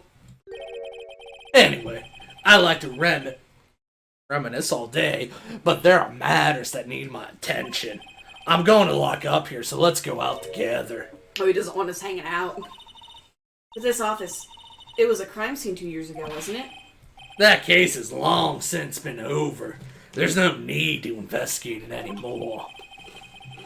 All the same, we still like to have a look around. Perhaps you didn't hear me. I said there's no need to investigate it anymore. Now hurry up and get out. I have a meeting to attend. So when's the B&E? Looks like we aren't welcome. Seems that case isn't over with yet, after all. What do you mean? Chief Gant denied our request to search the crime scene. That means there must be a reason he doesn't want us looking around in there. You mean like a clue? There's gotta be a way we can get inside the chief's office. Climb the floor. Climb the building. Fix it from the outside. Fix it from the outside. Just, come on, why don't we go out together? And Phoenix is just sprinting at the window. Phoenix, what are you doing? Hey, pal. Detective Gumshoe, are you supposed to be in a meeting? I'm, just taking a breather. My feet hurt. From sitting so long? Actually, They didn't invite you? from serving everyone coffee. Oh, my baby. Sounds like Detective Gumshoe's still out of the loop. Say, have either of you seen Mr. Edgeworth? Edgeworth? No. Why do you ask? He's under fire from both the police department and the prosecutor's office. Oh, dear. It's almost like the battles between you two in court. That sounds serious. Is it because of what my sister said? That's basically what it all boils down to. That falsified evidence 2 years ago. Now Mr. Edgeworth has the whole world after his blood. Tasty. Yikes. Phoenix, no! Phoenix, I knew it! Phoenix, why? Gumshoes would totally be Markiplier in that situation. God, yeah. Mr. Wright, why? But why would Edgeworth be blamed? It's not like he knew the evidence was forged. Lana Skye is the guilty party here, isn't she? Regardless, the prosecutor is responsible for the evidence they present in court. Not only that, but as you know, there's been a lot of rumors going around about Mr. Edgeworth. His amazing talent as a prosecutor kept him safe from those who don't like him. But now with this... Are there really so many people who hate him? Yes. Sad. In our world, only those with talent rise to the top. Mr. Edgeworth not only has that, but he's young. There's no better recipe I know for making enemies. It's like, yeah. Hey, Dick. Hey, Dick! Keep up the good work! Yes, sir. Let's go out for lunch again sometime, my treat. Yes, sir. You gotta take me back to that joint sometime, okay, Dick? Yes, sir. Seems you don't have any problems with enemies? What? Yeah, well, I'm careful not to stick out. For some reason, I have this bizarre and crazy feeling like you were gonna throw yourself out of the ship's airlock. I can see it now in my mind's eye. Captain, no! Captain, I knew it. Anyway, I'm a bit worried about him. Under all this pressure, I'm afraid Mr. Edgeworth just might crack. Pressure like a drip, drip, drip. And it never stops. Actually, I took a look at the file earlier while the coffee was brewing. He seems genuinely concerned for Edgeworth. Yeah, he's his boyfriend. Well, did you find out anything? The only evidence Stark left behind was during his final attack. So during Edgeworth's game, Gumshoe fills in the role for Maya. The whole game, Gumshoe is your partner. It's perfect. His final attack? You mean when he killed Prosecutor Marshall, who was trying to protect some girl? Yeah, just some girl. Some girl. Me. Seems that Gumshoe never realized Emma was the girl. That's what he left the most incriminating evidence of all. Phoenix, Edgeworth, and Gumshoe's three-way. Maybe. No. Oh, let's see. I think it has something to do with the murder weapon. Oh, I forget. Look, it's all written somewhere in here, okay? His powers of recollection never fail to impress. Maybe we should show him the murder weapon? Might jog his memory. Dark's crimes. Joe Dark was 42 at the time of the crime. He was just your run-of-the-mill businessman. A businessman? What made him take to serial killing? He was doing a business. One day, on his way home from work, he hit someone with his car. With his car? So it was an accident? An accident, yes, but it transformed him into an animal. Oh, an animal? Animal crackers? In my soup? What's up? Yes.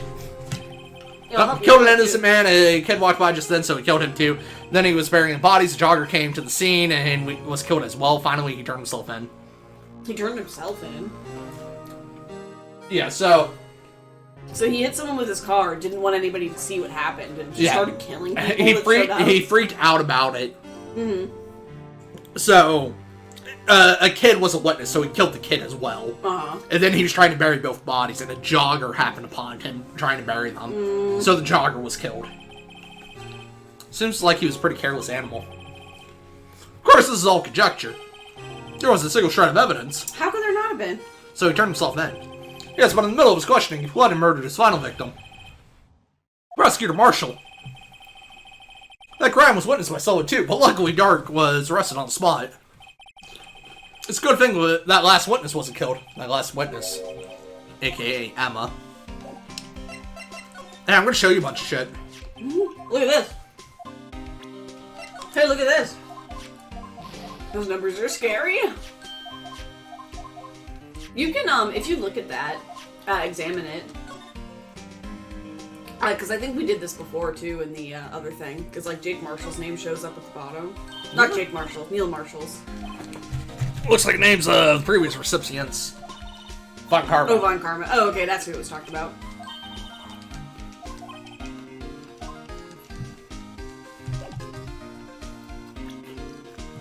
Tasty animal crackers, man. Mm-hmm. Weren't there 6 victims? Yeah. How many did he say he killed? He listed off like 3 or 4. Okay. It advanced too quickly. I didn't see the whole, Yeah. the whole thing.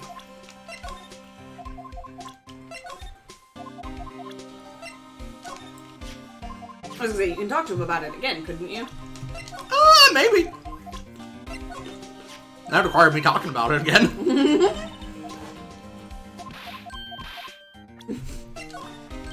When Brad was speed running this to get to this point the last few days, I would just hear very casually just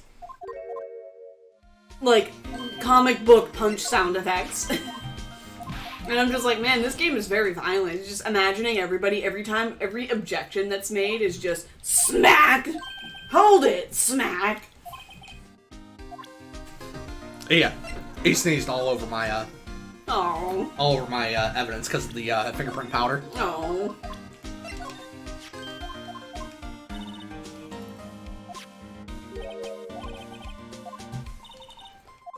Wow, a higher power?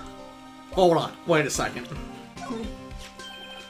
Last on a report, very impressive, you know, well, I am a master of misplacing it, you know. Master. That has such a cool ring to it. Why? That's what I was concerned about. Yeah, I'm concerned about that. Emma, no. You're 16. When I was 16. You ate 6 dozen eggs. Yeah, I ate 6 dozen eggs every morning to help me get large.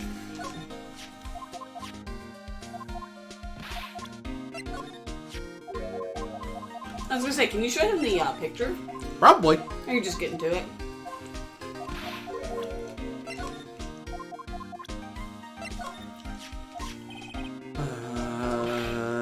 I ain't buying it, pal.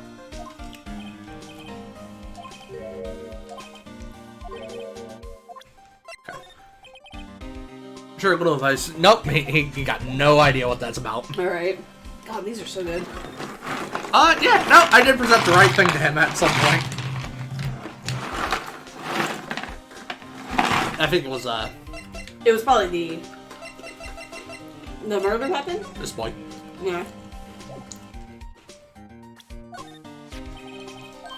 How about this? Hey, it's not! That's a tag attached with the label SL9 incident on it. I believe this would be the broken murder weapon you were speaking of. What are you doing with that? Ever since that case was closed, that knife's been locked away in a locker. On the day Detective Goodman was murdered, it suddenly disappeared from the locker. It was found in Mr. Edgeworth's car muffler. That's it! Now I remember what that piece of incriminating evidence was. When you showed me that knife, it all came back to me. Well, what was it, Detective? Quick, before you forget.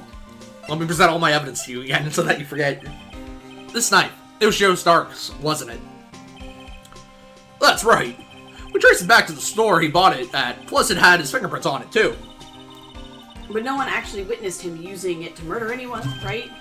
That's where his luck ran out. When you take a good look at the knife, you'll see it's broken. You don't have to take a good look to notice that. Yeah, well, anyway. Take a guess where the broken and off tip of the knife was found. Look, Gumshoes needs glasses. That's what did him in. Or was it? The victim, Neil Marshall, was carrying it inside his own body. Yes. It was found deep inside the stab wound. What's up? I gotta pee. Oh, okay. Bye-bye.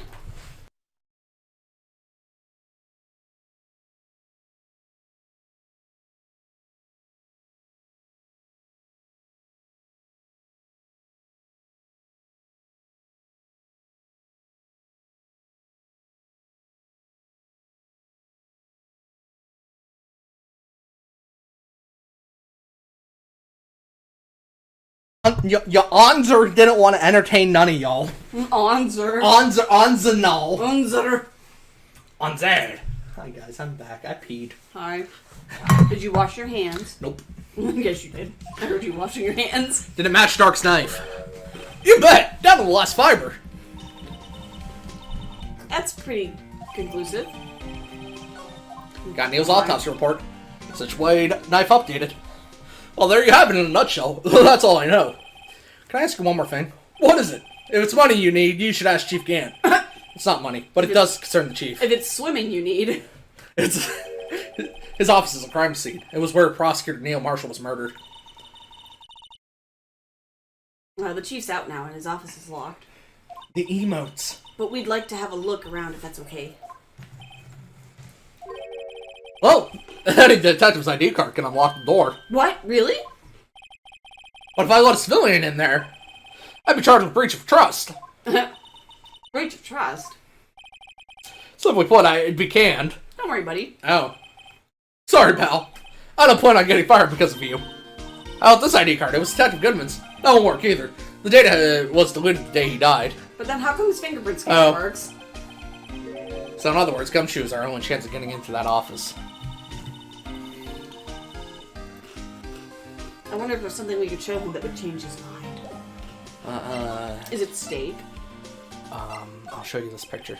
Okay. You don't care about the picture, I'll show you this picture. I'll show you this picture. I have a feeling I don't have it. You might have to go talk to Miss Star. Because the game made it a point of being like, hey, he's got a... You know, he wants that steak or whatever. I wonder if Edgeworth is back yet. There he is! It looks like he's writing something. What are you doing here? Hi. He sure was quick to throw that paper on the floor. Tough day in court, huh? I've had to live the past 2 years with rumors flying around. What's another allegation to me? Cheer up, Mr. Edgeworth. I'm rooting for you. That's Edgeworth for you. Always trying to hide his real feelings. So what do you want? Unlike some people, I don't have all day. Goodness. Rude. I'm gonna look at your paper. I wonder what he was writing before. Come on, Mr. Wright. Let's take a look. Are you crazy? Edgeworth's sitting right there. I'll just distract him. I'll check it out. Hey, Edgeworth! Is that Detective Gumshoe out the window there? Oh no! He's falling to the ground! Hold on. First let me see what the girl's doing, crawling around my feet! He didn't even look.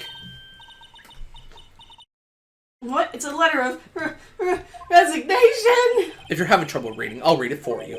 It says letter of resignation. Resignation? Edgeworth, you don't mean... I'm tired, right?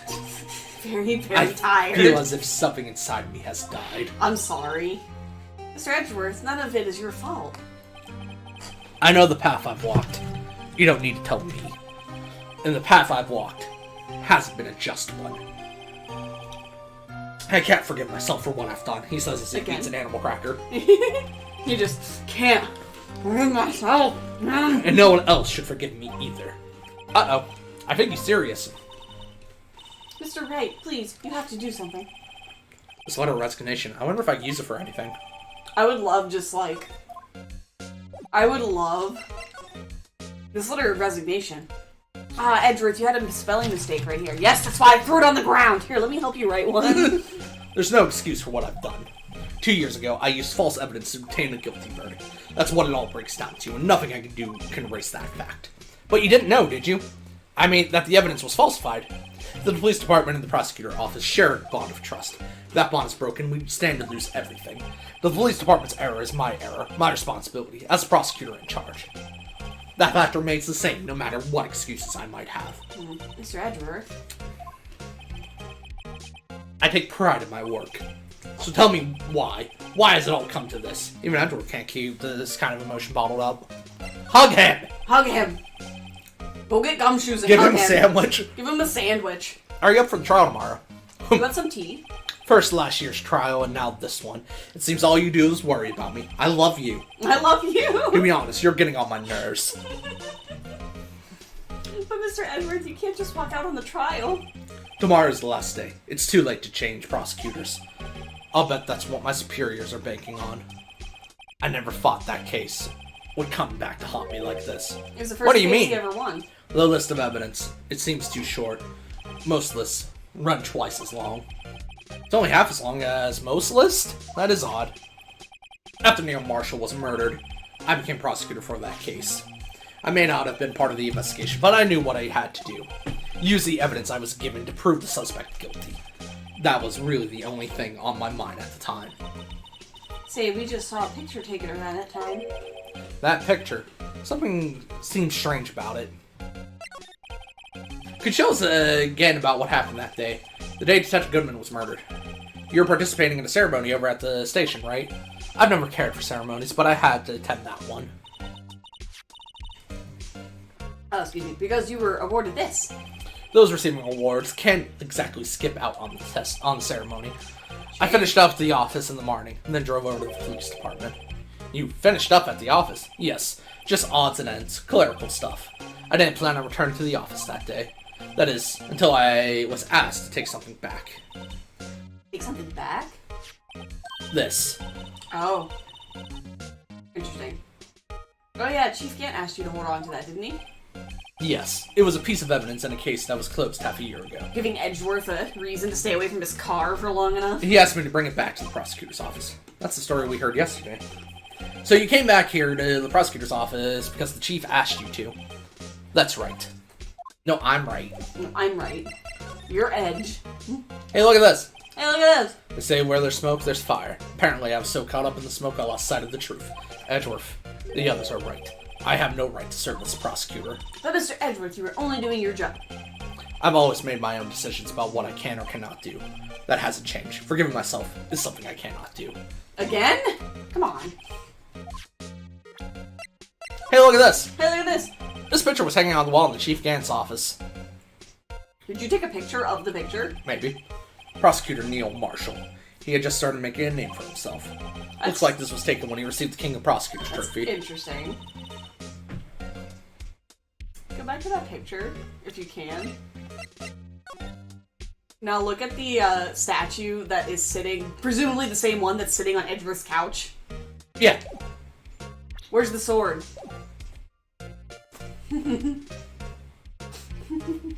Speaking of that, there's something that bothers me. Yes. The trophy Mr. Marshall is holding. There's a little different than yours. Yes, you're right. I remember now. Remember what? That was what the official prosecutor's trophy looked like until 2 years ago. There's a story behind its design. A story? Sounds interesting. Would you mind telling it to us? It's simple, really. Contradiction. That's what the award's based on. This award originates from an ancient Chinese tale. Oh, yeah? In Chinese, the word contradiction is written with two characters. The first means halberd, and the second means shield. Have you heard this story? But that's not a halberd, that's a dagger. Me? Oh, sure, everyone knows that. Why don't you tell it, though? For Emma's sake. I think he's talking about the spear and shield, the Very well. Unbreakable shield and the spear that can pierce anything. Long ago, in the kingdom of Chu, there was an arms merchant. One day, he presented the king with two items. The first was a halberd he claimed could slice through any shield or armor. Yeah. The second was a shield he claimed could withstand any weapon. Wait a minute. What? Those claims contradict each other! Very perceptive. But then again, you've heard this story before, right? Anyway, as you mentioned, the very descriptions of these items discredit them both. When the king pointed this out, the merchant was left speechless, and thus the Chinese word for contradiction was born. I see, so the chipped shield and the broken knife symbolize... Precisely so. They symbolize the merchant's items. The ancient tale ends with the merchant at a loss for words. But it's in our nature to pursue matters to their conclusion, even if it results in something as ugly as this. Wow, thanks, Mr. Edgeworth. I learned something new today. That's funny. If that's so, then why were you only given a shield? You'll have to ask Chief Gant. 2 years ago, he had the halberd part of the award abolished. Chief Gant. Right. What an asshole. Alright, see you, man.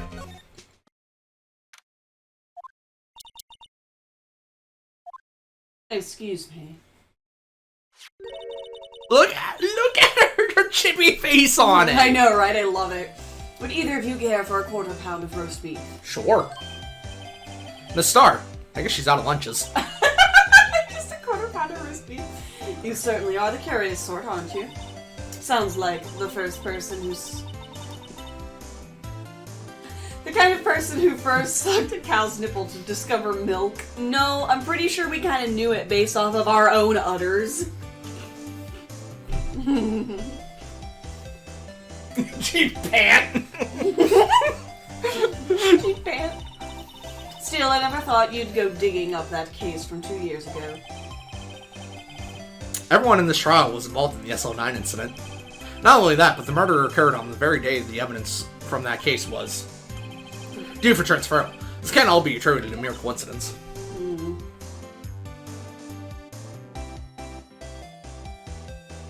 First person to drink cow's milk was probably a zoophile. First person to drink cow's milk realized that cows don't stop producing milk after birth. If stimulated right. Oh well. Oh well.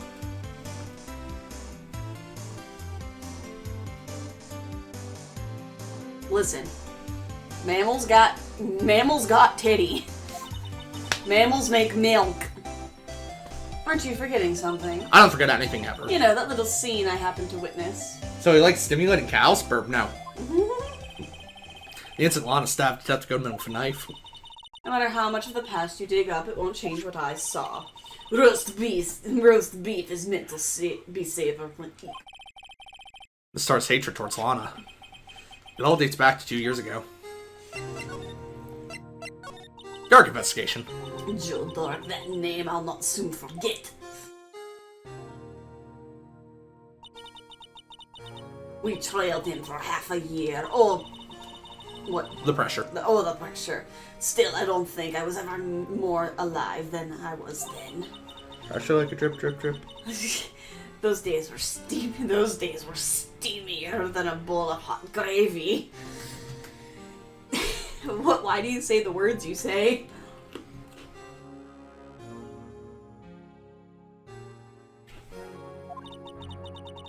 Poor old Jake Marshall, though, must have been going through hell. You mean because of his brother's death? They were close, those two. After Neil died, something took over Jake and became obsessed. Seeing Jake like that made her all the more desperate. Her? Lana Sky. My sister? No! The other one. You stupid fuck! The best of the best were put on that SL9 case. Of course, they were led by that legendary duo. Do-duo? Do-duo? Do-duo? Do-drio? Lana and Chief Gant. No? That legendary pair was the reason we were able to keep up our investigation. That's why we were so shocked over how it turned out. You mean, with the forging of the evidence? Don't get me wrong, Joe Dark got what he deserved. Still, it was obvious the evidence produced in court was being manipulated. Our items team never found.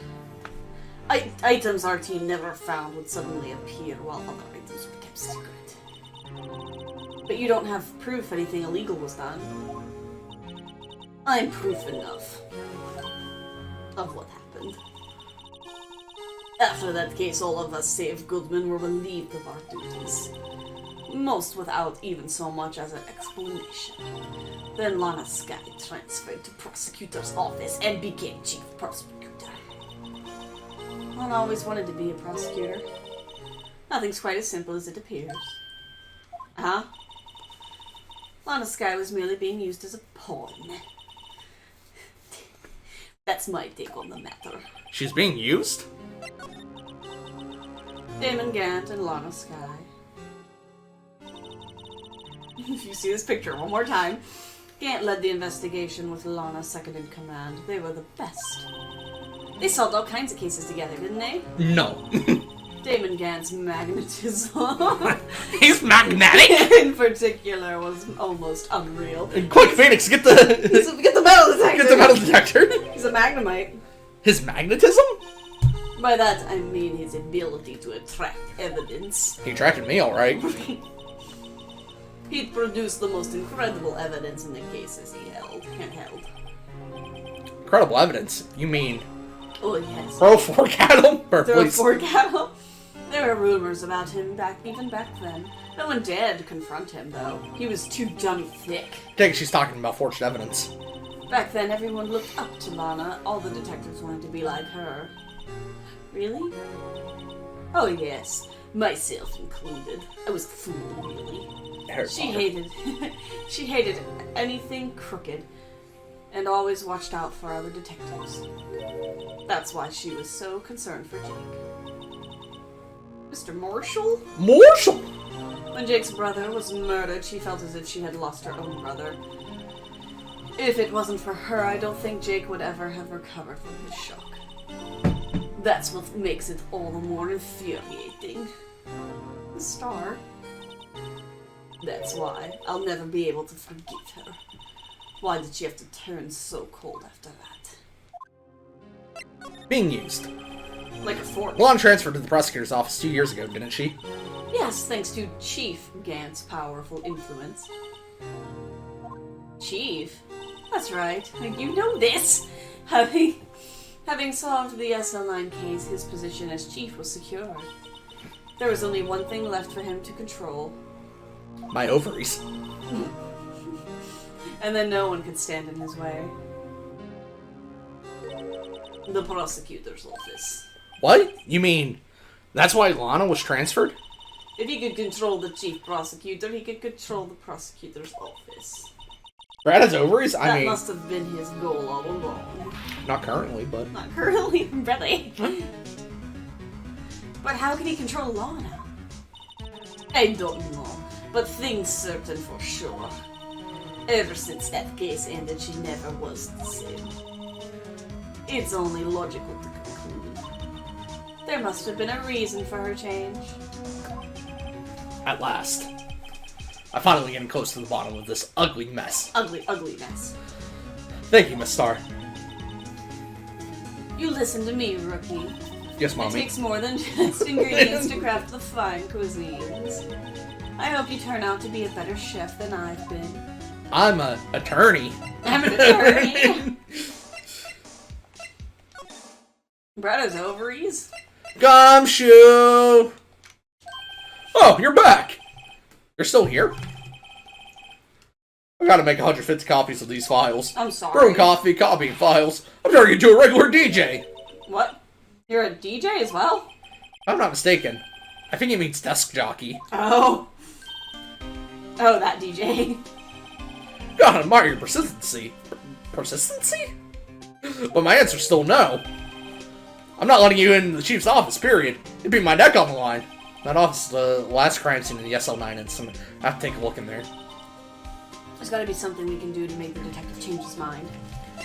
I bet it's meat. Hey, Edgeworth's depressed. What's this crumpled up piece of paper? Oh. No way! Mr. Edgeworth can't be serious!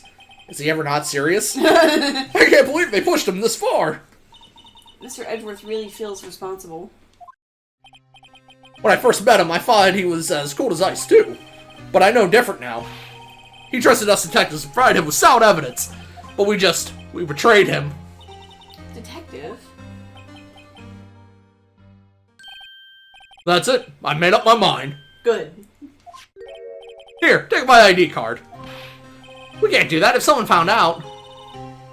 They wouldn't let you off the hook with another lost item report. Look at me. It's no secret I'm already out of the loop. After all, I'm friends with Mr. Edgeworth. Depending on how this case turns out, I may already be as good as terminated. What? Oh. So at least let me do this, for Mr. Edgeworth's sake. Why is he the best? Alright, Detective. Thank you. He's the absolute best. Biggest Chad. I love that you can read that it says Gumshoe on it in like the... you can read that it says Dick Gumshoes on it. Mr. Gumshoes isn't very photogenic, is he? Whatever you do, just don't say that to his face. Look, his eyes are half shut. Yeah, and his mouth is half open. Each of his shirt buttons is off a notch. And he's got the narrow end of his tie in front. Who's got the narrow end of the tie? I think this goes beyond being a photogenic issue. Rude. How can you tell his buttons are off? They look pretty symmetrical to me. Rude. Alright. See you, Gumshoe. Oh, that was an amazing piece of flavor text. And just like that, Gumshoe was executed. Right. Here goes Mr. Wright. No, I'm Mr. Wright.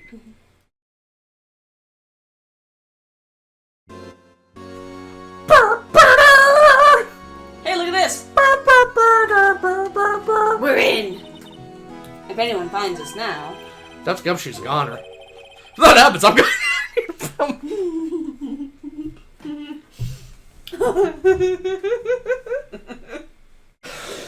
fucking love you. I love him. No! Fucking love you so much. Oh my god, sorry, I thought you were a ghost. I didn't even know you could slap a ghost. Ah! Detective Gumshoe! What are you doing sneaking up on us like that? I wasn't sneaking. I was just worried something might go wrong. So I gave two. If you're here, then what's the point in giving us your ID card? Gumshoe, your ID card crushed and rendered unusable in pocket. Hey, don't do that to my card! Incredible. I rarely ever get a chance to come in here, so I figured I'd have a look around myself. Besides, we're all in this together now. Yeah. You really do want to get fired, don't you? I relate to this very hard. Oh, if we're lucky. No, come on, let's see what we can find out. I got a bad feeling about this. That desk on the other side of the room, was that your sister's? Yes. That's where I was waiting for Lana. On that day 2 years ago. Is anyone using it now? No, sir. This is entirely Chief Gant's office now. He practices a strict policy of preserving the crime scene. That's a strange reason to leave it there. He leaves it as a warning to everyone else. He wants us to always be alert. He told us so himself at our New Year's party. Of course, he was pretty intoxicated at the time. I see. So ever since Lana left, no one ever touches that desk? No one except Chief Gant. And the cleaning lady who's in here each morning. Still, 2 years have passed since that incident. There can't possibly be any clues remaining. Can I ask you something? No. Sure.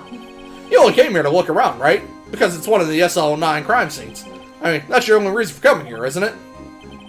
Why do you ask? You don't think... Nah. You wouldn't be. No. No, there's no way. Never mind. Don't worry about it. What? Okay. Now then, let's look around a bit more. Hey, hold on! Not so fast, buddy. Huh? What is it?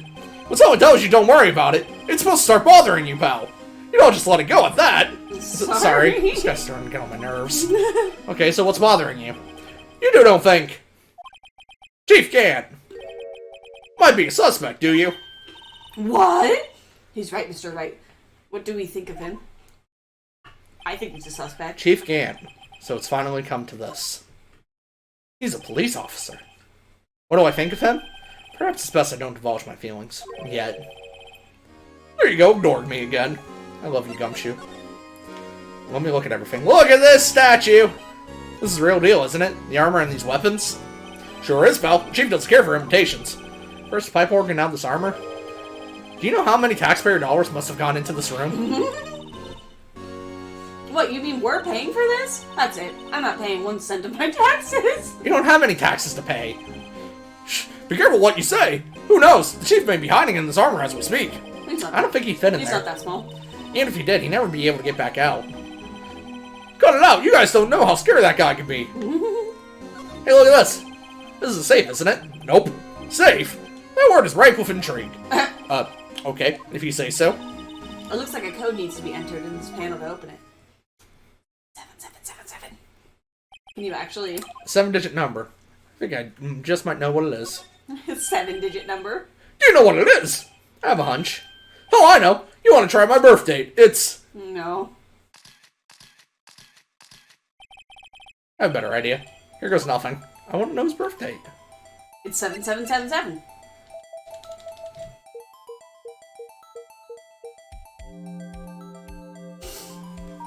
Code confirmed. Access granted. Bingo. What number did you enter? Whose birthday was that, pal? 77777777. 7. Final ID card number on that record. What? The number of the mysterious executive officer who entered the room that day. You mean? 77777777? That ID number? I think you're 1-7 shy this time. This can only mean one thing. That Chief Gant's ID number.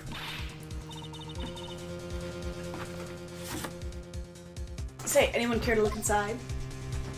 No. What you got in here? There's already money in there. How much does he have stashed away? Oh goodness. Look, it's a sword, I bet. Oh. Shard for a broken cup? This somehow looks familiar. Where have I seen this before? There's something else in here too. Oh. What's this? It looks like a piece of leather cloth.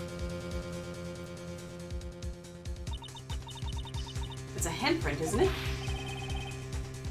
Hey, I saw someone wearing a shirt like that once. You think the chief made up the design?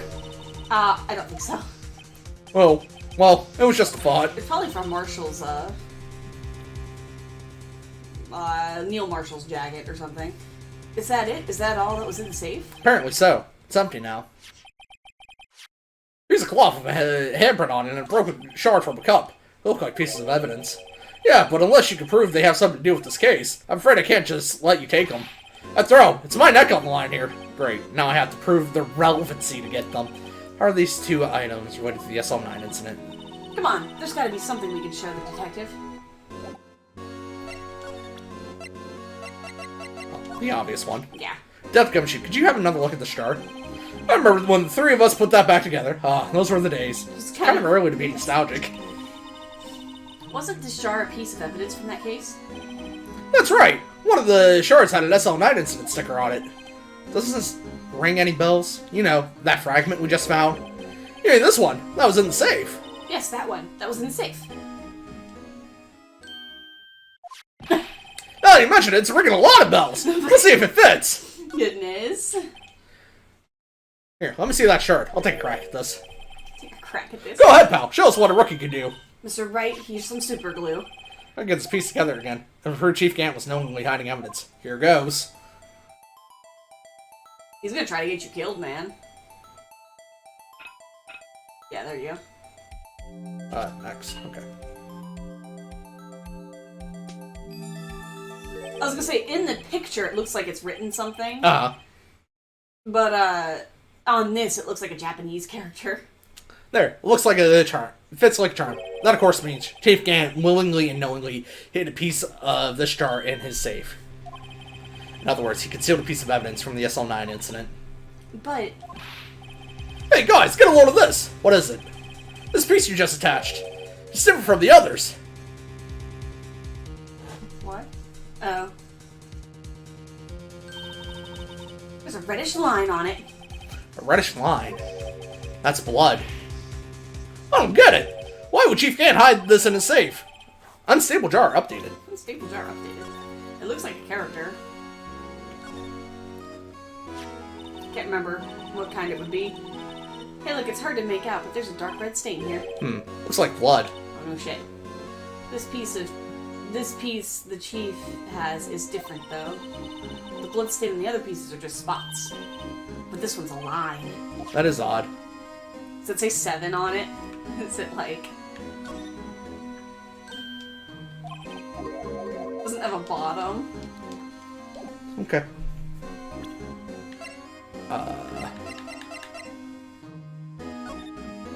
Wait.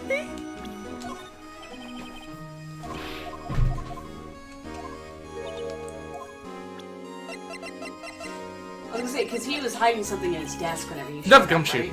I'd like you to have a look at this. Don't worry. Hey, I know what that is. So, you want to take some fingerprints? That's a great idea, Detective. Alright, go to town, Siege. What are you doing? Why are you sticking out your hand like that? Go ahead, take my fingerprints. It's not your fingerprints we want to take. Huh? Come on, this is the time for, this isn't time for jokes. We're talking about that cloth we found in the safe. Oh, I knew that. The one with the handprint on it, right? Siege, where's your sense of humor? Okay, Mr. Wright, let's check for prints. Sprinkle the powder on, and once it's been absorbed, you blow the prints away. What are you, my mom? I don't have to be told a million times. I choose the middle finger. Why? I don't know. Because fuck you. Oh, because fuck you. Because fuck you, that's why. Burb, who did it? Burb actually knows. Burb actually knows. Burb, don't tell us who did it. Yonzer, what happened? Gant did it. Why? I don't know, because he's an asshole. He's just trying to get... He just wants to, catch the, eye of the judge. So he keeps, coming up with new excuses in order to be working closer to him. Who's the lunch lady? She's evil. She's evil. She's not She's evil. hot. Hot people are inherently evil. Hot people are inherently hot. Yeah. Just like Burb.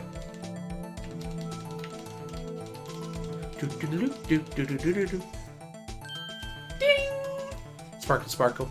Ding! Sparkle, sparkle. I'm pretty sure it's Gantz. Or who's it? Goodman's. Saw it a second ago. Saw Gans. Keep going. Go back to, one more. There you go. Sorry, I'm looking at the thing, not the picture, so I didn't know whose you went by that looked exactly like it. It's Emma's! No. No. How can this be? What are Emma's fingerprints doing here? Hey, you found a match? Whose fingerprints were they? Huh? Oh, it seems the prints are too old. They aren't clear enough to get a match.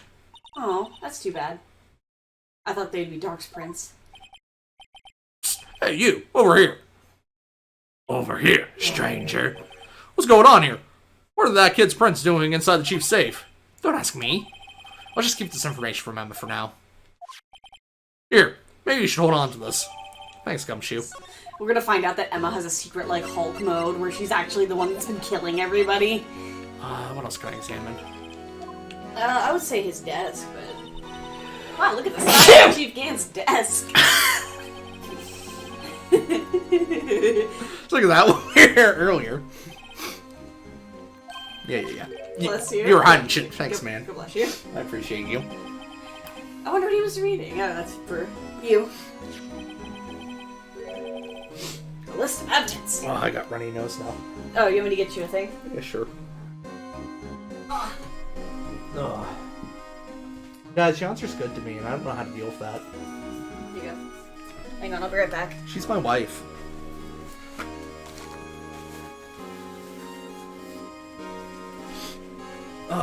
Burb, when can I marry Yonzer? I still think the lunch lady's super evil. She has that murderous bitch vibe. Yeah, but I'm into that. I love a woman that can kick my ass. Talking about kicking ass in here? Yeah. I can do that. List of evidence? In most cases, the list runs twice as long as this, though. Hey, look at the case name. Huh? This 09 incident? I wonder what this is doing here. Hold on, detective. What did you just say? I said, I wonder what... No, about evidence list. Normally they're twice as long. That's right. I guess there wasn't a lot of evidence. A half-size list of evidence. There you go. And there's more stuff we can throw List away, of evidence. It seems too short. Most lists run twice as long. What would the other half of the list be doing here? I knew it. The chief must be hiding something about that. It would appear so. Well, was I any help? Of course. Thanks to your ID card, we were able to get some hard evidence. Now, that's not very kind, is it? Oh, dear. In other words, if it wasn't for his ID card, he would have been useless. Isn't that right, you in the coat? Oh. Chief Gant! We didn't think you'd be back so soon. Fortunately, I'm a man who believes in signs. As I was walking to my meeting, I happened to look out a window and saw a stray dog run right into a pool. Just then I thought of a certain detective. Why? You mean me, sir? Oh. Now then, I'm afraid I'm gonna have to ask you all to leave. Yes, sir. Sorry. Oh, you in the coat. Me, sir? Drop off your ID on the way out. You won't be needing it anymore. Goodness. But, sir... Now get out. Sorry, I can't. Yes, sir. There was something I was trying to see. Did you see it? Yeah. We'll be on our way too then. Wait, you, the one without the spiky hair. Don't go yet. Oh, I don't like this. Me, sir? I'd like a word with you. But, sir, I'm not a licensed scientific investigator yet. You with the spiky hair. You're free to go. I'm not leaving without my daughter, damn it. Mr. Wright? I'm not leaving without my daughter, damn it. Look, pal, if I... Right, you idiot! Why did you leave without your daughter? If I told you once, I've told you 1,000 times. Perfect, sir. Chief office is off limits. Oh god, I need to make actual pixel art for the Jax Queens. Just put JK and Q on it. You don't have to put a... I have to actually put the art for it on there. But no, you just had to go sneaking in there like that, didn't you? I thought you said you didn't care anymore if you were fired. You know, like a fancy block J or something like that. Yeah, but if I knew it'd be like this, I never would have said it. Well, I've seen the evidence Chief Gant was hiding in his office. No, I need art. Okay, Bird, good luck then. I think I'm finally starting to get the picture. But why has she kept eerily silent about it all this time? Anyway, you listening to me? I'm going to try to smooth things over with the Chief again. Later, pal. After that, I heard from Emma. She said the police wanted to ask her some questions, so she'll be busy for the rest of the day. No, my baby! Right? You got my sister arrested. What the fuck? So the chief asked Emma to come in for questioning. It's no use thinking about it. It's no use! No use. Tomorrow's the final day in court. I'm committed to doing everything I can to defend you, which is why I'm here. But I've already told you all that I can. What you've told me over these past couple of days is absolutely nothing. Not a single useful thing. Really? I believe I did mention something quite important. Something I told you right at the beginning. I said that I was the one who stabbed Detective Goodman. You know, I think I finally figured it out. It was Goodman that ran out, wasn't it? I know who it is that's lurking behind your words. Mia did a good job mentoring you. I'm rather jealous. It seems Edgeworth was right. Edgeworth? Once you're convinced you know something, no one can persuade you otherwise. Thick-headed is the term he used, I believe. Now's my chance to get her to tell me the rest of the story. I have to admit, I was more than a little perplexed at first. You insisted you did it, yet there was no incriminating evidence. That's when it hit me. It's not that you're unwilling to tell the truth. It's that you're incapable of doing so because of a certain individual. What an intriguing notion. A certain individual, you say? So you think I'm protecting this person?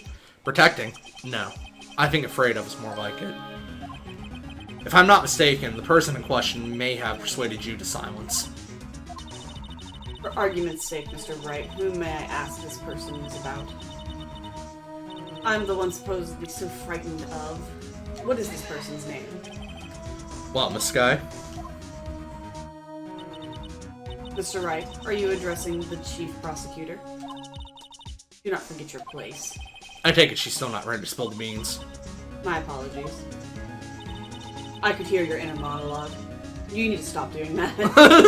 Could you please tell me a bit more about what you think you know? We were partners until 2 years ago.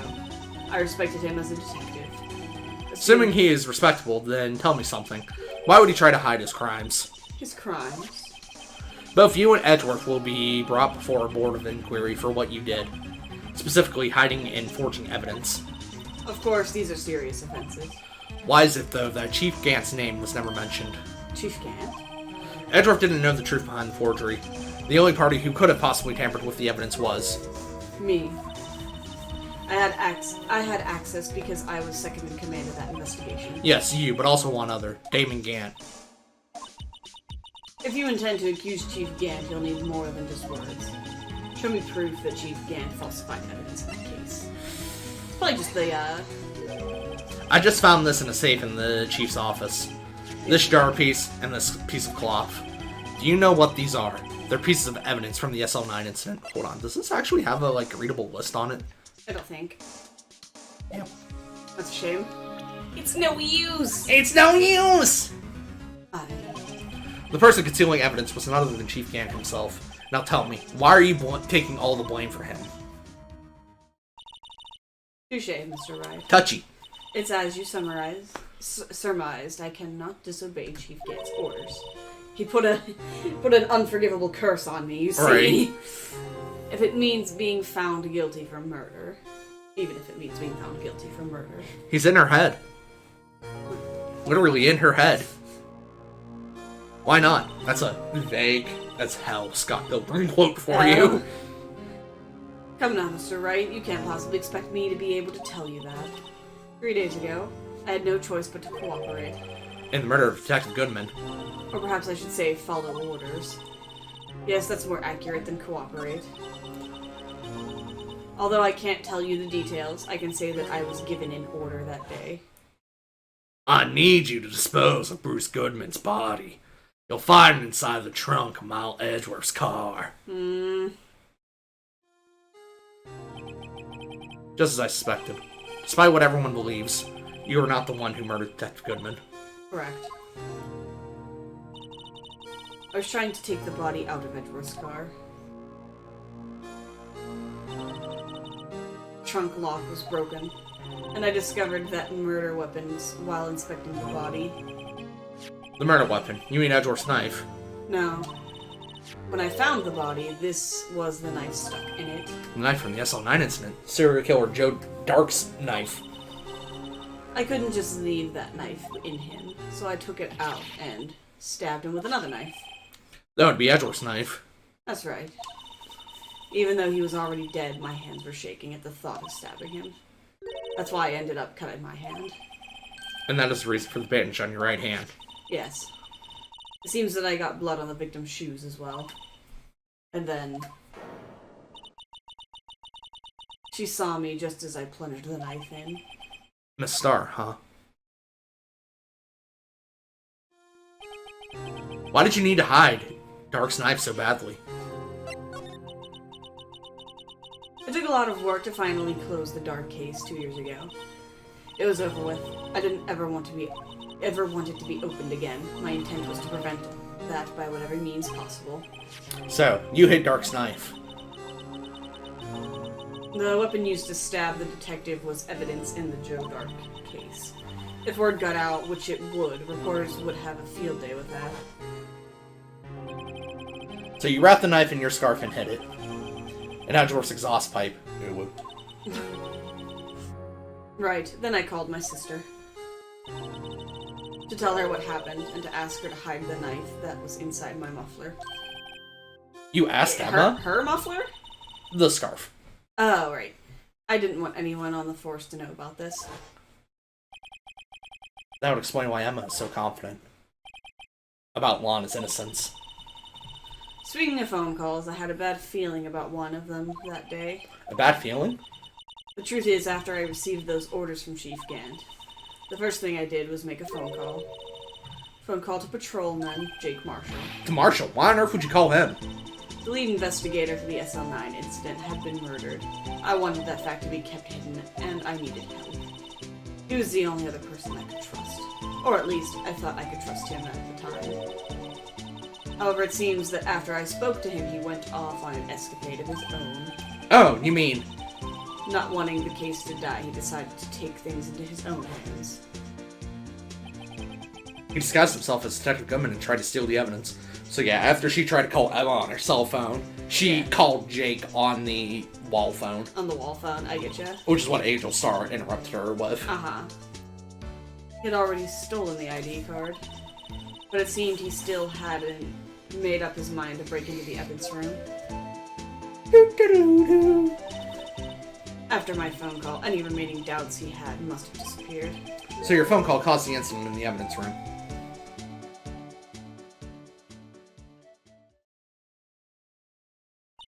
Why are you straddling the chair like that? Looks uncomfortable. I'm afraid that's all I can tell you. She's not actually sitting at the chair. No. She's just standing at it. She's probably just standing. Yeah. But Lana...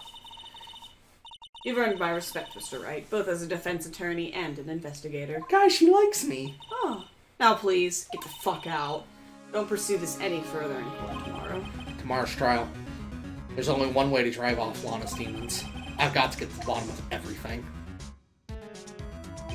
Detective Goodman's real murderer.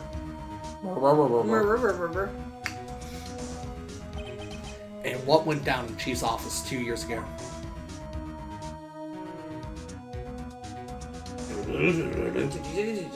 This is it, the final trial day. The final trial. We are coming to the end. Trial. Eat your burger board! Eat your burger board! How you doing, Burb? How's Burb doing? He's making Minecraft playing cards. Yeah. With maps. This is the defendant's lobby, alright, but there's no defendant. I've been trying to reach Lana all morning. Where could she be? Kinda sleepy. Yeah, same. And where's Emma, for that matter? It almost seems as if... Something has been happening. That's probably Gant. Something's been happening behind the scenes. Edgeworth? Knowing you, you've already figured it out. Who the owner of 7 ID number is, that is. Well, I have a pretty strong hunch. Looks like I'm not the only one who figured it out. You know, the only reason this trial didn't reach a verdict yesterday is because there was still room for doubt regarding this ID record. If the number does belong to whom you suspect, then no doubt will remain. After all, he hasn't been officially charged with anything. True, not yet. In any event, once all doubt has been removed from that list, I could call for a ruling. 5 minutes, right? And Chief Prosecutor Sky will be found guilty. But she didn't do it. I figured you'd say as much. That's why I came here, to hear what you have to say. She's an accessory. This is the first time he's ever done something like this. Lana's hiding something, and the only way we'll ever know the truth is to draw it out of her. The truth. Everything goes back to the SL9 incident. The ace in every other suit. Goodness, dude. I would just remake the same one over and over again. Don't be stupid. Today's the last day of the trial. We don't have time to reminisce about the past. That depends on you. If she's found guilty, you'll lose your own chance to find out what really happened. The unfortunate matter of making making cards in Minecraft is that you could never play games where you have to hide a deck. Yeah. You know? Or I guess you could, like... How would you shuffle them, right? Would you just, like... I don't know. Put them in a dispenser and then have them shoot out into another thing and then... Maybe? You know? I don't know. I'll think about it. See you in court, right? Wrong. This is it. If I'm ever going to find out what Chief Gant has on her, it's now. I think you would just shuffle it through 2 dispensers back and forth with each other randomly with like a tick thing, and then have them move over to a dispenser to the player, and then it dispenses randomly, like however many cards you need. Court is now in session for the trial of Miss Lana Sky. The defense is ready, Your Honor. The prosecution is ready, Your Honor. Normally, this is when the prosecution puts forth its opening statement. But before that, the police chief has a proposal to make. Chief Gant. Where is he? Oh. He materialized! He's in! I'll work on the randomizer later. Morning, folks. How's everyone doing? Hey, Udgy. Been back to the pool yet? No, I've been drowning enough as it is in my work. Oh, that's a good one. Don't think I can top that. If you don't mind me asking, Chief, exactly what is this proposal of yours? Lana, that is to say the defendant, has asked me if she could speak directly to the court. She wants to do what? Haven't heard what she intends to say. I feel she'd be granting her request. In the end, it should save everyone a lot of time and trouble. Should it now? She's pretty. She's Mia. What's this all about, defendant? I'd just like to make one simple request and I'll be finished. Well then, what is your request? Your Honor, I'd like you to put an immediate end to this trial. Huh? I confess to all charges against me. On February 21st of this year, I murdered Detective Bruce Goodman. In the underground parking lot of the prosecutor's office. No, Lana! Objection! Objection! Oh, you're seeing the bandage in her hand. Oh, okay. She's like holding her. That's what you're seeing. You can't. Your Honor, the defendant's claim does not change the defense's plea. In that case, Mr. Wright, I no longer require your services. But Lana... Your Honor, I hereby forfeit my right to attorney. The prosecution may lack direct evidence against me, but it has sufficiently proven its case through testimony and circumstantial evidence. I would like you to render your verdict now, if you please. Well, the defendant certainly has the right to self-representation. Her request is legally valid, although this is an unprecedented situation. Indeed, it appears there's no further need to continue this trial, even if Mr. Wright may feel otherwise. This can't be happening. It appears the time for the verdict has arrived. This court finds the defendant. Yes? One moment, Your Honor. Mr. Edgeworth! The prosecution has not yet proven the defendant guilty beyond reasonable doubt. Any ruling at this stage would certainly be premature. Come now, Worthy. I understand this is a difficult time for you, but why don't you just be a good little boy and keep your mouth shut, No. And Edgeworth said, fuck you. I don't think I care for your tone, Chief Gant. What? Creating another fabrication to cover up your past mistakes. Sorry, but I'm no longer the naive little boy you would have me be. With this sudden confession from the defendant, it's obvious to me some kind of deal was struck behind the scenes. Some kind of deal, Not everyone operates as you do, Worthy. I thought so. Your Honor, the prosecution would like to change its first witness. Oh? To whom? As its first witness, the prosecution would like to call Miss Emma Skye. I request the court hears her testimony. Hold it. Mr. Edgeworth, I am exercising my right to self-representation. Sorry, I'm going to move that closer to you. I don't think we need to continue. Continue. I don't care what you think, Miss Skye. Edgeworth's laying down the law! Oh gosh. Okay. You okay? Are things happening? Do we need to pause for a second?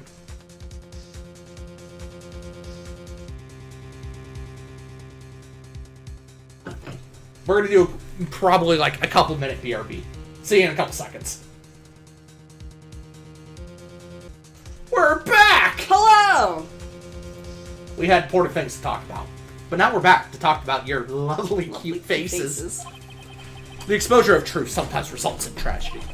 However, no matter how tragic the truth may be, it would appear an even greater tragedy to avert one's eyes from it. Very well, the court shall grant the prosecution's request. That's okay with you, right, Chief Grant? Worthy. You'll live to regret this. Mark my words. Miss Emma Skye, please take the stand. Looks like Edgeworth has decided to take the horse by the reins. That was intense BRB. Yeah, because of the music. Yeah. Right, sorry. Now then, witness, please state your name and occupation. Occupation? I'm in high school. My name is Emma Skye. Occupation, I'm Lana's little sister and want to be a scientific investigator. 2 years ago, you encountered the serial killer Joe Dark, of the Joe Dark killings. Is this correct? Yes. I'm trying my hardest to forget about that, though. I'm sorry, but I'm afraid I'm going to have to ask you to recall those events one more time. Mr. Edgeworth, please remember this trial concerns the murder of Detective Goodman. Is an incident that was resolved 2 years ago really all that relevant? Yes, it most certainly is. Well, okay then. He sure gave in fast. Yeah. Now, please testify about what happened to you 2 years ago. The trip to yesteryear has finally begun. It's bound to lead to the truth behind this trial. Dun dun dun. 2 years ago. Yonzer finally gets a voice act in court. Alright. No, I've done it before. Yeah, I know. Yeah. I was waiting in my sister's office that day. A man came running in and took me hostage. Neil Marshall rescued me. But I'll never forget what I saw in that instant. The man raised up his knife and stabbed Mr. Marshall in the chest. It's a good thing you weren't harmed. I passed out. I don't remember much. That's understandable. However, please tell me, Mr. Edgeworth, what does this testimony have to do with Detective Goodman's murder? That'll soon become apparent, Your Honor. You got to admire him for his courage, considering he has no evidence. Very well, the defense may begin its cross-examination. Hold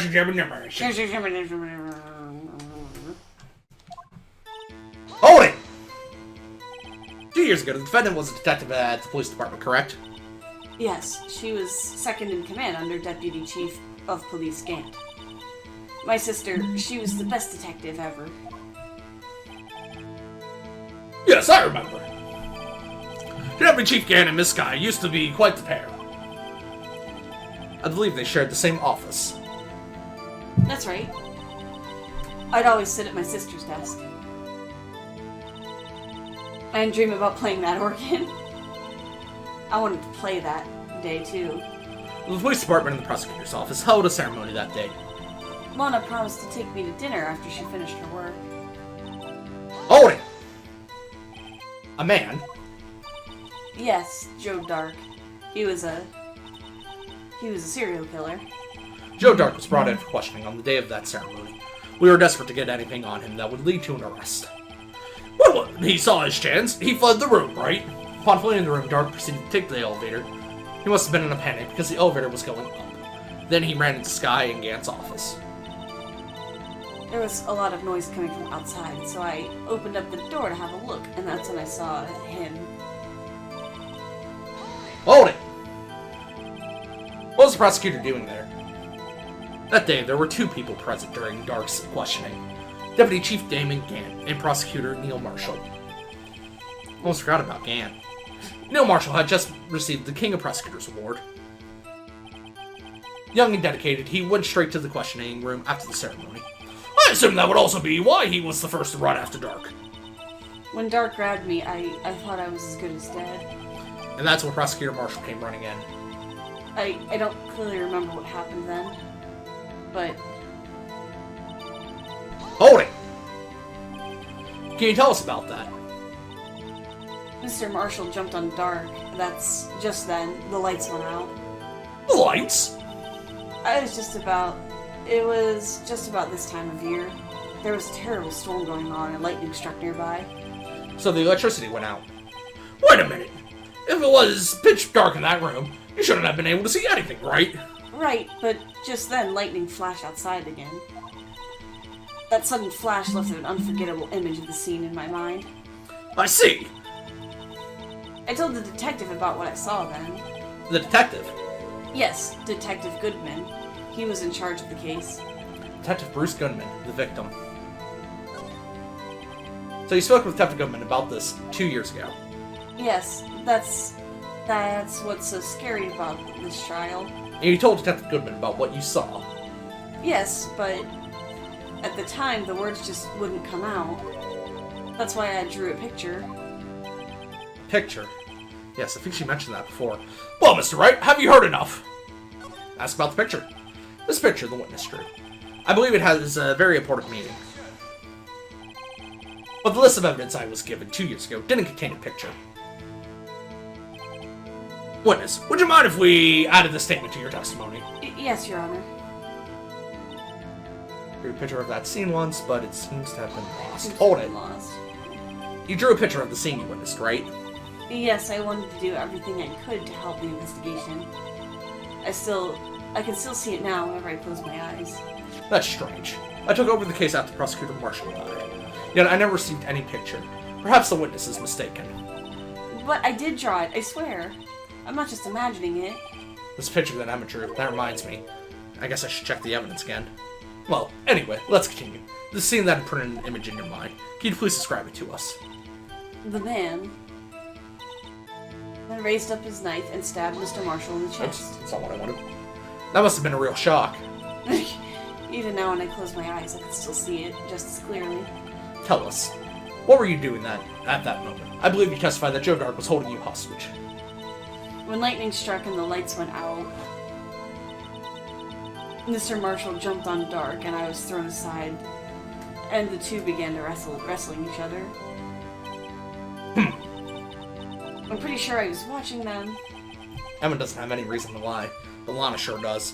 I need to get Emma to tell me as much as she can.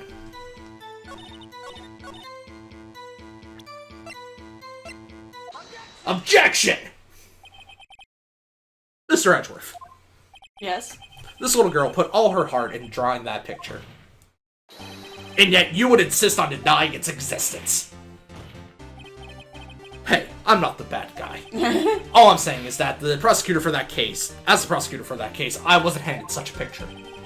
That may well be, but that doesn't mean it doesn't exist. Behold, this is the evidence list for the SO9 incident. Please turn it over, Your Honor. Turn it over. Turn it.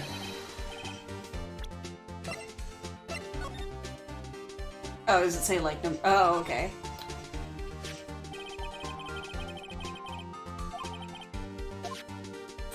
I forgot to take a look at that. Yeah.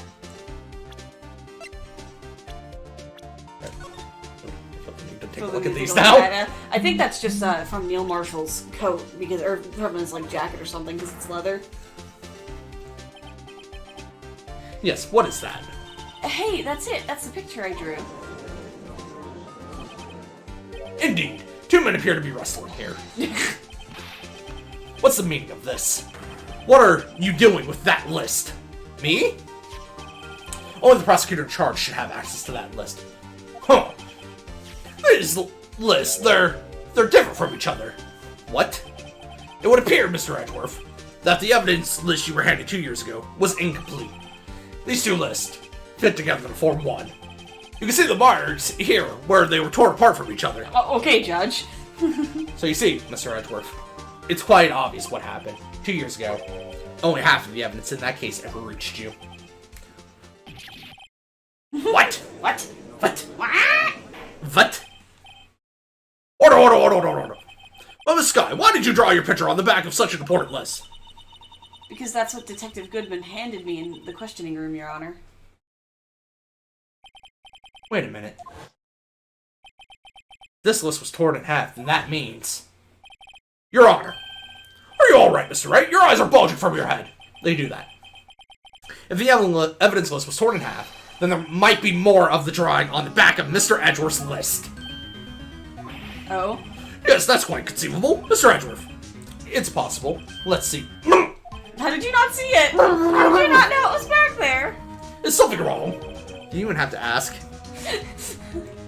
Man's gonna blow up! Sorry, Your Honor. Sorry, Your Honor. I lost my shit for a second. Sorry, Your Honor. I had Chipotle for lunch today. There's indeed something drawn on the back of my list. It's that thing! Oh? That's funny. Which means at the time... Is that thing? At the time the Gant was chief, he would have been wearing that, right? That thing that was dancing in the evidence room! According to this act of vandalism is the work of a certain chief of detectives. I guess he was out of scrap paper. Evidence restored and updated. Oh? Very well. Witness, will you please testify about the picture you drew 2 years ago? Yes, sir, Your Honor. What's wrong with Emma? She seemed to be thinking about something when she was looking at that picture. So was I. Not once in the 2 years Edgeworth had the list. Yes! Did he flip it over? Yes, that's what I'm saying! God damn it, Edgeworth! Look, man, he takes a lot of things at face value. This is the picture I drew 2 years ago. The flash of lightning was so bright all I could see were shadows. After that, I must have fainted. This picture shows exactly what I saw in that instant. All she saw were shadows, huh? To think a flash of lightning could burn such an image in your mind. Thanks to that, though, she was able to show us exactly what she saw.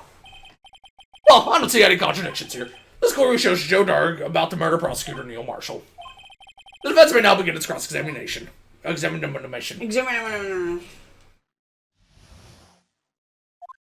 Hold it! Did you draw this picture right after the incident? I think I drew it 2 or 3 days later. At first I was in such a state of shock that I couldn't do anything. During that time, the investigation team was reorganized. Detective Goodman was placed in charge, under the direction of Damon Gant and Lana Skye.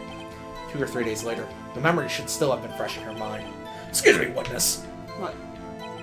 But can you please tell us why this picture is painted all black? Hold it! So, at the time, you didn't even know it was Mr. Marshall who had come to your rescue. No, I couldn't see him clearly. The lightning was so bright, and I was knocked to the floor. You were knocked to the floor? Dark had a tight grip on me, but when Mr. Marshall jumped in on him, I was knocked away. I turned around, And that's when the lightning flashed. Bum, bum, bum, bum. Poor Emma. I'm just glad she wasn't hurt. What happened after the lightning flashed? Hold it! After that, I must have... You mean you didn't see the actual murder take place? No, I'm sorry. The flash of lightning only drove off the darkness for a split second. Not only that, but the trauma of the situation understandably caused the witness to faint. Do you really need to torture this girl any further? Goodness. What? Hey, I'm not the bad guy here. Anyway, this picture shows exactly what I saw at that instant. Sorry for asking so many times, but are you sure you drew exactly what you saw? Yeah, why is the knife not pointed? In the picture. Of course, this is exactly the scene. It wasn't influenced in any way from the talks with the detectives. Are you insinuating we somehow manipulated her memory, Mr. Wright? I mean, it's possible. No, of course not. I'd better watch out, or he might find some way to cut my salary. Right. I drew this picture before I heard anything from the detectives, so I don't think anyone's story would have influenced me. Mr. Wright, is there something that's bothering you about this picture? Huh? Oh, well... That's strange. She claims that this is exactly the scene that was imprinted in her mind, and yet, there's certainly a contradiction here. Yeah, the knife's already... It's not a sharp knife. Looks like a box cutter.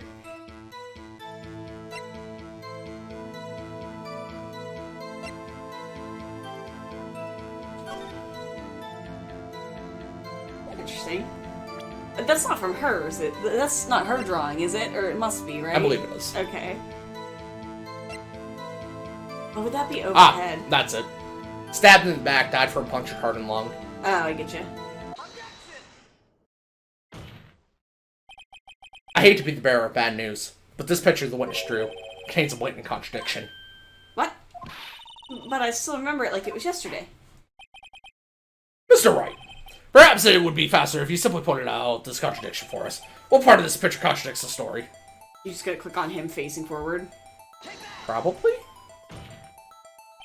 I think it's, this part here. Of course it's not. That's because it's drawing snakes. Wow! Way to be rude. Mr. Wright, how could you? The act of making an innocent girl cry should warrant the death penalty. Goodness. Oh, you have a knife, I guess? Yeah, I guess so. Contradiction, of course, lies here. Take a look at the knife the man is holding.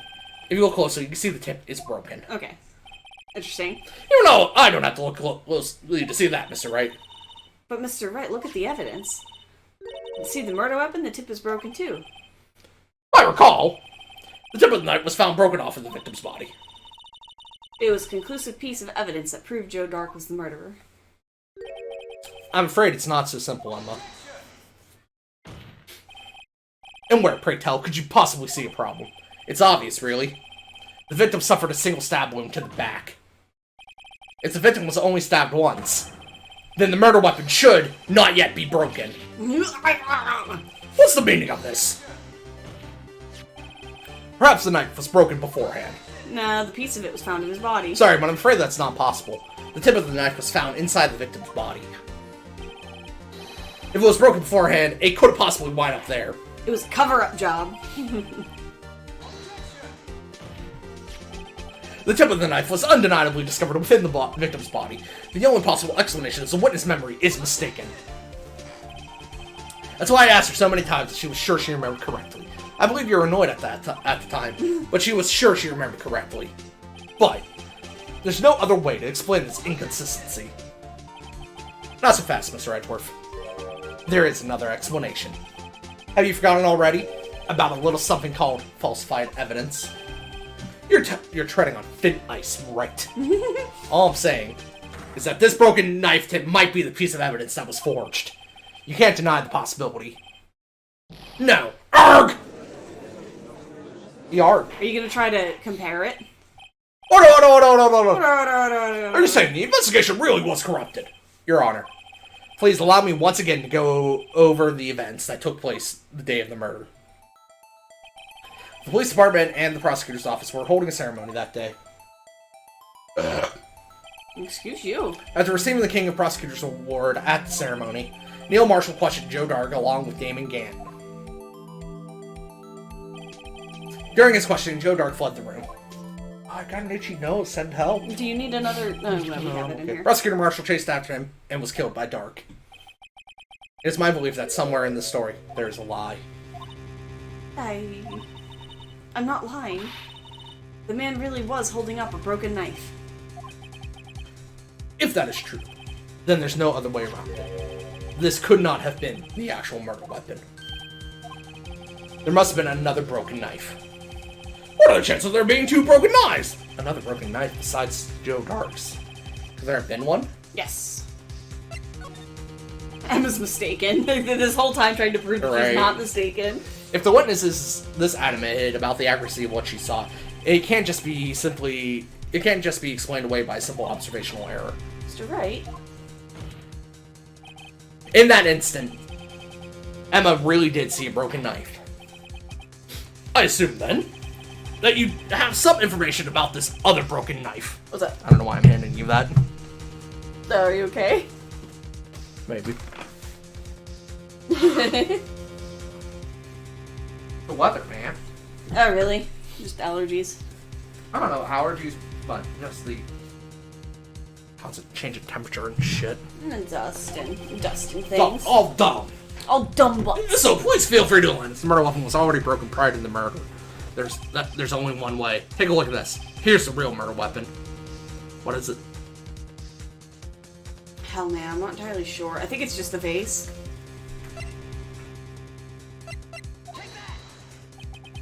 The answer lies in the past. 2 years in the past. I get you. Right here inside this picture. I was gonna say, is it the actual knife at the... This is a picture of the awards ceremony. Ah! What is it, Mr. Edgeworth? It's the broken murder weapon! Notice the award prosecutor Marshall is holding. I get you.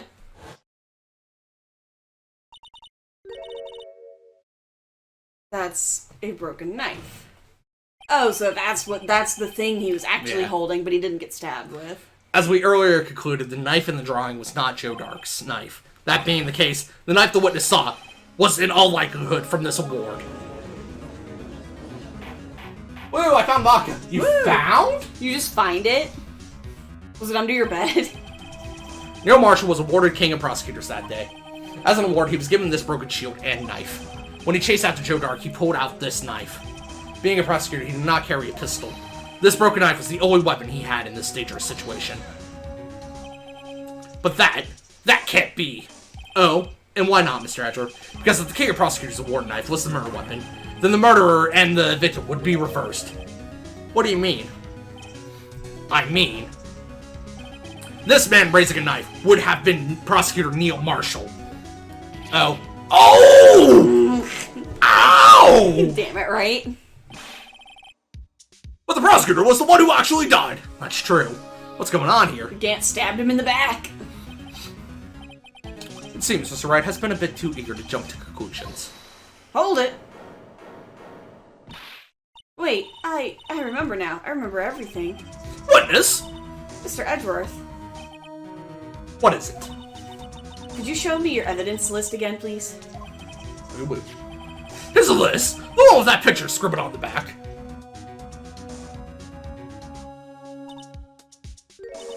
I knew it. This picture, I'm the one who drew it. What? You drew that? That's right. The list wasn't torn in half at the time I drew this picture.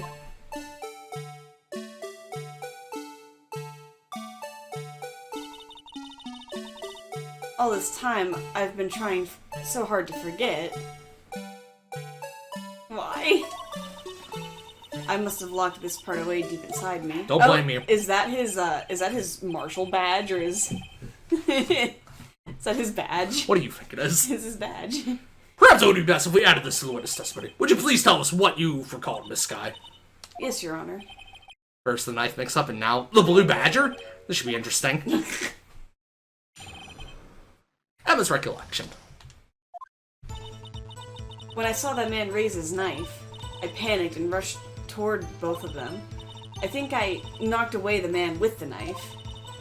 And then there was another flash of lightning, and that's when I saw the blue badger. He wasn't in the room, but I'm sure I saw his shadow. Always watching. Always haunting. That's really fucking weird. This is certainly most unusual. Saw his shadow. Interesting. Try impossible. The chief of detectives hadn't even designed him until this year.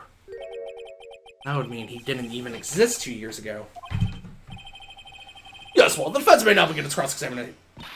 Stop, please. Don't pursue this any further. Lana. What's the meaning of this? Please remain seated in the defendant's chair. But you can't do this. I've already confessed to the crime. You can't just leave it. Why can't you just leave it at that? Chief Prosecutor Sky. We've already come this far. It's too late to turn back. Silence! Silence. The defense will now begin its cross-examination. Bailiff, please detain the defendant. Who? The bailiff. Oh, the bailiff. Okay, it's not like somebody's name. No. It seems they're finally getting to the core of the matter. Yeah, I know, it's hard to believe, but this is a court of law. Hold it! Shouting again. When you say that man, I assume you refer to Joe Dark. Yes, at least I think it was him. You think? All I could really see were shadows. The power outage that immediately preceded the incident is also documented in the prosecutor's office reports. So then you... Hold it. She held it. Why would you do something so dangerous? What else could I have done? He was about to stab Mr. Marshall. She seems convinced that Dark was the one holding the knife. But as we just theorized, Mr. Marshall was the one holding the knife. Well, I didn't know that at the time. When that dark guy knocked me down. All they could think of was, I gotta help that other person. Hold it! What do you mean you think? It all happened so fast, and I was in shock. I don't remember everything clearly. What I did, it's all kind of a blur. The blue blur. This guy was almost killed before she was witness to a murder that took place. With so much happening in a matter of seconds, a little disorientation is only natural.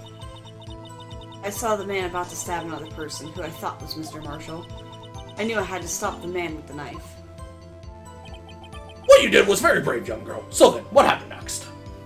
The blue burglar? The blue blurger. The blue blurger. Hold it! Alright, you sure about this? Yeah, of course. See? I even drew a picture of him here. But, it was the chief of detectives who fought up this hideous beast. He is a fucking plagiarist. He's an art thief. The chief of detectives. And that was just this year. The Blue Badger didn't exist 2 years ago. This is all quite verifiable. I know it sounds strange. I was surprised too when I saw him at the police department. I had this nagging feeling that I'd seen him before somewhere. Now I finally remember. Oh, brother. Just when you thought that thing had caused enough commotion. Right. Tell us, where in the room did you see him dancing? See him dancing? He was in the room, but I'm sure... He wasn't in the room, but I'm sure I saw his shadow. His shadow? So you mean you didn't actually see his face with its winning smile and all? That's right, but still, I still remember it. He had 3 creepy horns. This is pointless. That thing couldn't have possibly existed 2 years ago. The witness must be mistaken. If she drew it! That may well be. But what's important is what caused her to think she saw what she did. Oh, and I suppose you have an explanation. If so, then by all means, please tell us what this Shadow the Hedgehog really was. What was that? What was it Emma saw when that lightning flashed? Who is this Blue Badger, really? I just might know. Blue Badger hadn't even been drugged up when Emma drew this picture. Yet she's certain she saw its shadow. Ladies and gentlemen, it is the defense's belief that on that fateful day 2 years ago, there indeed was something that looked similar to the Blue Badger. Something that is now sitting in this very room. Is it? Mr. Wright? Is it the vase? In this room? Very well, Mr. Wright. What is it that the witness saw in that instant? Please show us this mysterious Blue Badger look like. Is that why you've been turning the vase in a certain way? For me to look at it? No. The mysterious Blue Badger was, in fact, this.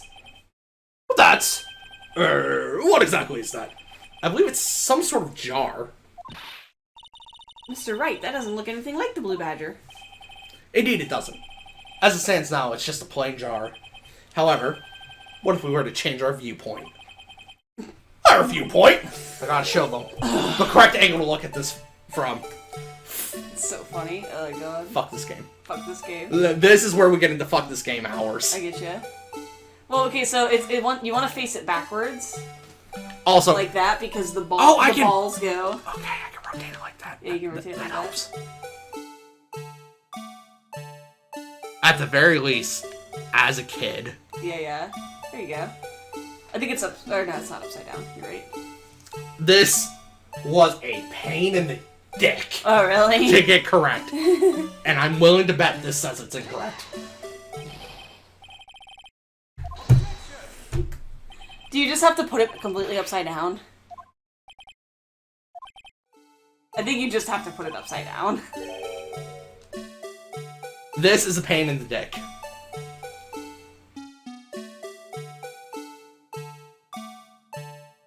Like, how much upside down are you thinking? Because you want those orbs to be facing downwards and not curved up. Or is that just it? Like that. I'll try it. It doesn't look like I'm going to be in trouble. Be sure to look at the evidence from all angles. This is a pain in the dick to get correct. Can I try? You can try it. Yeah, absolutely. I would try. Because it's very, very particular how it wants it. Because I thought, like, because you see how the balls face more that way? That's why I thought maybe just like this. I mean, go for it.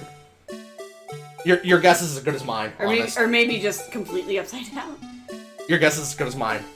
How do we rotate it the other way? Left and right will go to the like sides. That. I get yeah. you. The controls on the Switch are also not ideal.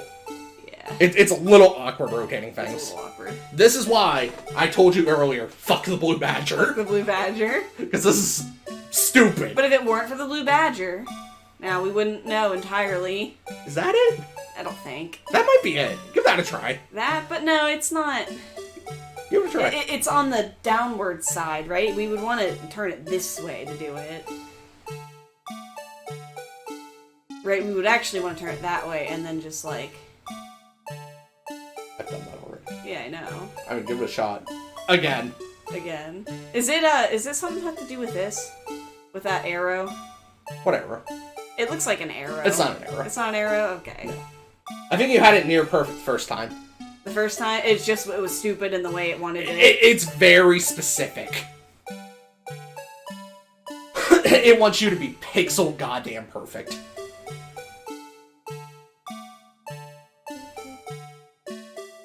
Oh wait, that's wrong. Hang on. Do it this way. As a kid on the DS, this is the one thing that prevented me from going forward. Oh, really? Like I said, it's so specific how it wants it. It wants it just enough. I think it wants it just enough so that it actually looks like it's his, you know what I mean? So that it actually looks like you know what? That's probably what it is. It wants it so that you can distinguish that as a ball if you were to look at the silhouette. X is to present it. Okay. So if you, like, do that and then stop it, like, right about there.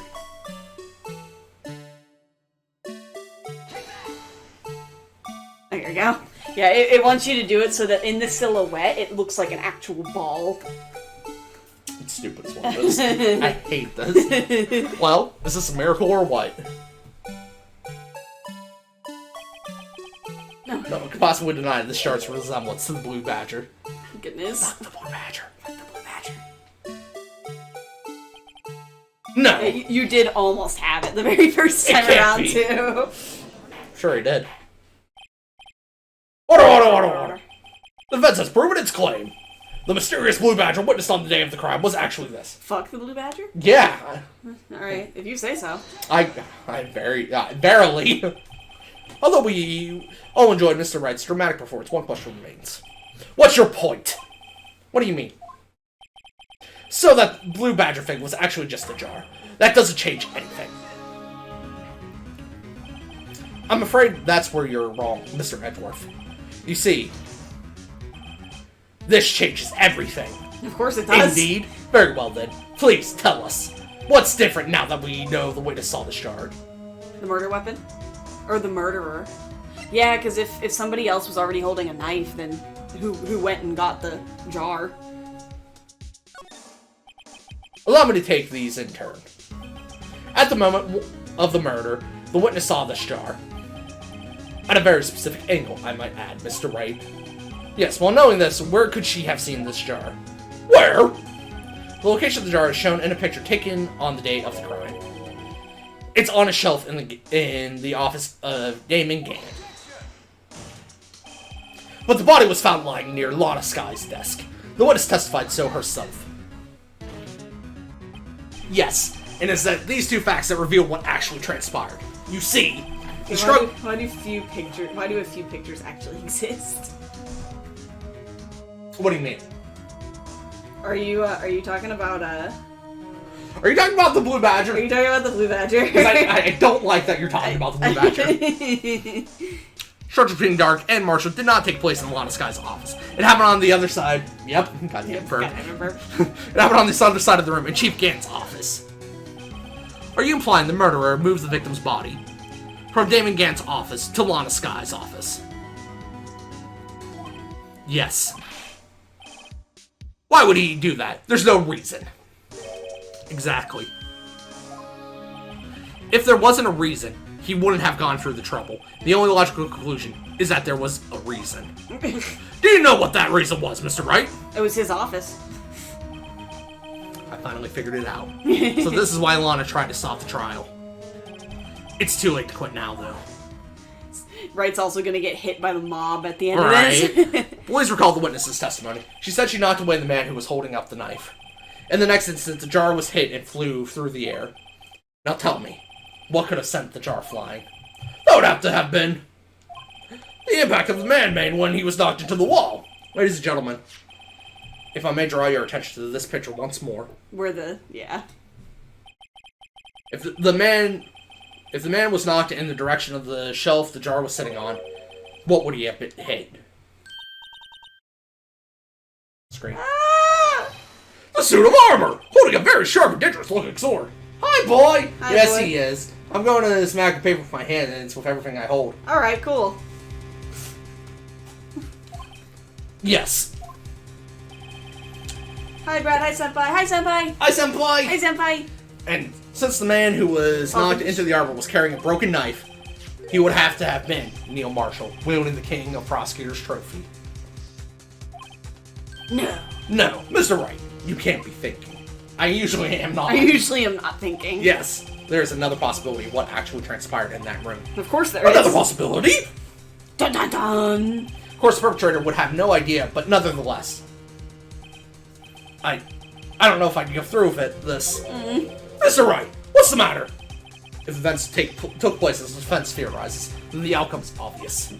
In that moment, assuming the man Emma Sky knocked away was actually Prosecutor Neil Marshall. Whee! Oh. Man, that suit of armor is sturdy.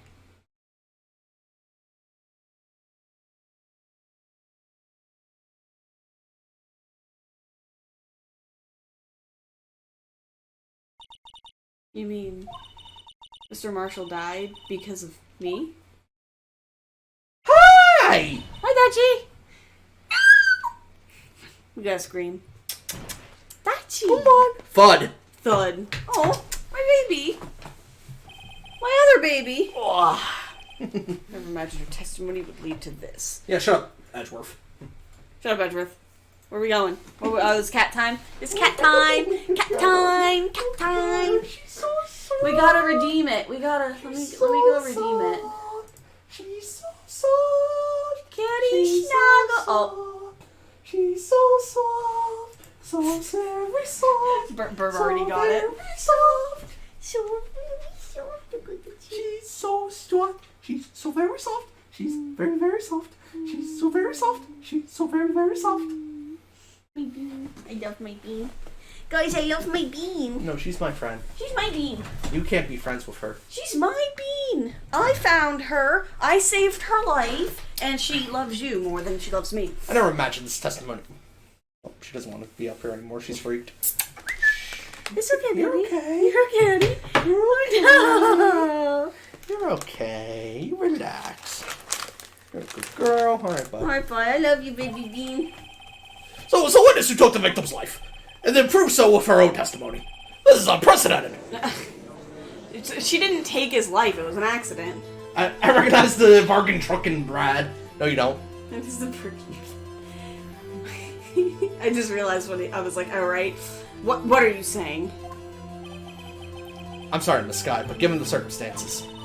Joe Dark murdered Prosecutor Marshall. How can you think it was Emma? How dare you try to pin the crime on her? Imagine that coming from you. It's not a crime. It's an accident. If you recall, it was you who admitted to forging evidence 2 years ago. The reason you moved Prosecutor Marshall's body was to keep anyone else from finding out about what Emma did, wasn't it? I assure you, Mr. Edgeworth, I have no idea what you're talking about. If you hope to have anyone believe your insane allegations, I'm afraid you're going to have proof. Boy! Radical Davical. Manslaughter is still a crime. It wasn't manslaughter. Was it? Tell me. Do you have any conclusive evidence that proves my sister killed Neil Marshall? Evidence? I'm willing to bet you don't. Yes, it certainly would be difficult to prove this with evidence. I got another 2.4K. Nice. You can make me do that 2,400 more times. Please don't. Manslaughter is an accidental murder. It is an accidental murder, but it's not. Is it not? Thirsty guys? I don't know if I have any thirsty guys. Oh, do you want me to go get your drink? I don't got But can she go to jail for that? I don't got nothing in there. Probably not. Probably not. Self-defense and all that. Yeah. If we don't have evidence. She thought she was protecting somebody. Then we'll have to rely on testimony. Go get me a drink. Burb wants to see me suckle down some liquids.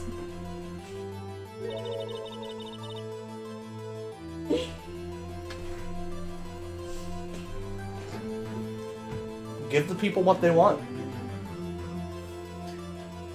Guys, I'm gonna go. Oh! I'll have to wait till she gets back. Can't read it from here. She'll be back eventually. Don't worry about it.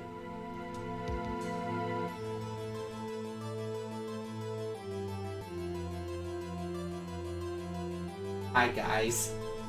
How you doing? I'm getting the hungry boys. I know, before you guzzle this down, I need to take Excedrin. Are you getting hungry too?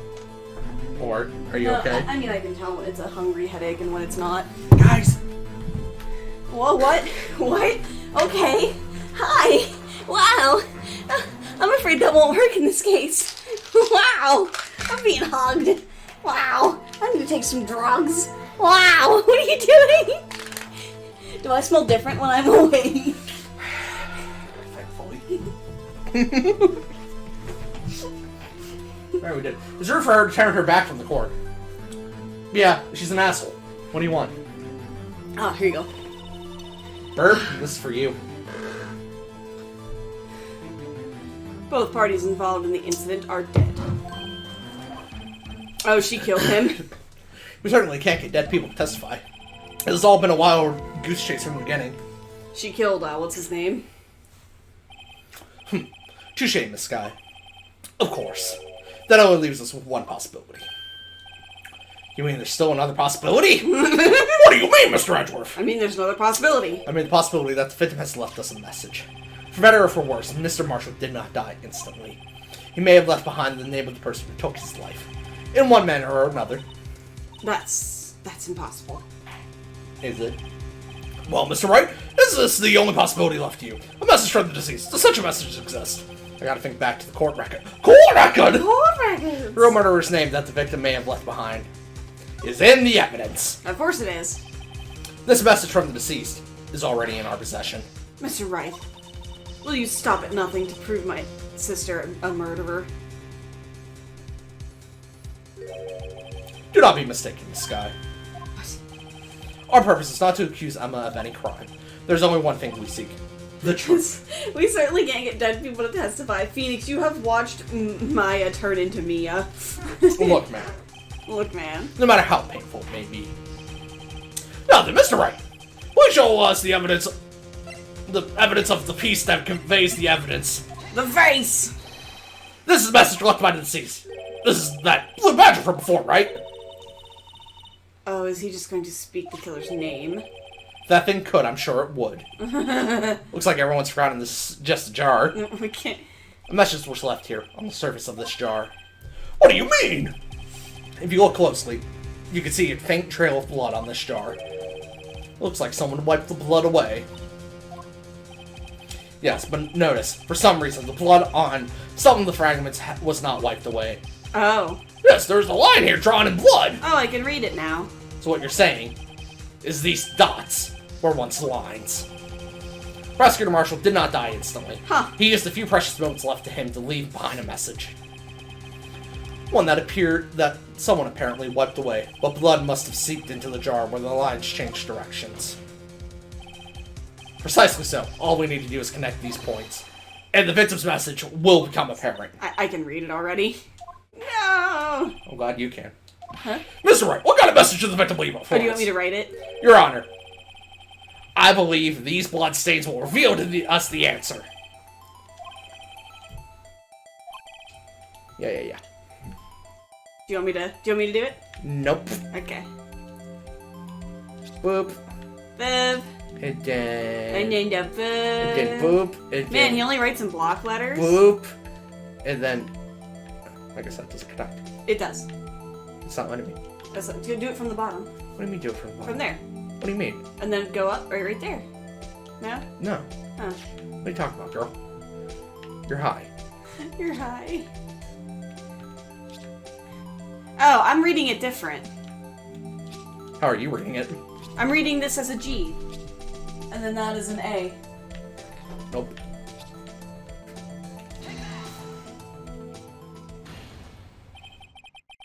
It's a defense attorney's duty to prove their client's innocence. That's why all I've been thinking about is saving Lana.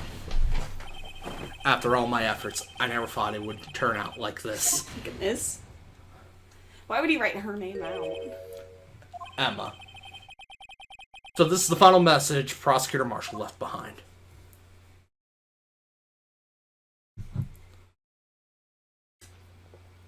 Dun dun dun!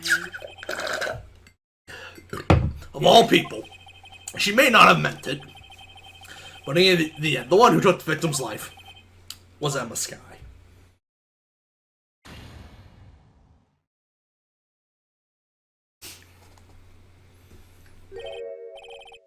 Seaworthy, can't say I didn't warn you. This asshole, Chief Gann. Do you understand the implications of what you've done? What are you talking about? 2 years ago, Joe Dog was sentenced to death. He was convicted because of his final murder. I believe you were the prosecutor in the case, were you not? Ack!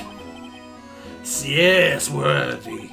Because of you, an innocent man was sentenced to death. Not only that, but you used forged evidence to ensure his conviction. I'm gonna get Emma! But Joe Dark really was a serial murder. That's undeniable. I'm afraid that's not important. Didn't you know we aren't defenders of justice? What? What? We're merely keepers of the law. Sentencing a man to death is no light matter. Look at this pen. Even if there wasn't any cover-up or evidence forgery, ultimately the responsibility falls on the prosecutor in charge. Despite what anyone may say, this fact cannot be denied. I'm having a lot of fun doing his voice. You couldn't tell. What's going on at the prosecutor's office? This might have sent an innocent man to his death. He's shouting. How can he just stand there like it wasn't his fault? Order. Yes, I'll have an order. The gavel's pounding fell on deaf ears. Unable to set up the crowd, the judge declared a recess. Where this trial was headed, no one knows. Goodness. To be continued. I thought this was the last trial. It is. Trial day part 1, trial day part 2. Phoenix Wright abridged. You guys having fun? I'm having fun.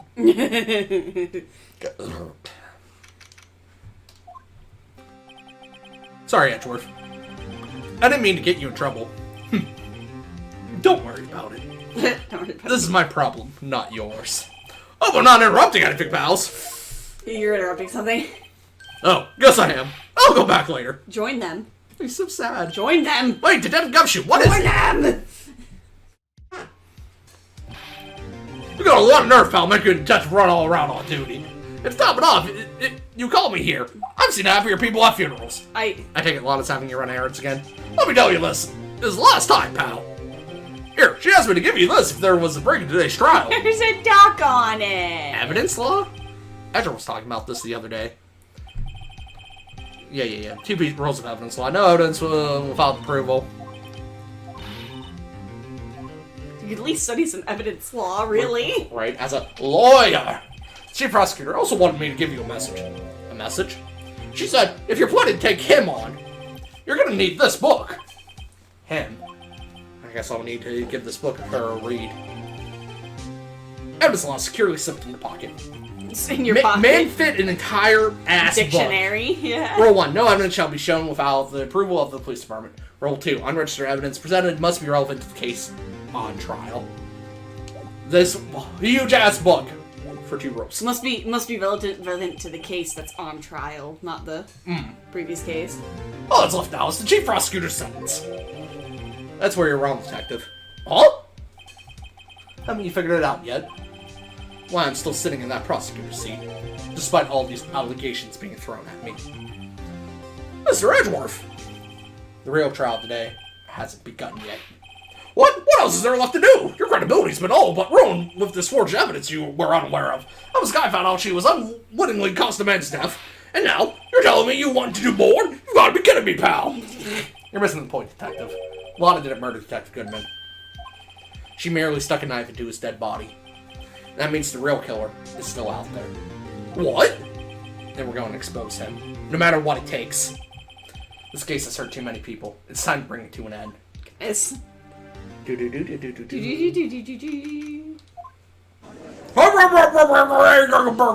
No, eat the burger. Court will now reconvene for the trial of Miss Lana Sky. Does anybody have any burgers? Mr. Ashworth. Yes, Your Honor. The Inquiry Committee is planning to impose harsh penalties for your actions. Thank you. Thank you for the news, Your Honor. Yes, well, normally this is where the prosecution calls for a witness. But, cough. This isn't easy to say. You see, there is some concern that you, Mr. Edgeworth, may have, struck a bargain. You think I may have manipulated the witnesses? I didn't say that. It's just, you see, everyone has been talking and... Very well, Your Honor. I have a solution. A solution? That being the case, prosecution will allow the defense to call forth all further witnesses. What? But there's no precedent for what you're proposing. Undeniably, this is an unusual arrangement, but a very effective one. It would prove that I haven't struck any deals with the witnesses. Well, Mr. Wright, what do you say? Unbelievable. Edgeworth has found a way to continue the trial.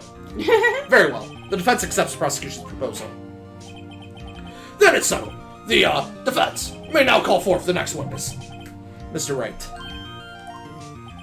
you do realize this is your last chance. If you call the wrong witness, this trial is as good as over. The defense calls! Time has finally come to bring out the real murderer. Gumshoes. Damon Gant. The defense calls Damon Gant to the stand. Damon Gant? What does he have to do with anything? As a defendant's partner 2 years ago, Mr. Gant has first-hand knowledge of the crime. I feel we should hear what he has to say about it. As luck would have it, he should still be in the courthouse. He would also be the least likely to have been manipulated by me in any way. Wouldn't you agree, Your Honor? True. All right. Bailiff, please escort Mr. Gant to the stand. Get that bitch ass up here. Get that bitch ass orange tan motherfucker. What is it? Please state your name and occupation. What is this? Some kind of practical joke? Did not just make one of his glasses yellow and he could be spam ton. Right. I was just on my way to lunch. Your name and occupation, sir. Worthy, are you sure you want to do this? your name and occupation.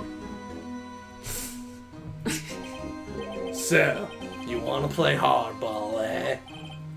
Please, Mr. Grant. Fine. My name is Damon Gant. I'm the acting chief of police. Now then, Chief Gant, the court requests to hear your testimony. Oh, righto. What's with the grim face? First, let's clear up this SL9 incident.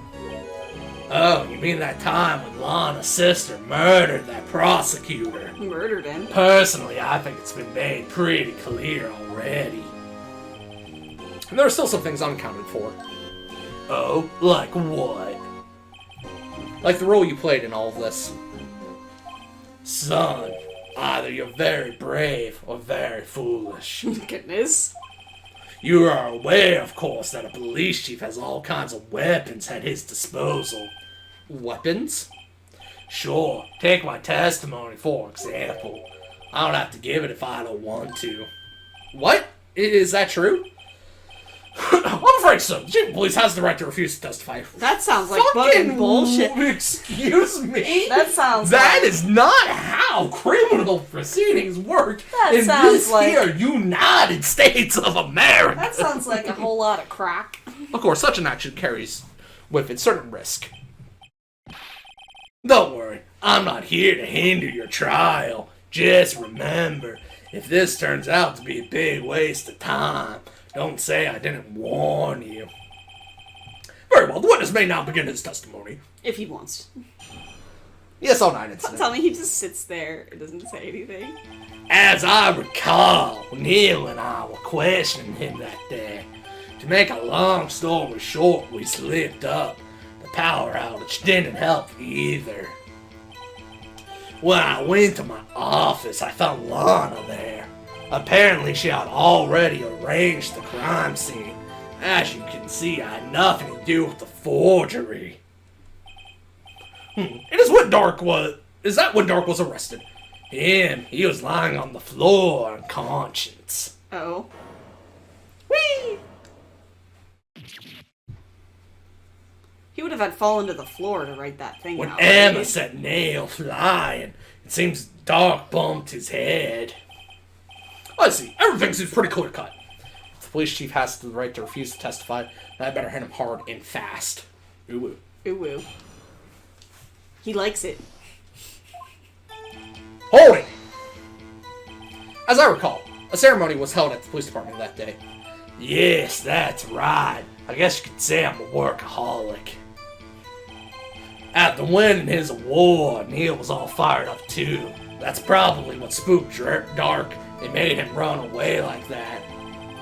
Was the defendant Lana Sky also present in the room? I don't quite remember. At the very least, she wasn't there when Dark ran for it. They just named him Drake. I know, right? Hold it! So the two of you ran immediately after him, right? That's right, but Dark made it to the elevator first. So Neil and I split up. He went downstairs and I went up, down. I guess you could say he got lucky. What's this about a power outage? Oh, that. The elevator stopped all of a sudden. I got the shock of my life. Well, probably not as shocked as Neil was when that knife went into his heart, though. Goodness. That's not funny. Why are you... Why are you horrible? Why are you so horrible about this? Like, you worked closely with him. Was he not close to you? Hold it! Could you tell us what you saw? It was a shocking sight. Neil and that serial killer were lying in a heap on the floor, all tangled together. Dark was also lying up, collapsed on the floor. Yes, apparently he hit his head and was knocked out. Next to them were those two poor girls, Lana and Emma. Lana was cradling Emma in her arms. Looking back at it now, she must have already known what her sister had done. My voice is gonna be gone tomorrow. Yeah, it's gonna be on. We just take it easy for a little bit. No. Hold it! How can you know that? Because of the victim's body. It had already been moved. You see, stabbed in the heart, wasn't it in his lungs? So that means... Shut up, Brooke. I think it was, like, in the lungs and the heart, right? You found the body... let me double check. Punctured heart and lung. It was both. Yeah, I thought it was both. That's right. Which is weird. How could you have done that Unless it came from a side. with a small switchblade knife? Yeah, you would have to have done it from the side.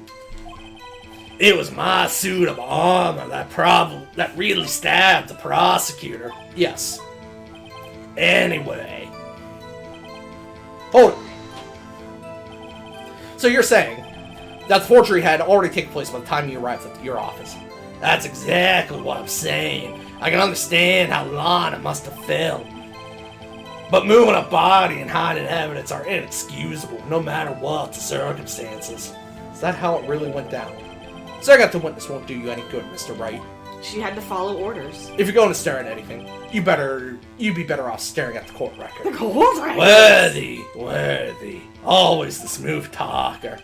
Which piece of evidence ties Gant to the forgery? Lana didn't admit to forging evidence, but that can't be the whole truth. Somehow, I've got to link Gant to the incident. So, we never really talked about her Emma's handprint being on that leather thing. I think that's the evidence they want. I getcha.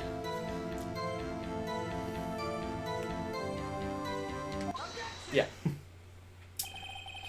If you really had nothing to do with this forgery, then how do you explain this? What's that? What's up that on it? A handprint? Chief Gant, your explanation, please.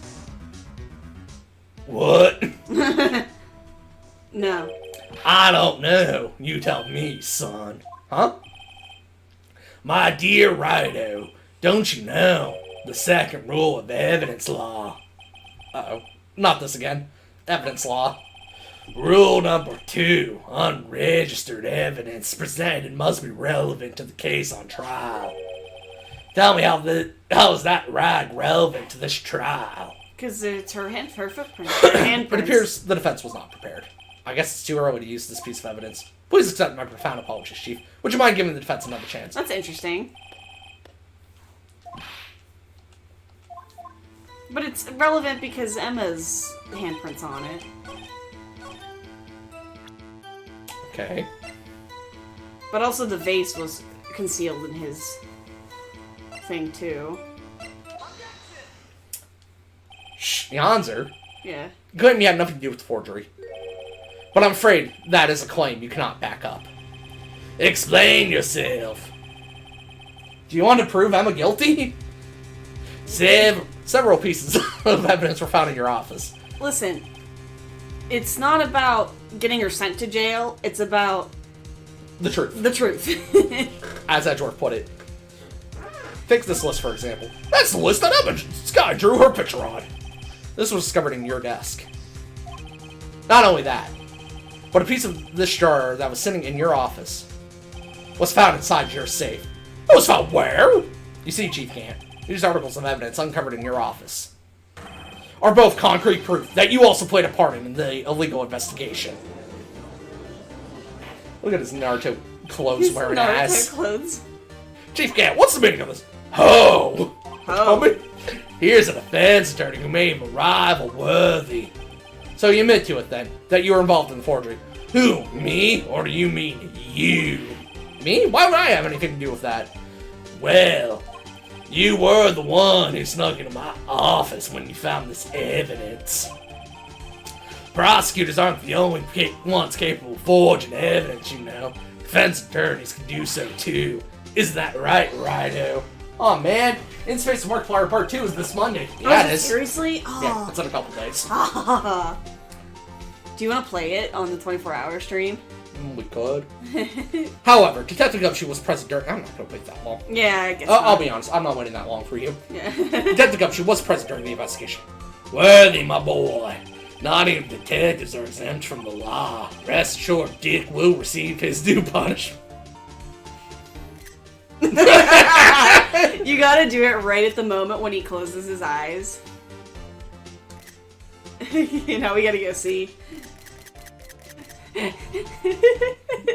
We gotta go see if we got the right one. Oops. That's not it.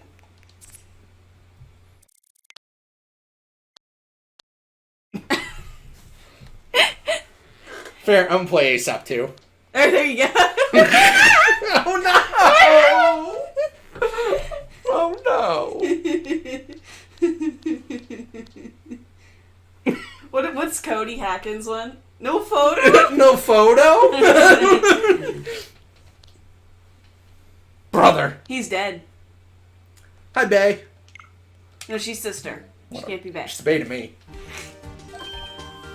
What? Anyway, back to this. What? If Ted comes to sour drops any further, he'll end up paying to work. He turned his ID card in. He's not a detective anymore. Yes, well, in light of the detective's presence, please give us your testimony regarding these pieces of evidence found in your office in their relation to the forgery that took place at the crime scene. My, kids these days no longer know how to put two and two together. Endorses CBT.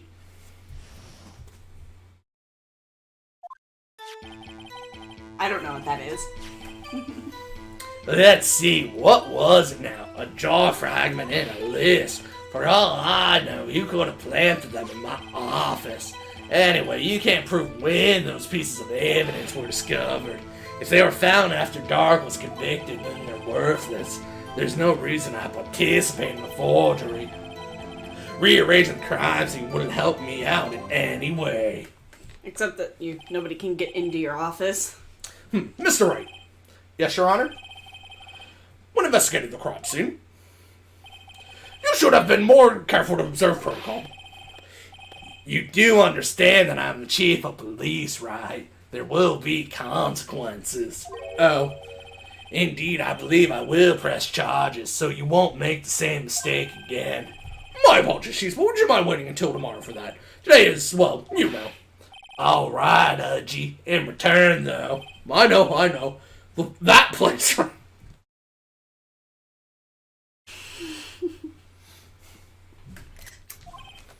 Huh? What are these guys?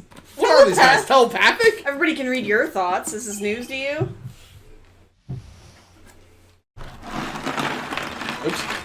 Hold it!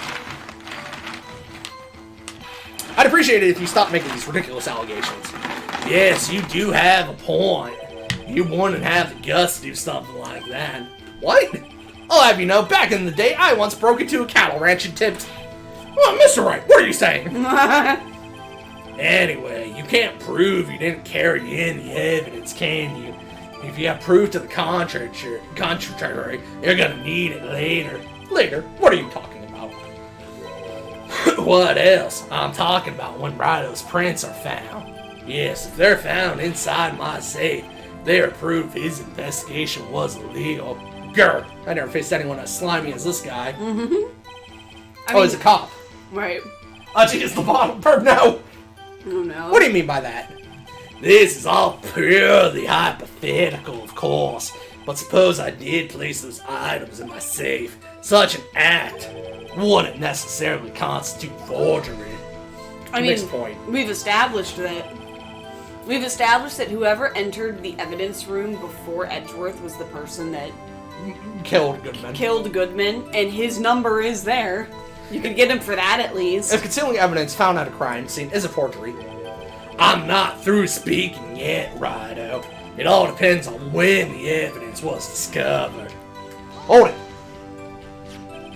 Are you saying this jar fragment wasn't discovered in the initial investigation?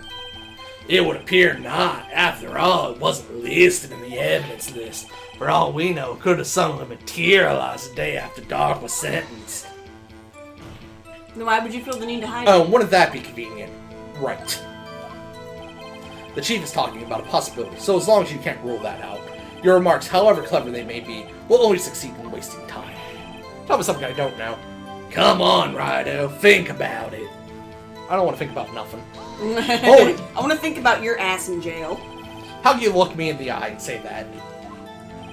Because I'm innocent. Remember, who was it that murdered Neil? I'm not sure I care for the word murder here, but in the end, the person responsible for Mr. Marshall's unfortunate demise was Emma Skye. Well, now do you see? Responsible for killing, yes. Murderer, no. Really, Chief Camp. At the very least, there is one very large benefit you've reaped from all this. Oh, I wasn't aware. What is this benefit? That would, of course, be the position you have. Chief of Police. Oh! The resolution of the SL9 incident secured your promotion to Chief. That in itself is sufficient motive. Ho, ho, ho! Merry Christmas. Oh, that's a good one. Huh? Do you really think I'm that incompetent? What do you mean? Even without that case, I was already in line to become the next chief. The resolution of S09 merely sped up the inevitable a little. Why? Is that true, Edgeworth? Because Chief Marshal died? Yes, he was going to be made chief anyway. Gah! Be careful when pointing that finger, or you might wind up being the one pointed at. So that means there's only one possible motivation for you to commit forgery. If you didn't do it for yourself, then you did it for someone else.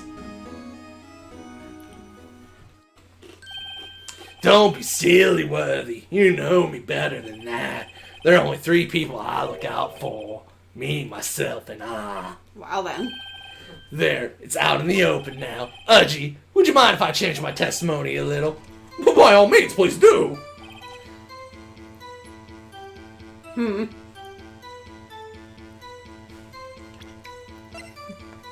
Interesting.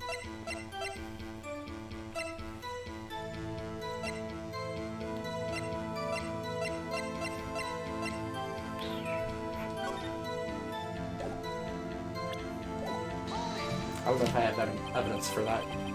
Nothing in it for you. Sorry, but the only person I care about is yours truly.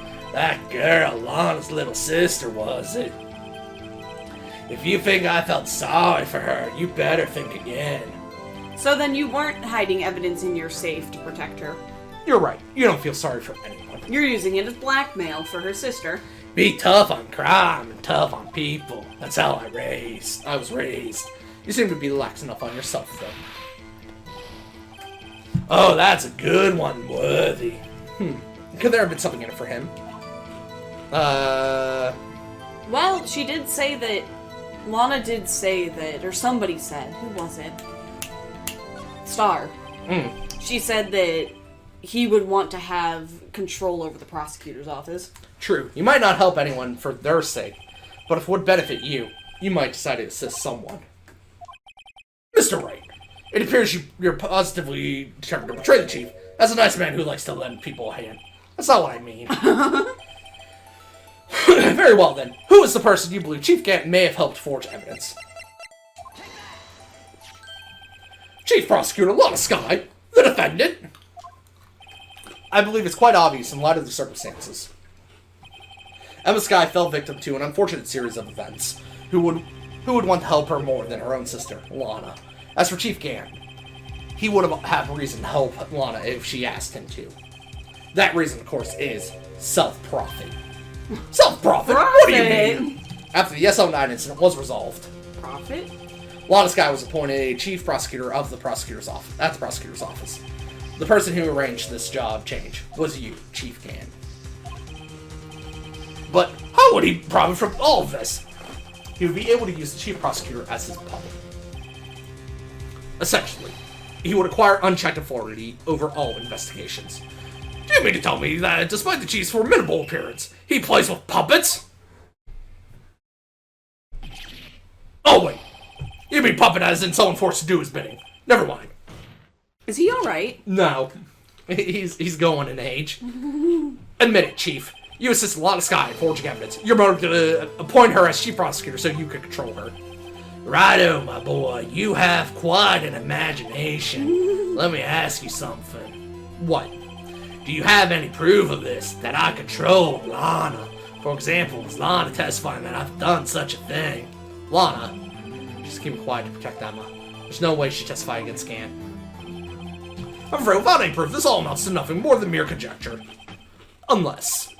that is also what happened in this incident. This incident? Which one would that be? Of course I'm talking about the murder of Detective Bruce Goodman. The chief prosecutor has been acting strange throughout this entire trial. Almost titties. As if someone has been controlling her. Lots of titties. Lots of titties in that scene. At least 4. Can we get an unbiased judge, please? Right. No. Worthy, you better watch your tongue. I wouldn't want you to get hurt.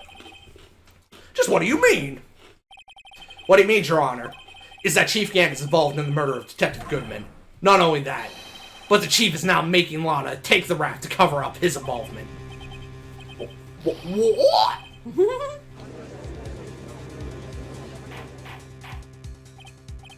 Order. I said order, hors d'oeuvres. Mr. Wright, you can't be serious, huh? This is an affront to the high-ranking officer in our law enforcement agency. To accuse the chief of police of blackmail and murder. That's impossible. Not impossible. Everybody's human. Your Honor, I was merely reiterating what Mr. Edgeworth said in these are not standing. God damn it, Wright. It's too late, Mr. Wright. There's no turning back for us now. It looks like he's the one who decided to go through with this. It looks like we're both losing our jobs today. Right? Literally what Edgeworth. It's like, guess we're gonna both get crucified. Yeah, really. Can you prove this, Mr. Wright, that the chief, a high-ranking officer of law, is involved in this murder? Yes. Good question. Regardless of his rank or title, Chief Gant is just a man. The question is he a criminal? I believe the evidence will tell. I see. Alright then. Let's see what Mr. Wright's got, and it better be good. Show us this evidence that ties Chief Gant to the murder of Detective Goodman. Probably just his detective's ID number. I'm gonna go with it. That's correct. Yeah. This is the ID card list. Yes, the one that shows who entered the evidence room on the day of the crime.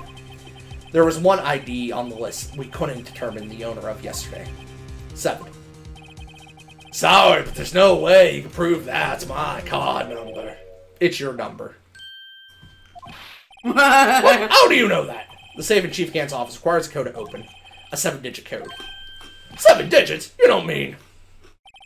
I'm afraid so, Your Honor. The code was 7. The same as the remaining ID card number on this list. Chief Gant, you entered the evidence room on the day of the crime. Oh no.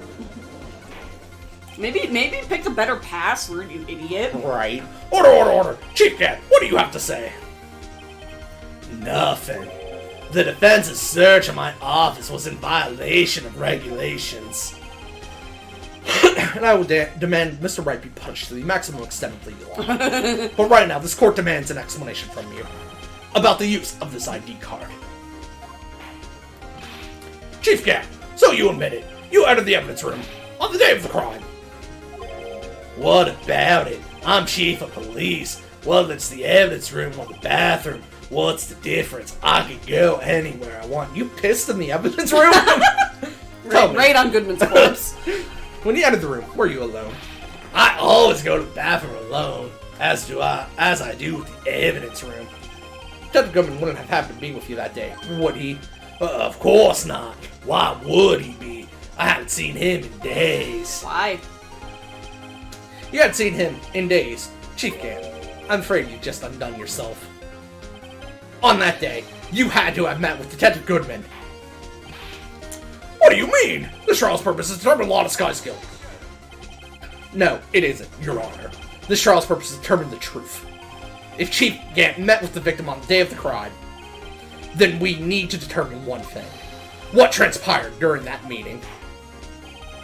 In that case, Mr. Wright, I'm going to have to ask you for evidence. Show us proof that the victim went to meet with Chief Gant on the day of the crime. He has his report, his missing items report. There's that. Oh, okay. Which I want to say is correct. There's also that, but that was for Edgeworth specifically. Yeah. Can only be submitted to the chief of police. Yeah. Oh, okay, yeah. Detective Goodman lost his ID card on the day of the crime. That screwdriver's relevant somehow. I just forget how. It's because he used it to keep Edgeworth away from his car while he was moving the body. That's fair. Yeah. Detective Goodman lost his ID card on the day of the crime. Or to be more accurate, Jake Marshall stole it. So Detective Goodman filled out a lost item report. He would have had to give that report to the chief of police. Yet you are in possession of the report, which means you can't be sure if he filed it. He filed it. How do I know, you ask? Because he needed to enter the evidence room that day. He needed to? Yes, to transfer the evidence out. Oh! Detective Goodman took the form to you, Chief Gant. Then, you accompanied the detective to the evidence room. I accompanied him. There's no other way the murderer and Detective Goodman could have entered the room. Hold on, let me guess what you're gonna say next. I, the chief of police, murdered poor Goodman. Exactly. Well, but wait, the chief didn't necessarily need to accompany him to the evidence room. You could have just lent him his ID card. Yes. God damn it, Judge. Now that you mention Damn it, it, Judge, why is it now that you're smart? Right. Sorry, but that's not possible. Oh, right. Your Wait, card was never- only used never mind. once. According to the record, your card was only used once. Yeah, you showed us your ID card earlier. If you had really led to Detective Goodman, it would have been found on his body. Oh goodness, Oh, he right. turned into a JoJo character. Yeah, I forgot that he's Dio. Chief Cat, you did it! The murder was most likely a spur-of-the-moment crime, for no one in their right mind would choose the police department as a place to commit murder. After the murder, you contacted law at the prosecutor's office. Why? To dispose of Detective Goodman's body, of course. You're forgetting, Mr. Wright. That the victim's body was discovered in the prosecutor's office parking lot. How did he manage to move it there? I was at the police department the entire day, you know. And everyone is aware that Lana stayed at the prosecutor's office after the ceremony. Everyone except me, it seems. Still, you're the chief of police. You have an entire police force at your disposal. So you think I just ordered an officer to do it? Hey, you, take this here dead body over to the prosecutor's office. I don't think so. Chief Gann, you left all the evidence we need to prove how you moved the body to the prosecutor's office. And all this time, I thought it was a useless clue just taking up space. Yeah, you just gave it to, He gave it to Edgeworth. Edgeworth. How would the chief have moved the body? Mr. Wright, show us this evidence. To move the victim's body, Chief Gann used this. Here it is. I was gonna say, I know this is relevant. Yeah, it's relevant. It has to be, right? This is how he moved Detective Body Good. Good God, he's good body. This is how the body got moved good, man. A screwdriver? But what does that have to do with this case? Mr. Edgeworth, think back to the day of the crime. What is this screwdriver doing here? It's here because... Oh no, he was oh no, my poor baby. Like, motherfucker. Yeah. I was asked to go by Chief Gann, no less. He told me he wanted me to keep it here in the prosecutor's office. In any case, on the day of the stabbings, I brought this back here. After the ceremony ended that day, I didn't plan to return to the prosecutor's office. But you did, because Chief Gann asked you to. It was in his You mean trunk. I. Oh, you poor thing. The body was found in the trunk of Mr. Edgeworth's car. I think it's obvious what happened. The body was moved by that car. This is how the body moved, man. Good body, man. Good body man move. Detective Goodman's body was carried in the trunk of Mr. Edgeworth's car. Yes. Unless, of course, you have another explanation, Chief. Why else would you have asked Mr. Edgeworth to transport evidence from a closed case? There's only one plausible explanation. To transport the body to your accomplice, Miss Lana Skye. He's got the biggest muffin hand whenever it's the distance shot. Alright. Order. Is there no room for rebuttal to the defense's outrageous accusations? Think back to the photograph Miss Starr took at the prosecutor's office. This was not a photo of the body being stuffed in the trunk to be taken away. It was exactly the opposite. It is a photo of the body being taken from the trunk. Chief Cat, please say something. I believe. Your time's up. What? My time's up? Sorry, Ragdoll, but I'm having lunch with the District Attorney General after this. We have to get going if we're going to make it in time for the early bird special. But the cross-examination isn't finished yet. Remember what I told you earlier. A police chief has all kinds of weapons at his disposal. Weapons? I have the right to refuse like to this testify. knife! I'm invoking that right now. What? This is not a right to be casually invoked. There are certain risks to be considered. So you're going to just run away after all this? Run away? Don't make me laugh, Worthy. I stabbed old Goodman. That's what you're saying, right? But if you had any conclusive evidence, you would have presented it by now. Why? You think I had Lana dispose of the body? If so, then show your proof and get it over with. I'll say it again, Mr. Wright. Damon Gann is the current chief of police. This court will not tolerate any accusation against him without concrete proof. Well, Mr. Wright, Your Honor, do you have any concrete proof? Proof that Chief Gann murdered Detective Goodman and made Miss Skye dispose of the body. I mean, there's the blood. Did we ever talk about the blood in the thing, or is it a different item? Blood in the thing? In the evidence room that was mopped up. I don't have evidence relating to that. Okay, but it is a thing that gets brought up separately. It's not like it's in the court record, though. I was gonna say, does it have something to do with that book? What book? No. Evidence law? No. Yeah, I don't know if you could, like, read it and, like, try to figure something out from there, or...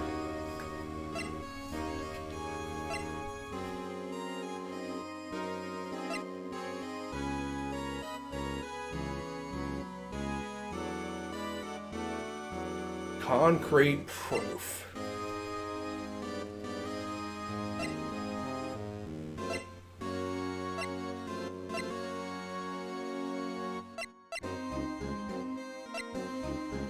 Why was it half written? Because he sucks. Okay. Concrete proof,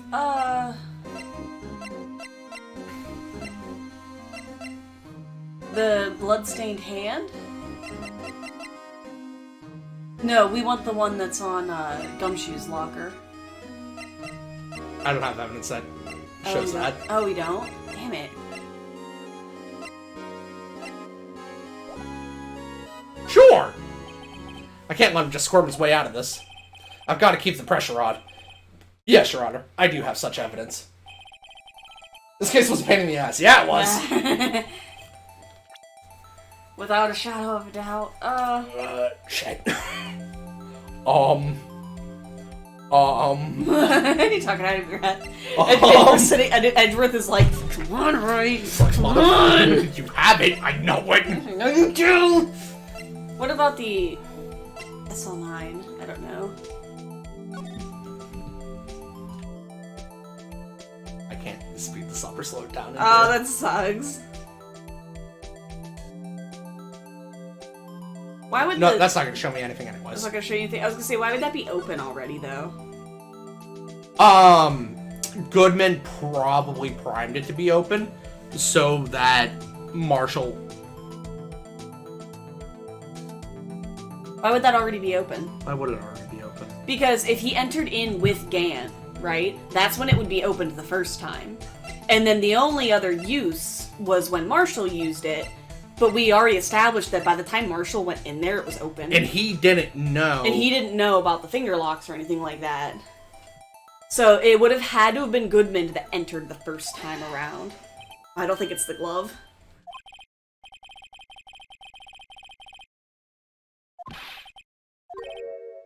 I am the judge! Alright, well...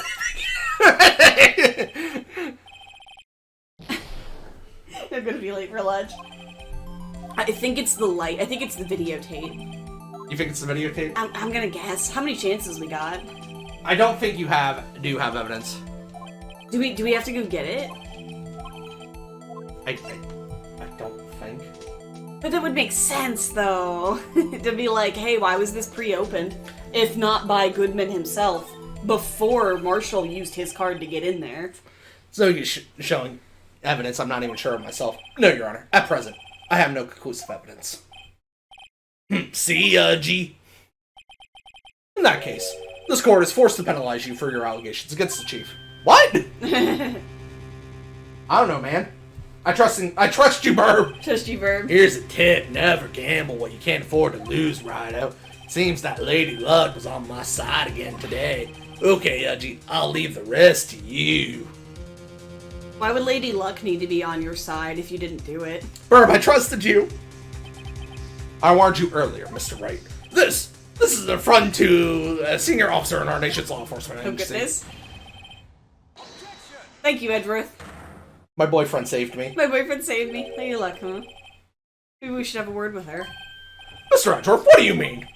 There's one lady who knows the real truth behind this trial. We haven't yet had the honor of hearing her testimony. A lady who knows the truth? Another witness? In the absence of conclusive evidence, the only other method of proof is testimony. But Chief Gant has invoked his right to refuse to testify. There's still someone else. One more witness who can answer all the questions raised in this trial. Someone right in this very room. Alright. Mr. Edgeworth, who is this person? Lana. Why are you asking me, Your Honor? Have you forgotten? The defense is the one calling witnesses today. Mr. Wright, does such a witness exist? She may not be willing to tell the truth, but we can't stop now. Defense calls forth. Goodman! Goodman. It's like, you did what? Bit offended. He's been in the stands the whole time. She was in the underground parking lot at 5:15 on February 21st. Fake body. Fake body. Gumshoe. Gumshoe. Her to dispose of the victim's body. In accordance with a certain someone's orders. Mr. Edgeworth. The prosecution has no objections, Your Honor. Very well. The court will now take its final recess for the day. In 15 minutes, we will reconvene to hear the defendant's testimony. I'm not leaving this court. This court is now in Hold on. Huh? Chief Gann, I thought you were going to eat. Listen good, Lana. Oh, He's talking to dear. Lana. I don't think you need me to tell you, but if you accept Mr. Wright's claims, there will be terrible consequences. Your Honor, he literally just threatened my witness. Yeah, really? Your Honor. Your Honor! The fuck? That's right. Your sister will be found guilty for Neil Marshall's murder. This is good. Of course, you never support such outrageous claims anyway, Objection? right? Just something to think about. So. Alright then. I'm locking that door. Your Honor. The fuck, man. Okay, but there aren't any further objections. I would have laughed if he was just like, alright, that proves it. Get back in here. Right, we'll lose it. Lose it. I'm a fucking piece of shit. God damn it, motherfucker. Dwarf? Son of a bitch. Looks like we just stay in the game. Yeah, thanks to your help, Edgeworth. That Chief! He's someone else, eh, pals? Detective Gumshoe. I'm not a detective anymore. Oh yeah, sorry about that. Dick! Don't worry. I've already decided where to work now. Well, what'd at you your call me? office. My office? Sure. I'll take the place of that top-knotted girl you used to work with. I would gladly accept Gumshoe as my replacement. Good he mean? I like that he calls her top knotted. Emma also has a top knot though. Still, looks like we're all out of moves now. Chief Gann's done it again. He always gets the upper hand. He's just detective. He's not detective now. Right. It's not fair he has the right to refuse to testify. Settle down, right. Remember what the judge said. But Chief, this is not a right to be casually invoked. There are certain risks to be considered. Risk. What do you mean by that? Investigation? It's simple. If the Chief refuses to testify, the opposite also holds true. You mean he forfeits his right to say anything too? Oh, wait, say anything? What do you mean? Emma, are you okay? Yeah, when I came to, I was in the medical office. I've been listening to the trial from the gallery. So she heard everything that's been going on. Emma, I'm sorry for what I said before. No, don't be. It was the truth. I You killed know, Mitch. Funny. I almost feel somehow relieved. Relieved? Yeah. Now I finally know what really happened. To think that all this time, my sister was being blackmailed by that terrible man, and she did it all just to protect me. Ever since her appointment as chief prosecutor, everyone who knew her said she changed. Perhaps it was easier that way for her. What do you mean? What do you think I mean? To follow Chief Gann's orders. She must have shut herself up deep inside, to force herself to do anything and everything the Chief told her If to he do. refuses to say this is what happened, he forfeits his right to say, no, that's wrong, what really happened is this. That must be why he can't provide counter-testimony. Oh, I get you. It was all my fault. It's all because I murdered Mr. Marshall. Hey, don't go blaming yourself now. If you want to blame anyone, blame society, pal. Goodness. Chief Gant may be able to fool everyone else with his forgery, but he can't fool my memory. I remember now. I knocked Mr. Marshall into that armor. I see. Well, we better get back. It's time for the final act. But you can forge your own memory. Emma, why don't you wait here? No, I'm going with you. I want to be there. Well, Lana tells the truth. Society. Let's go right. It's time to end this. Gumshoe Joker. About a third to be continued. Yeah, really? I need to... I want to go get food, game. I want to step away from the screen for a minute, because God, my eyes. I want to go get food. She has a cat. She might be bringing me a cat. She brought me a cat. Hello, Bean. Hello, Lo. Hi. You're so pretty, Jackie. Love you, sweetheart. Guys, my cat's pretty. Eat on cam. Go get food. Eat on cam. Over. No, eat cat. Eat cat. Okay, we're having Chinese tonight. Yeah, Come on, Dutchie, let's go make some rice. Yeah, so do we want to take a break for a minute to go get food? Yes. Okay, we're gonna take a minute. We're gonna take maybe a 15-minute break, something like that. We're gonna go get food. I'm gonna go across the street and grab food, and then I'll be back shortly. It won't take long. Don't go anywhere. I'll miss you too much. I love you. We shall be back.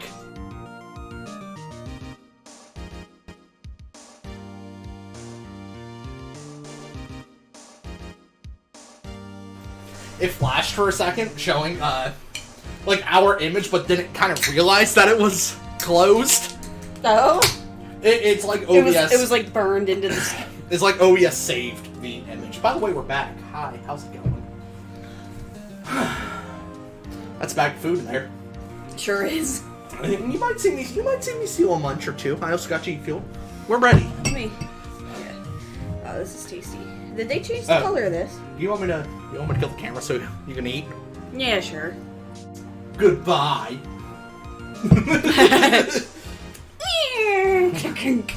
Yancy wants to do a munch, so she's gonna do her munch. Yeah. Hang on, I don't want to open that too close to the thing. Do it. Let them hear every noise. Hi, boy. Hi. I got a meatball sub. And lots of other stuff. You have a knife. No, but I have hands. You've got man hands. Be careful not to ruin the integrity of the bag, I suppose. There you go. There you go. Oh yeah, 2 fistfuls of food bags. The camera's black. I know. What we're eating. Yancy doesn't want you to see her shoving the delicious meat into her mouth. You mean the primo turkey? Yes. Damn you, lucky meatball subs are so good. Yeah. I got pepperoni on them too. I think this is your meatball. It feels heavy. There should be 2 of them. Yeah, that's a meatball. Is there? Ooh, that's a little cold on that one side. That's probably because it was touching my primo turkey. Or is that my turkey? That feels meatball though. About to find out. Nope, this is my turkey. Huh. Give me a cold. Oh, do they do them good? Yeah, Sheets is actually pretty good for meatball. Yeah. Not the best meatball hoagie, but yeah, it's pretty good. They're pretty good. They're at the very least on par with Subway. Yeah. If you like Subways, you'll like theirs. You want to hand me the app sampler?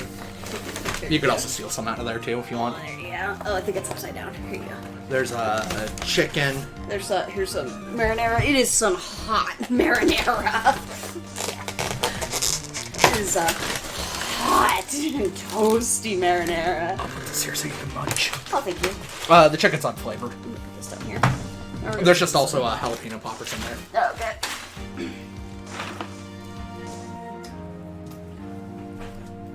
Burb, no. Only if you give me a sub. What? Let us see. Shovel fistfuls of mushed sandwich into your gaping maw.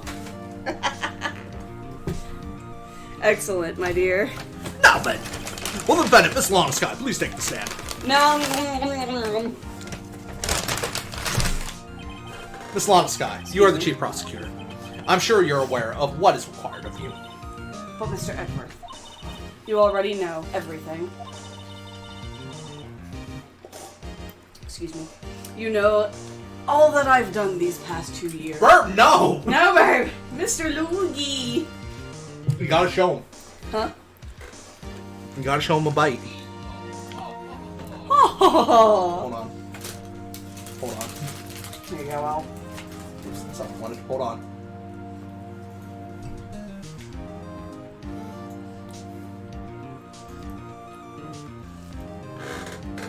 Bradley, why? Bradley, why? I hate social eating streams, man. It's just fucking weird. Alright. That's enough of that. Ted, please. Hot. I mean, I appreciate the idea of it, of just being, Oh, thank you, Burb. being able to, like, eat dinner with your friends or something like that, but, No, I get it. you know, Sometimes it's fucking weird. when it's fetishized, it's weird. like with most things, when it becomes fetishized, it's weird. And clipping that, I mean, go for it. I have no shame. I have no shame. Boys, you've gifted 22 subs in this channel. Good Yeah. Lord. I mean, he has that gif of Rio doing his, Oh, yeah, absolutely. It's like one of my favorite Rio gifs. Doing his... Doing his thing. Doing his... No. What are you doing? Reenacting. Reacting, alright. Hang on a minute. I need to grab something. Please provide the court with your testimony, Miss Sky. Now remember, you are under oath. We want to hear the truth. Of course, the truth. Lana, no matter what happens, I'll always be your sister.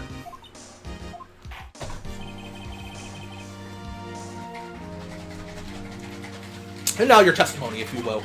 Oh, you're getting the, I forgot we had that. It's so good on this sandwich. It's Olive Garden Italian dressing. Just put a little bit on Do you it. want another piece of chicken? No, I didn't even have a piece of chicken. I'm sorry. That's okay. I just wanted a Mozzie stick.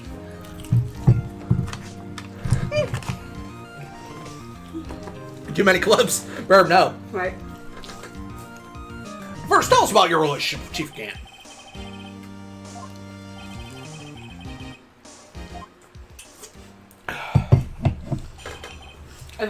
If I take a long pause, it's just because I'd like to finish my food before I start talking to someone. Gant and fabrication. I worked alongside Gant for many years. There's no truth to this blackmail theory. You can jump in whenever you want. I fabricated the evidence 2 years ago all by myself. Sweetheart, please. When I found Prosecutor Marshall's body, I rearranged the crime scene. My only motivation was to get Dark convicted. It had nothing to do with Emma. Are you sure about this testimony? Your Honor, I'm confessing to a capital offense. Of course, I'm sure. But Lana! If this is true, then that means Chief Gant has nothing to do with this. That's what I've been telling you from the start. Did you have another? Oh, okay, that's it. Yeah, that's it. Yeah, they're your pepperoni rolls. Sorry, yeah, I just had the sudden realization I didn't have the last thing. Yeah. You can have another Mozzie stick if you want. Nah, I'm okay. I kind of want to use that, The tray. yeah, I want to use that tray to pour dressing into it so I don't have to, like, soak my bread in it. Yeah. You read that part already. Please, Mr. Wright, you've got to help her. She's sacrificing herself because of me. Well, then she's telling the truth. She's not. I know my own sister. How'd you read my thoughts? Whenever she speaks stiffly like that, she's hiding something inside. Deep down, she's really screaming in agony. Hot? Maybe somebody should get that cactus get that cactus off of her hands. Yeah, this is no time to start second-guessing myself. I'm gonna steal this. Guys, I'm about to shout, hold it. Hold it! Told you. How many years exactly? Ever since I made senior detective. Let's see, I was 24 back then. So that would have been 5 years. You're definitely getting into Detective Sky. We're legendary partners. I personally saw them testify in numerous cases. She must have been good. Okay. Damon Gant was a respectable detective, that's why. There's no truth in this blackmail theory. Bullshit! Bullshit! Hold it! But think about it, Miss Sky. Right, you said bullshit. I know what I said. I know what I said. You didn't murder Detective Goodman. You told me as much yesterday in jail. You can't tell people that. You still don't get it, do you, Mr. Wright? And testimony you cannot present in court is as useless as idle gossip. Yeah, you can't just break your confidentiality like that. I stabbed Detective Goodman with a knife. And Yeah, she's not lying. I fabricated the evidence 2 years ago, all by myself. Did you do so to help your sister? Joe Dark was a serial killer. My sister almost became his last victim that day. What an asshole. Right. I didn't want that incident to ruin her life. What she did was justifiable self-defense.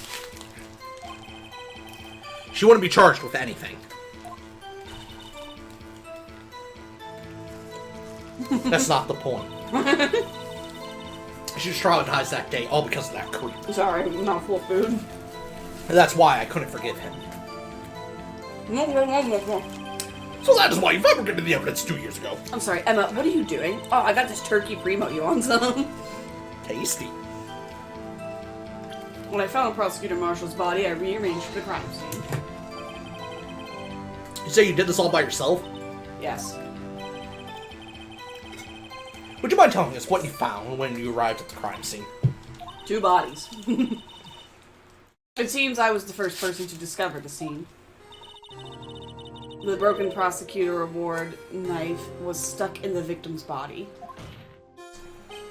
What? What?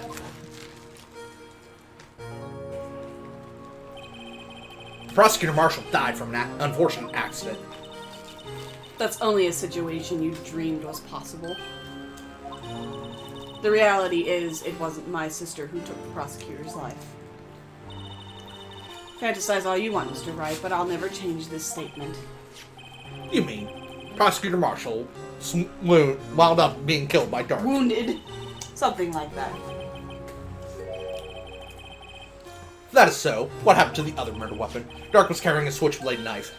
Oh. That was lying on the floor a little distance away. It was probably knocked away in the struggle. Bullshit! Me? All this bullshit just to protect her. All this bullshit!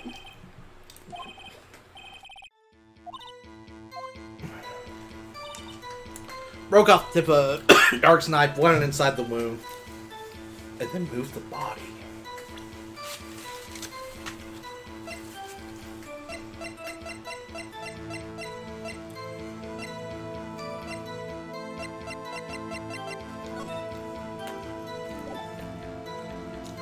So you broke the tip off?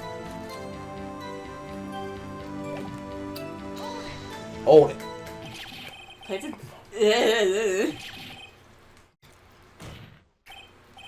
But why? Why would you do that?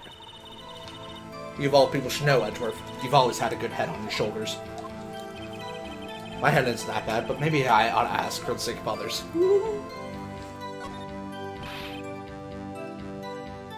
Why did you move the body then? Come now, Mr. Wright. Even you should be able to figure it out. If you...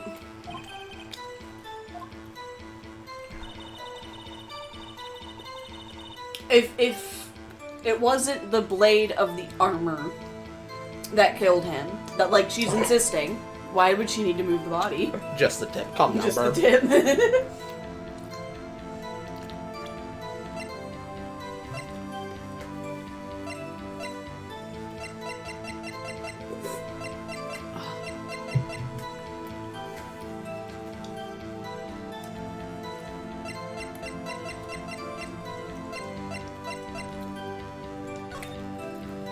You know what's interesting? Everything. We still don't know why the glove is important to this incident in particular. Hold it. We know that it's important and that it wouldn't let the door close. I think that's the only thing. That's like the only thing. Prosecutor Marshall's broken knife was the murder weapon, right? Yes, and leaving it at that might point the blame away from Dark. I felt the most effective... Alright. Efficient way to get him convicted. Okay. Would be by having the tip of his knife found inside the victim's body. So you buried it inside the victim's stab wound. Yes. Because I hated Dark for what he did.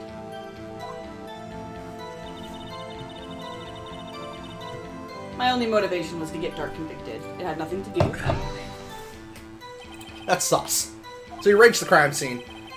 I poked myself in my eye when I went to rub it. Are you sure you didn't do this to keep Emma from looking like the murderer? How many times do I have to tell you, Mr. Wright? Emma didn't do it, period. Are you so desperate to hide the fact? You're willing to risk the death sentence?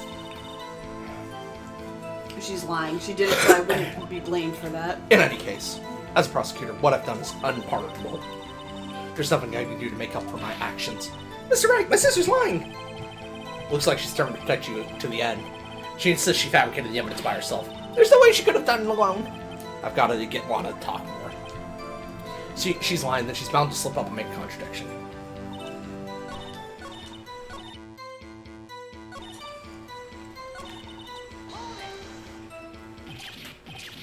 Yes.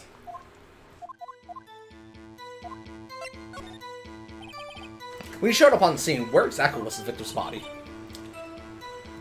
It was where you deduced it was, by Chief Gain's desk. But the body was found by your desk. Why did you move it there? The reason for that is simple. The reason this guy moved the body. That both? No, one replaces the other. Which is kind of stupid. Pieces of jar that shattered during the events threatened my plan. I have a question. Emma was waiting at Lana's desk. But the events occurred over at Gant's desk. So, she's sitting at Lana's desk. She got up to open the door. She got up to open the door? Why? She heard a commotion outside and she got up to open the door to check. Okay, but the door is... And that's how Dark was able to get in. Okay. I thought it was, she was just sitting there and he burst through the door and went to attack her because he saw her there. No, she went to peek outside to see what was going on. And then they both in. And then he ran in. Because I'm like, why would Marshall be over at Gant's desk if the fight was happening over at Lana's? Yes, that wretched jar. In order to show you that Dark committed the crime. But then it would be Joe Drake, and that's weird.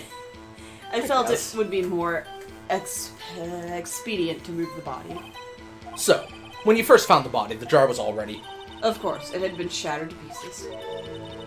If you look at the crime scene, it would be clear right away what happened.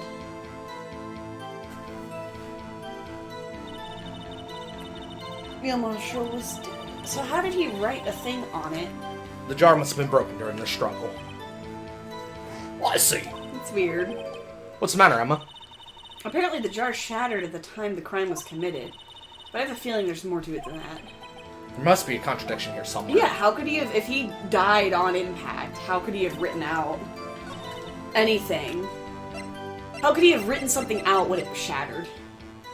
You know, written something out concisely. Yep, that's it. Miss Sky, I understand how you feel. You committed that crime 2 years ago to protect your sister. You made the forgery at the scene where Neil Marshall was murdered.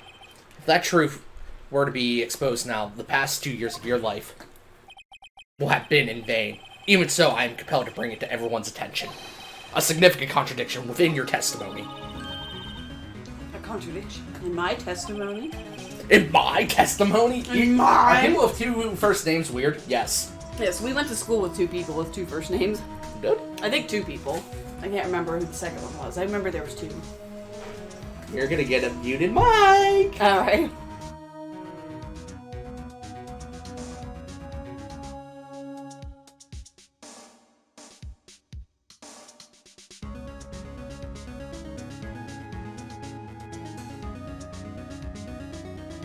People who don't matter. People who don't matter. They matter. You testified, and I quote, They just don't matter in my life right now, so... The pieces of the jar that shattered during the events threatened my plan. That's right. Do you have any problem? Do you have a problem with that? It's a simple oversight, really. You see, a message was written on the jar with the victim's blood. Yes, the prosecutor must have written it in his final moments. Exactly so.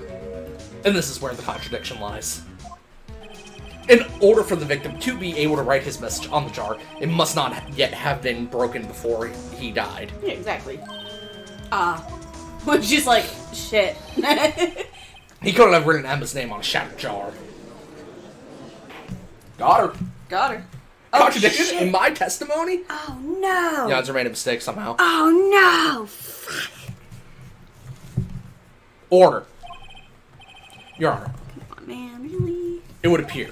Sorry, there's a hole in this thing at the top, so it's... Unfortunate. Yeah, so it kind of got It's okay. some stuff everywhere. It's not everywhere, it's just that it... We'll clean it up. I mean, yeah, it's already clean. More information is needed in regard to this jar and its bloody message. We must be missing something critical here. Critical. Crucial, even. Something critical? Critical role? Chief Prosecutor, it seems you're as in the dark as we are about the truth towards which we're headed. What? God, she's pretty. She's very pretty. I know, I love whenever she, like, breaks her facade for a second, and then... Goodness, she's pretty. Just tell us exactly what you saw. Hold on. Hold on, Edgeworth. What's up? Damn. Higher than I expected. Contradiction in my testimony? It's more likely than you think. Very well, the witness may now continue her testimony.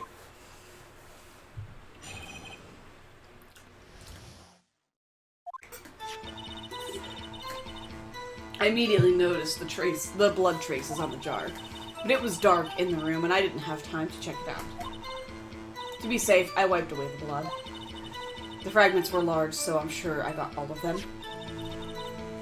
All I could think about was wiping them clean before they were discovered. That sounds like some bullshit. You mean you were the one who wiped away the message in blood? I wasn't chief prosecutor at the time. She didn't think Dark was the real murderer. That's why she tried to erase the real evidence. Very well, the defense may now begin its cross-examination. Interesting. Oof. Oof, Burb, no. Oh, My poor child. poor child.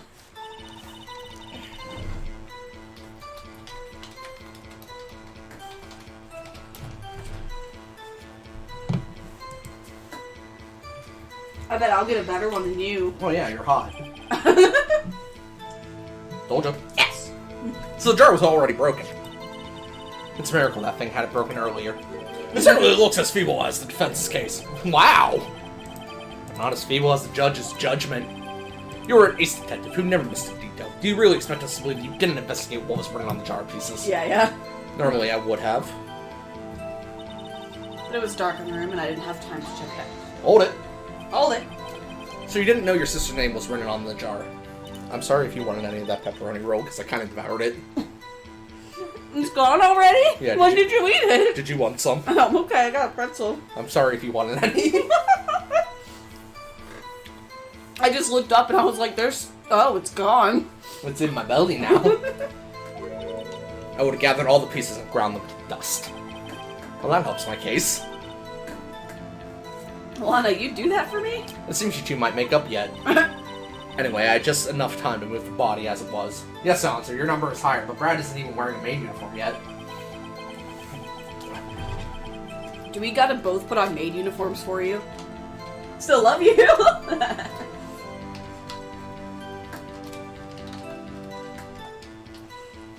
We'll wear maid outfits for you. Although mine will probably be more of a butler's outfit, because that's just kind of what suits my style.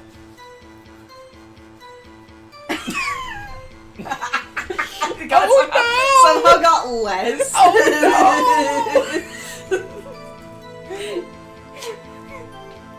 no! I'm sorry. If so, what happened upon the scene, you'd lose your chance to erase the evidence. You must have been in a hurry. I was. I knew I had to destroy the evidence before anyone came. This is rather shocking. Brad's too embarrassed to wear it. I mean, no. You think I have any embarrassment inside me? I'm afraid this action of yours reveals what really happened. I'm going on all the sweet dates tonight. Yummy, no, you can't do that. What do you mean? If you really thought Dark killed Prosecutor Marshall, you wouldn't have wiped away the blood. What else could I have done in that situation? Lana! I only had a few moments. There wasn't enough time for me to do anything else but gather up the pieces. Hold on. Hold on. Hold on. Hi. What's up? Where are we going? Oh. Look at her over there! Look at her feet! Oh, she put tooties! Sorry, I wanted to extend this more, but all you got was crotch cam. And I did not intend to get crotch cam. She's so cute. I love her. Oops. Kitty! I love her. Oops. Hold it. Oh, Hold the pause. I love her. But how could you see with the power out? It should have been pitch black in that office. A detective is always prepared, Mr. Wright. Even now, I always carry a pocket light and a camera with me. I never miss anything. I got every last piece. Dough beans. But there was a piece missing still.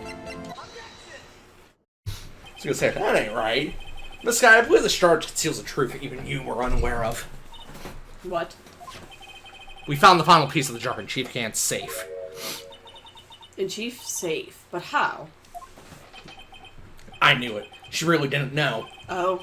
There's something even more disturbing about that final piece.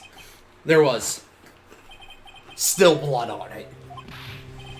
But the witness just testified that she gathered every last piece and wiped the blood off them. Yes, which leaves us with only one explanation. On the night the prosecutor marshal was murdered, you were not the first one to show up on the scene. She Gant got there before you. Objection. But go to the defendant, I've simply missed a piece. I'm afraid that's unlikely. The pieces are too big for anyone to miss, let alone an ace detective. That may well be, but everyone makes mistakes. Even I was wasting an entire day looking for my dentures. They were in my mouth all along. Can you believe it? Your Honor, we do not need to hear about any of that. When this witness arrived at the scene, the jar was already broken. Oh, that? There's no way a name could have been written on a shattered jar. Another person discovered the scene prior to the witness. Hope you're not implying this person was Chief again. At the time, he was looking for Dark downstairs. Besides, even if he was there first, why would he break the jar? Judge, stop covering for him. I know, right? I know he's your boyfriend, but still. Right, this soundtrack is so good. It is good. It is. You're gonna love Professor Layton's soundtrack, though, because, God. This soundtrack is 1,000 out of 10. It's so good.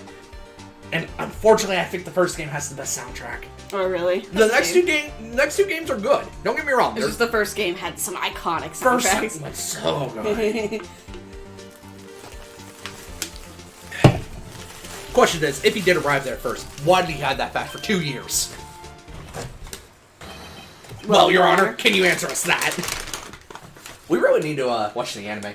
Right, the anime's gotta be good. No. Well, why is he on trial? Yeah, what? When did I start accusing what a power move. Start accusing the judge for shit. I'm gonna go out to the Edgeworth game. I think that's the farthest I played. Technically speaking, Apollo Justice is the... The judge did it.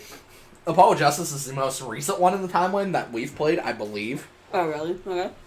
Wait, I'm not the one on trial here. Damon Gann arrived at the scene prior to the witness. He proceeded to break the jar. Because it has his name on it! He purposely hid one of the broken pieces. Question. What is this action called? Forgery? Fabrication of evidence. But why would you can't do that? Why would any woman do that? I hope we convict the acting judge one day. Burp, no. That'd be something funny. His name is only ever Judge, though. Yeah, that's his name. In light of what happened afterwards, isn't it clear? We know a judge. We do know a judge. We know someone with Judge is their last name. It's hilarious. And it's always their last name. Right. Discovering the scene, Lana Skye believed her sister Emma killed the victim. Imagine if they did become a judge, though. I would love it, man. Determined to help her sister, she sought Gant's aid. Lending her his aid, Gant helped her create evidence that incriminated Dark, sparing Emma. And therein lies the reason. The reason why Miss Skye became the chief's puppet. Ooh! Ooh! Wow. Whoa. She, it was quick. There was a blood splatter. Look, Oh, like look. she bit her. Ow! Ouch. Yeah! No, I did it on my own. I don't remember that in the original game. Oh, goodness. But I can't imagine that they would add that in. Mm-hmm. Please, stop trying to protect the chief. I can't watch you suffer anymore for my sake. No, you didn't. It wasn't you, Emma. You didn't kill anyone. Don't believe anything Mr. Wright says. Sorry, I need a scene of her biting her thumb like that and then turning into a titan. Just whoosh. Defense attorneys make up the most foul lies to defend their clients. Foul lies? Imagine that coming from my own client. I guess you do see the type who likes to twist the truth. Wait a minute. Burping. Yeah, me too. You could probably turn the camera back on. What if? Okay. Hi, we're here. Bitch, I'm working. What? We're smack dab in the middle of Gant's trap. There's something wrong, Mr. Wright. Lana, maybe right after all. What do you mean, right? Do you tell foul lies then, Mr. Wright? Sure do. Miss Skye. I tell please lies about specify birds once all more. the time. You didn't like my joke. What? I tell lies about birds all the time. Ah, gotcha. His name is Phoenix Wright. How about her biting her thumb, then blowing her arm up like a balloon? Goodness. If evidence was fabricated behind your back, then Emma's accidental killing and prosecutor Marshall might also be a lie. But I do remember knocking over Mr. Marshall. Miss Sky, if you will. I can't. There's nothing to be afraid of anymore. He's not here. This cross-examination may not change a thing. However, there is a possibility that it will, if you tell the truth. Very well. I'll testify about what I really saw. Also, I don't think our fan factor's being picked up at all. It's a very soft. I have it like on the second or first setting. Alright, the witness may testify once more for the final time. And I mean, this mic is good. It is a good mic. This is a good mic. When I arrived, I found Mr. Marshall's body impaled on that suit of armor's sword. Emma and Dark were lying unconscious on the floor nearby. When I saw what happened, I thought she did it. That's why I erased all the all the evidence that linked her to the murder. I had Chief Gant help me remove the body from the sword and carry it. But if it all really was a fabrication, Emma might be innocent. Objection! Right? So Gant must have been there already. Unbelievable! The body was impaled on the armor sword! You're the only one who saw that. If only you had proof. Actually, I do have proof. Nani? Nani? I gave it What to you got, Burb? Mr. Wright just this morning. Here, since I doubt you got the reference. Oh, here, I gotcha. I thought it might have been like a SpongeBob reference. Oh, it's a, it's a, Fucking One what? Piece. Yeah, he does like a cartoon, style, like. A fucking what? That's incredible. He's made out of rubber. What? To me? It's a picture I took of the crime since I seen as I encountered As I it. encountered it. I thought it might be needed. Oh, interesting. As she encountered it. Gave it to me this morning. Oh, it's in the book. But I don't remember receiving a picture like that. Lana must have known. See, Mr. Wright, she really does have faith in you. Very well, Mr. Wright. Please present this picture. I don't remember receiving any pictures from Lana. Lana said she gave it to you this morning, right? I seem to remember getting something from her then. Check the evidence again. Did she just see Gant sitting at his desk like the duck is? Like... God, I hope so. I mean, this is the only thing she gave me. So. Yeah, it is. Oh, okay. You're letting me open Yeah, you're it. letting her open it, yeah. Oh, there's a picture in the top of it. It's so cute. It is really fucking cute. Look at it. Peel! Oh, God. Oh, God. Hey, there's a picture in here. Hey, there's a picture here. That was me. Oh. Oof. Yeah, that'll do ya. Oh, his jacket's, It's already cut. It's already cut. This is an actual crime scene. No other detective saw the crime scene like this. Because I contacted criminal affairs only after I had rearranged everything. Crime scene photo from the case 2 years ago taken. Mr. Wright, that piece cut from his vest, could that be... The cloth was found inside Chief Gant's safe. What's this? Yeah. Yeah. We know. I need you to play the series. You should. They're good. That cloth, it had fingerprints on it. Whoever fingerprints are must be the real murderer. Oh, sweetheart. What? But those fingerprints, they're yours, Emma. Why are your lips turning purple, Mr. Wright? Anyway, let's get on with the cross-examination. So long as you tell the truth, we should be able to flush out the real murderer. Bird, please. Poor guy who was backstabbed by his boss.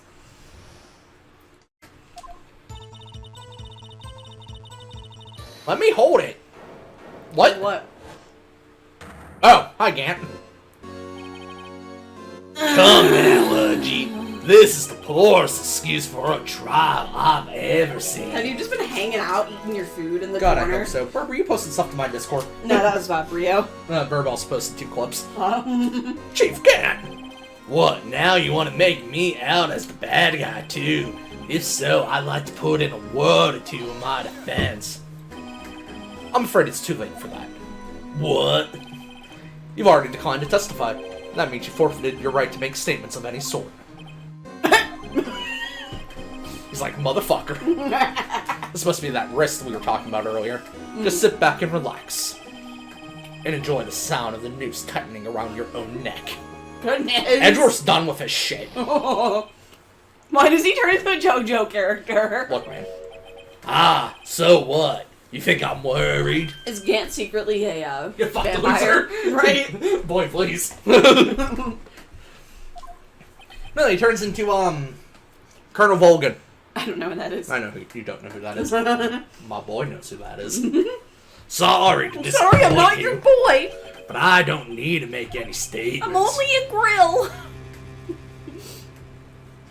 What do you mean? The evidence will do all the talking for me. Even if I can't testify, I can still present evidence. Yes, that's true. Wait, you mean you still have some conclusive evidence? No, I No, don't. I don't. Yeah, I was gonna say you Someone shouldn't. does. What's your excuse?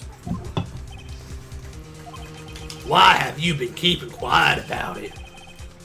You do have something to show us, right? Something that proves you knocked over Neil Marshall, causing his death. Conclusive evidence that leaves no room for doubt. This is true, Mr. Wright. I suppose now's the time to present it.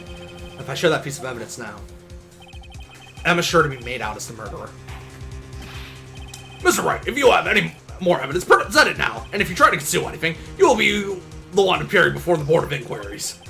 What do I do now? I better think this through carefully. I can't afford to make the wrong decision. Should I present that piece of evidence? The one that shows you really killed Prosecutor Marshall?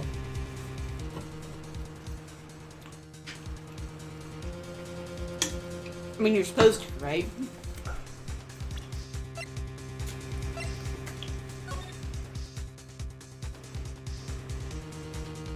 Unregistered evidence must be relevant to the case on trial.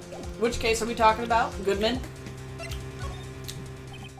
Your Honor, I don't have any evidence I can present at this point in time. What? You lie. Chief Gant, That suggests that you know. You opened my safe. I know you took what was inside. The conclusive evidence. I don't know what you're talking about. Mr. Wright, why don't you just show them? We found it together. Oh, I see. It's because you know the truth, don't you? You know whose fingerprints are on it. That's why you won't present it. What are you talking about, Chief Gant? Can't you figure it out? Take a good look at this picture. I agreed to the puffer fish. Agree What? to pufferfish. He's 25% puffer fish, didn't you know? Oh. And that is right to present evidence. Turns into a fucking pincushion. Oh, pincushion. Yeah, he turns into a pincher and. See the victim's vest. Notice anything odd about the chest area. It looks like part of it's been... It looks like part of it's been cut out for some reason. You mean you had this in your safe? What? That means you, Chief of Police, have been concealing evidence. This is going to be the biggest scandal in the history of the police department. Bitch. Impressive. Looks thick. To be honest, I didn't think you had the gall, Righto. Well, I can't just let you pin me up as the murderer. I'll tell you what really happened. What? You mean you admit to it? What? What? I was the first person to arrive at the crime scene that day. It then occurred to me that I could use the situation to control Lana. So you really were manipulating her? I knew Lana. If I made it look like the blame lay with her sister, that when she saw the scene, she would ask me for my aid. So she took unconscious, yeah, and put her hand on it. So you assisted Miss Sky. I told her to arrange all the evidence. I had her plant the knife tip in the victim's body and move the body across the room. And I ended up using that evidence to get Joe Dark convicted. When I tampered with the crime scene, I hid 2 pieces of evidence. This was before Lana arrived at the scene, mind you. 2 pieces of evidence. You mean those items in your safe. But why? For insurance, of course. Insurance? I was sure my plan would work, but it was always best to be prepared for the worst. I wasn't about to let anyone blame me for a murder that girl committed. You mean you were calculating that far ahead while forging the evidence? He tried to play 5D chess. He tried to play 5D chess and then remembered that he's a 2-dimensional character. What do you take me for, a fool? I didn't make police chief by dumb luck. See this jaw fragment? I hid the most legible part of Emma's name. I didn't expect Lana to go and wipe the blood off all the pieces. But if you fabricated all the evidence, what's to say you didn't fabricate the message on this jar too? Ho ho ho! Merry Christmas! Some people just don't know when to quit, do they? That's why I kept one more item for insurance. You mean that piece of cloth? Come on, Rhino, cough it up already. I know you have it. What are you waiting for, Mr. Wright? So you admit to it then, Chief Gant, that you were hiding the cloth you cut off the victim's vest in your safe. Yes, I admit it. I didn't want to have to do that, being chief and all, but it's a lot better than being portrayed as a murderer. Well, Mr. Wright, what do you have to say for yourself? Just a moment ago, you said you didn't have any evidence you could present. Foolish move, Rhino. You should have shown it then before it was too late. It's been a long battle. But the moment of truth has finally arrived. As long as I don't mess up here, victory is mine. I was gonna say, you probably shouldn't show it. We're talking about Goodman's case still, right? I agree. No pressure. No pressure.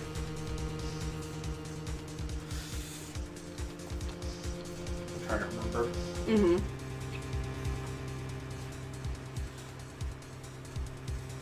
Because I think it's technically admissible now. Oh, really? Without the approval of the police department. You know what? It has been approved by the police department, though. It hasn't been, yeah. Unregistered evidence presented must be relevant to the case on trial. And well, we're not, they and now we're not know. here. They know now, but with the photo Gant showed, you can prove it was forged. Which photo?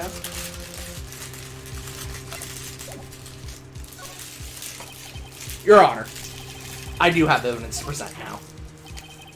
Alright then, let's see this conclusive evidence. The evidence that shows who actually murdered Prosecutor Marshall.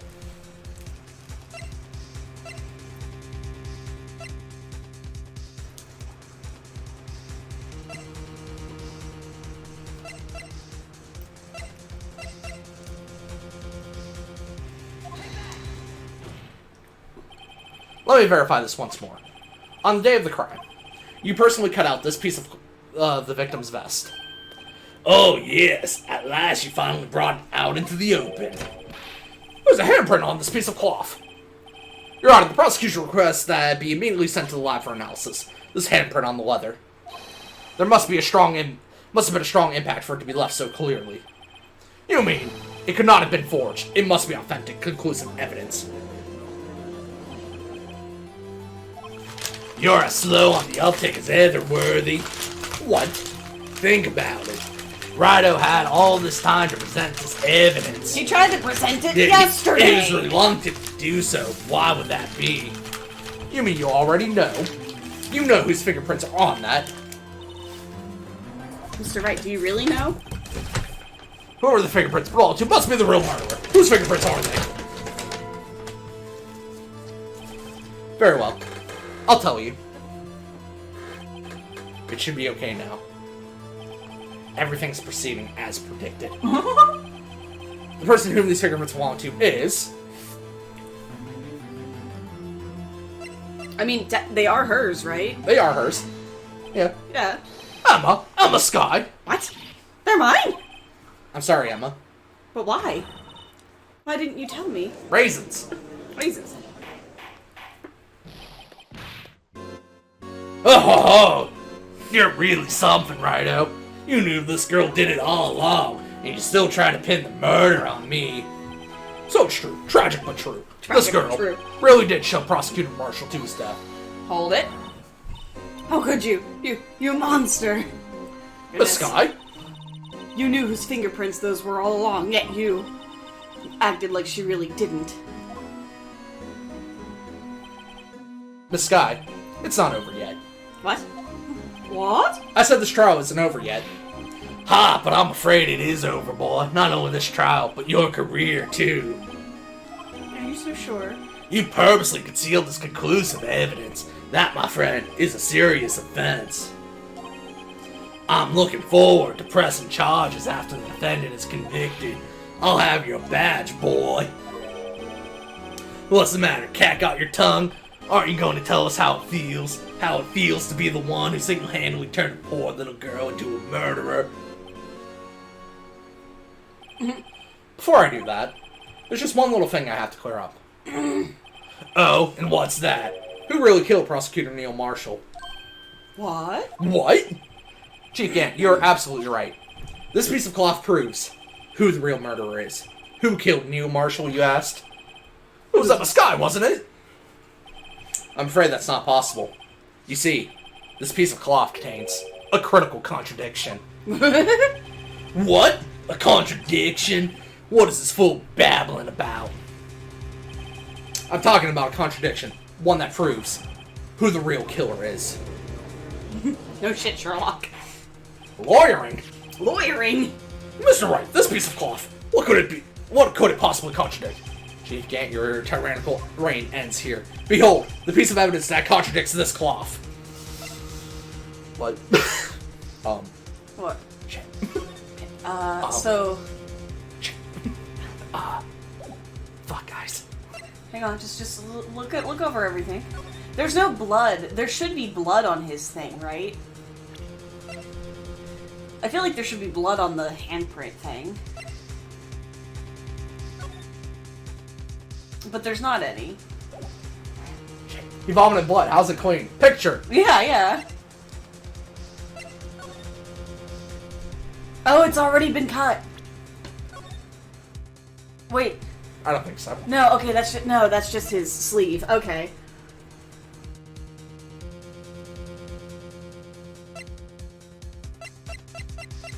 And I'll go ahead with the picture.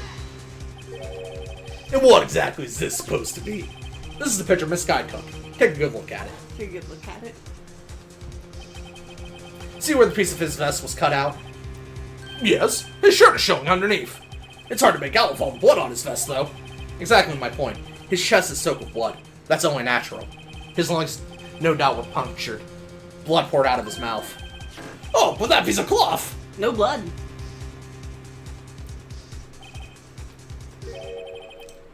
Wait, there's no blood on it! Since Emma Sky's fingerprints are on this cloth, there's no doubt that she shoved the prosecutor aside. However, Mr. Marshall was not impaled on the sword at that time. No, this is nonsense! God, the music's so good! Oh shit, I was right! Yeah. Now then, Chief Gant, let me ask you something. Prosecutor Marshall was not impaled when he was shoved aside. He most likely hit his head on the ground and was knocked out. If so, then tell me, who could it have been? Who could have arrived at the scene before Miss Lana Sky? You said it was you. Picked up the unconscious prosecutor and impaled him on the armor sword. Oh yeah, and cut his vest off before.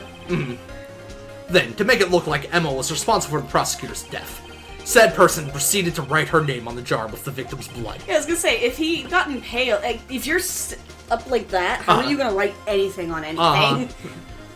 A jar that they have then broke on purpose, to leave behind a clue, and make Lana believe her sister dead. Remember what you admitted only moments ago? That you personally cut out this bloodless piece of the victim's vest. Ironic, isn't it? Through the very act of creating insurance. Yeah, really. You prove that you are the actual murderer. He's going Super Saiyan! Go Super Saiyan. Oh no, don't let him do that. It's finally all over. Or is it? Objection! Oh no! Oh, that was close, Rido. You almost had me. Sorry, but you'll have to do better than that. I refute your allegations. What do you mean you refute his allegations? You see, that piece of cloth is illegal evidence. that you procured. Order, order, order! What nonsense is this? What bullshit is this? Legal evidence cannot be used to convict a suspect. Remember, Udgy? Earlier, old Ragdoll here concealed that piece of cloth.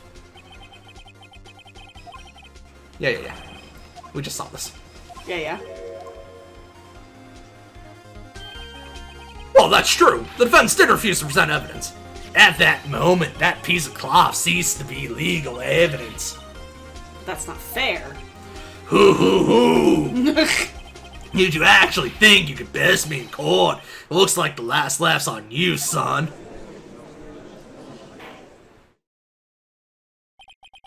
I'm afraid Mr. Gant's claim is legally correct. Well, Mr. Edgeworth, true. Illegal evidence cannot be used to convict a person. Assuming, of course, that the evidence is indeed illegal. Well, Mr. Wright? It seems, at last, the time for me to reveal my plan has finally arrived. Would you like to tell me what your plan is? Wright has been playing 6D chess. He's been playing 6D chess. He's been playing double extra large D chess with me as breasts. I did? Oh, I thought he was saying I did it. Oh, I did not. I admit, I refused to present it at one point. Aha, so the evidence is illegal. No. No, it isn't, Mr. Gant. Huh? You refused to do it to him. It's not that I didn't present evidence then, it's that I couldn't. What do you mean you couldn't? There are certain procedures involved in presenting evidence. No, Udgy, don't listen to his lies. He's nothing but a coward. You can't really believe... Shut up, bitch. Shut up, bitch! There's only one issue left to Double resolve D this trial. chess. Oh, whoa. Is this evidence illegal or not? Very well, let us settle this once and for all. Earlier, you refused to present evidence. If you can prove your conduct was not in violation of the law, then do so now. Take it! Take it! This is my proof, Your Honor. Evidence law. What's this? A book. A book. I've done my homework too, Chief. Indeed, Emma Sky's fingerprints were on this piece of cloth. However, at that point in time, this was merely a piece of cloth, nothing more. What? You see, it's written right here in this book. The second rule of evidence law. Rule number 1. No evidence shall be shown without the approval of the police department. I found this piece of evidence myself, inside your safe. It goes without saying, I did not have approval from the police department. Rule 2. That's clever, though. Unregistered evidence presented must be relevant to the case on trial. And here's the crux of the matter. You see, at the time, it was impossible for me to prove the relevance between the cloth and the SL9 incident. What kind of nonsense is this? Gladys Justice, he threw in the false double D gods. He threw a whole law book at him. He literally threw the book at him. You want Do yourself a learn, bitch! Just take one look at this picture and... That's also not Sorry, but can you recall, when was that picture presented? That was shown only a few moments ago. No. He's right. At the beginning of today's trial, that piece of cloth was still meaningless. The person who gave it value as evidence was you, Damon Gant. You yourself confessed to a certain truth. Let me verify this once more. On the day of the crime, you personally cut out this piece of the victim's vest. Congratulations, you played yourself. You're right. It was then that you approved this cloth as conclusive And you're the evidence. chief of police, right? Yes, you, the chief of police, personally approved this cloth. The only person who could have cut this from the victim's vest is the one who stood before Prosecutor Marshall in his final moments. In other words, the real murderer. And there's only one person who that could be. Damon Gant. The killer was you. Well, he recovered quickly. Oh no! He's going for it. Oh no! This man's gonna die. Oh, God. He claps. He clapped himself out of existence. I knew I should have gotten rid of him. Oh no. That good-for-nothing scum. For 2 years, he's been snooping around the department, trying to get something on me. Oh no. Crimes are being committed every day, yet he insisted on hounding me. Well, your crime wasn't exactly petty. He wanted to reinvestigate the case. He recruited Angel Star, then convinced Bruce Goodman. Oh. Detective Goodman? Yeah, No that's shit, Sherlock. right. Swimming anyone? Exactly. If the evidence is transferred, If the evidence is transferred, I'll lose my With only the chance to find cinder out block the truth. shoes. Devoured. Right? Yeah, that guy's a piece of shit. Goodman turned him down, as he ought to. Still, Jake Marshall didn't know when to quit. He stole Goodman's ID card and tried to take the evidence. Goodman came to me that day. He wanted to file a lost item report. I went with him to the evidence room. Then all of a sudden he decided to speak out. What are you talking about, Goodman? Can you please reopen the investigation, Chief? We can't transfer the evidence out. There are too many questions left unanswered. I don't remember this scene either from the DS game. Oh, really? He opened his evidence locker and he was taking the evidence out. He said, It's not too late. I'm going to hand all of this over to Marshall. Oh. well, to be honest, I was a bit taken aback by his words. I had a bad feeling when he came to see me, but I never thought he'd bring up SO9. That's when I saw it, that accursed knife. Yeah, I don't think that scene was in the original DS. No, it might not have been. This is the remake, so. Okay. I couldn't just pull it out.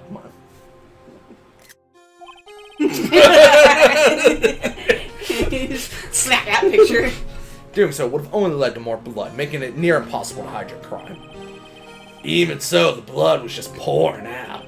I didn't know who might stumble in, so I hurried to wipe it up. Goodness, what did you use to wipe it up? I was worrying so much about the floor, I didn't realize my fatal mistake. The bloody handprint on Detective Gumshoe's locker. I used to be known as the crime computer, but everyone has to start somewhere, I guess. I was too nervous.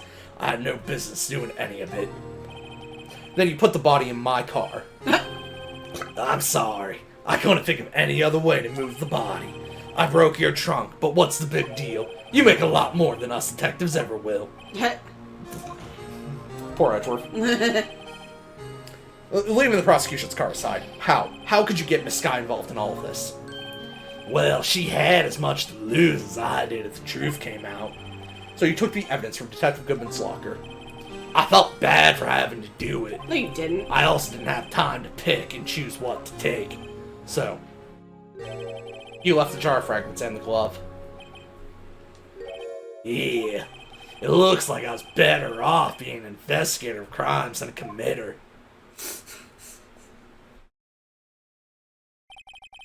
They all did their best to get in my way. I've got to hand it to them. They do their jobs They do. well, much to my dismay. Fake evidence doesn't hold up very well upon close examination. You must have known that. Tell me, Worthy, why do you stand in court? Me? Because they don't give me a chair. You despise criminals. I could feel it. You and me were the same. Nah. What? We're the same. Nah. One Make his day ass kill you'll me. understand. Oh, believe me, you will. You're just one man. You'll see what it really takes to bring them down once you try to go it alone. Take this. You Take that. And me. Same. Nah, fuck you. I'll get my own game. Oh, looks like it's time to say goodbye. Oh, Udgy. What? Looks like we'll have to cancel that lunch date. Sorry, old friend. You're a murderer.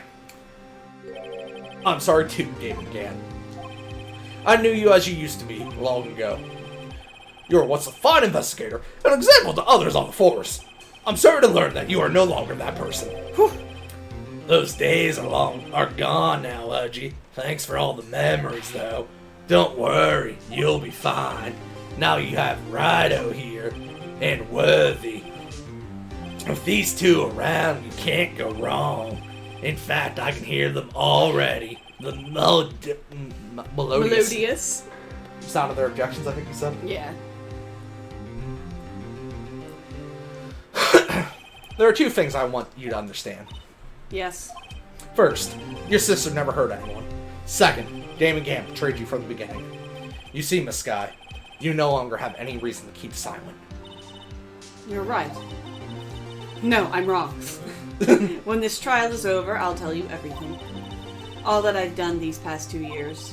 From the time I had Gant help me forge evidence up until today. So, it seems all the questions raised in this trial have been answered. I'm sorry, Miss Sky. I couldn't get you out of all your trouble. Yeah. She is still an accessory to murder. My, what high standards you have for a rookie. I can see why Mia thought so highly of you. Who knows? A few years from now, you just might make it to the top. Oh, she smiles! I owe you my thanks, Mr. Wright. Miss Sky, And to you too, Mr. Edgeworth. you don't get a smile. Fuck you. You don't get a smile, fuck you, bitch. You're wrong, right? You're right, wrong. You don't get a smile, fuck you. Yes, you too, bitch. Ah, yes, fuck you. Oh yes, fuck you. You've believe me, I know how much of an ordeal it's been for you. It was nothing. It was in the trunk of your Liar. car. I was worried the pressure might break you. Pressure like a drip, drip, drip. And yet, it never stops. You rose above it all and guided Mr. Wright to victory. Whoa. You've done well, Oh, Mr. Edgeworth. there's a smile. Don't smile at me! Stop it. I only did my job. No, stop smiling at me! I don't deserve kindness! In light of this case, it seems a good self-examining is in order for all of us. Miss Sky, Yes, Your Honor. you are innocent of murder. However, although the chief blackmailed you, the fact is you still acted as his accomplice. A trial will be scheduled for these crimes at a later date. Yes, I understand, Your Honor. Is there something amusing about all of this? Why are you smiling?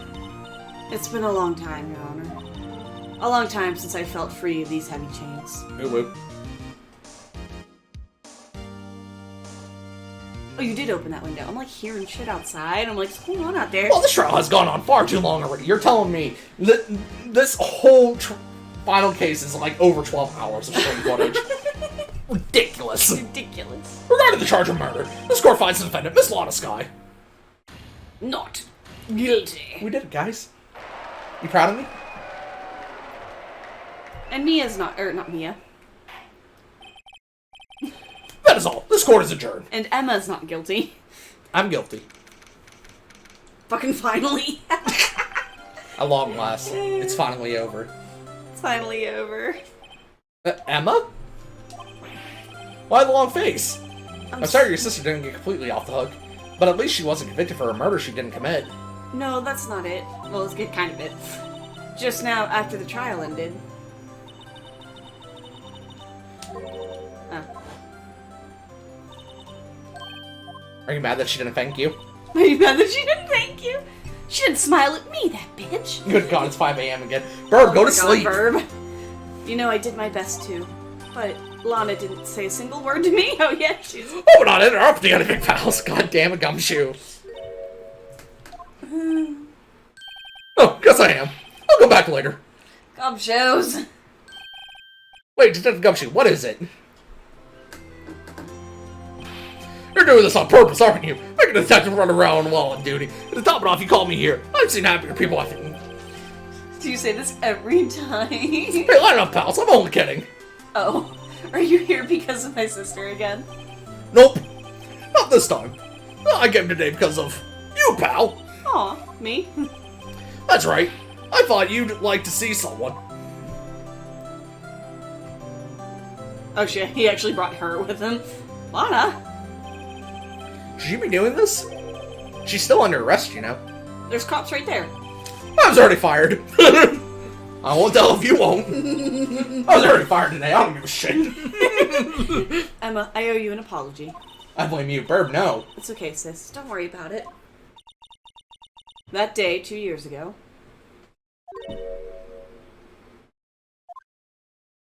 What's up? It was the first time in my life I ever panicked. I It was... Huh? I don't fully remember what the final evidence they want me to present at the end is. Oh, I get you. It was... I'm gonna cheat without It was any... all I could do without keep. Okay. All I could think about was keeping you from getting wrapped up in in that mess. I'm gonna unabashedly cheat. Sis. Nobody says that. I asked Gant to help me cover up the truth. I thought I was doing it for your sake. But now, I realize I was wrong. Ding! I changed after that day. Actually, I have a controller right here. Can I use this? Probably not. I had to. It was the only way I could make it through the past 2 years. I knew how much I was hurting you by distancing myself. Pick the right one. I want to guess pick the right one if I'm wrong, though. But I couldn't bring myself to tell you what I did. I was scared. Scared that you'd look at me with those eyes of yours. I was scared of how you'd react if you knew. But sis, you were only doing it for me. No. What? What? I turned my back on you that day. In hiding what I believed to be the truth, I was deceiving you. Sis. Now. I'm such a fool. It took me all this time to realize it. Emma, I'm sorry. So sorry. But sis, you don't have to apologize. I'm happy now. Me too. Me too. This case is finally over. You're happy? Of course. You know, sis, I always knew that one day you'd come back. Where'd her glasses come from? And now you have. She always has them. I know. Oh, Emma. Emma. Happiness. Happiness. Now take a picture. Oh, that's so sweet. No one can change the past. The only thing we can do is strive to make up for our mistakes. Why must we make up for our mistakes, you ask? I didn't ask that. I didn't ask that. Because in so doing... So Phoenix, who are you talking to? He's like, turned, like, to the camera. Click. We can find the way back to our rightful path. And it is from there that we can move on toward a brighter future. There you go. He's staring at them. At least that's what I felt watching the two sisters make up. I get up. Mr. Wright, Mr. Gumshoe. Me? Thank you both for all that you've done. I'm sure we'll meet again someday. Isn't that right, Edgeworth? It's Edgeworth? Is he like hiding behind gumshoes and stuff? Hiding and come over here? What? So grumpy. Where was he hiding? Behind gumshoes. I just came to say, congratulations. Thank you. Thank you, Mr. Edgeworth. Right. Well, I'll be going now. I ship it? Sure. Him and Lana. Sure. Yeah. Mr. Edgeworth, I hope you don't blame yourself for what happened. Because you always seem to do that. We were the ones who act corruptly, not you. It's too late for me. Shut the fuck up, you asshole. No matter what anyone may say, I realize today that I can't correct my mistakes. I'm sick of your dumb self-loathing. Go get some therapy, jackass! Mr. Edgeworth. Not only that, but I don't even trust myself anymore. Chief Gant was right. I am too edgy. I am too edgy. You despise criminals like a bitch.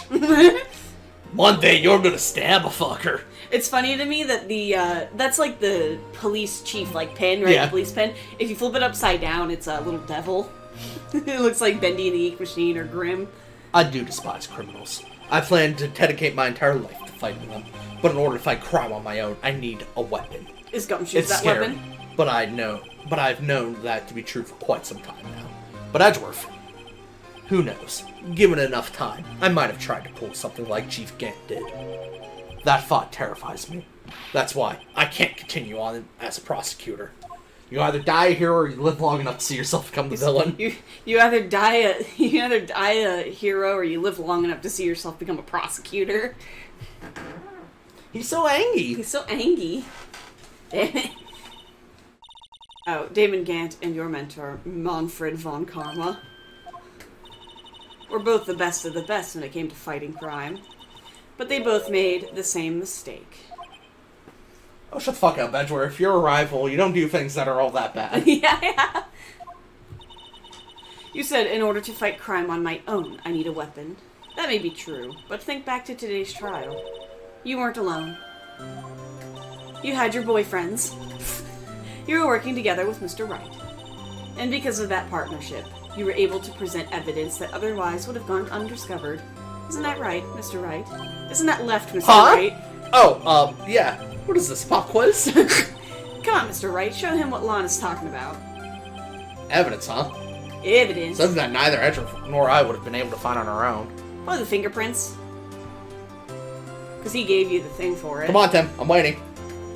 Come on, Tim. Is it the attorney's badge? It's the attorney's badge. Goodman's ID, the prosecutor trophy, Edgeworth's knife, the parking stub, the blue badger, Goodman's autopsy report, Goodman's note, Lana's cell phone, parking lot floor plans, the crime photo. I was gonna say, what if it is the trophy though? Because if he didn't get it, we wouldn't have seen it in order to know that the knife wasn't there.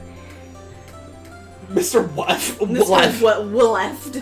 The victim's shoe, the switchblade knife, Probably the cloth. the luminal testing fluid, the ID card record, the fingerprinting set, the screwdriver, Goodman's lost item report, the evidence room floor plans. God, Come on, Tim. I have a lot of fucking evidence. The rubber glove, The evidence locker, the unstable jar, Marshall's fingerprints, the social security video, the SL9 incident files, Neil's autopsy report, Ganting picture, evidence list, piece of cloth, evidence law, or Lana's picture. The picture that Lana gave you. I'm gonna guess it's the trophy, just because it... I don't know, it kind of symbolizes the... Alright, I'm waiting. That's not an answer. I'm waiting.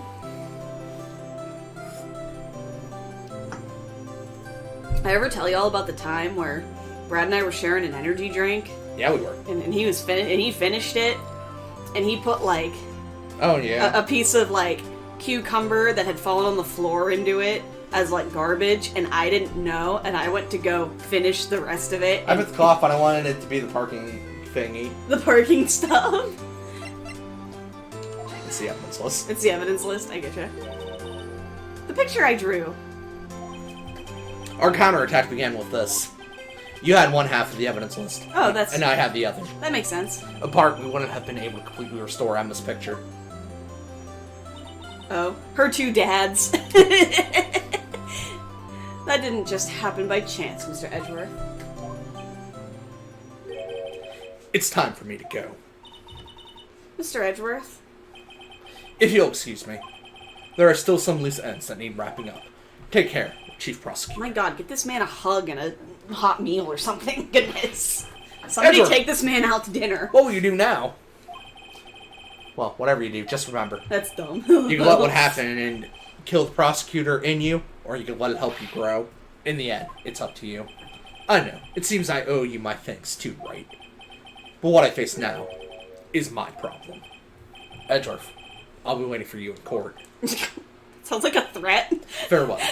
Right, I'll I'm be waiting suing for you. your ass. I'm suing your ass, and I'm taking custody of our daughter. You Our can't daughter? take her over once in 2 years, Edgeworth. No, the hot meal goes to Gumshoe. Hot meal goes- Yeah, really. Somebody get this man a hot meal. Yeah, really. Get him a pay raise. Somebody give him a pay raise. I better be going too. Okay. I'll be by to visit you soon. Seems we both have a lot to learn. Wait, it seems we both have a lot to learn and catching up to do. Here, this is a little something for you. Scientific investigation. Where do you keep finding these little books? You've been in the courthouse for like how long? It's the first book she ever bought.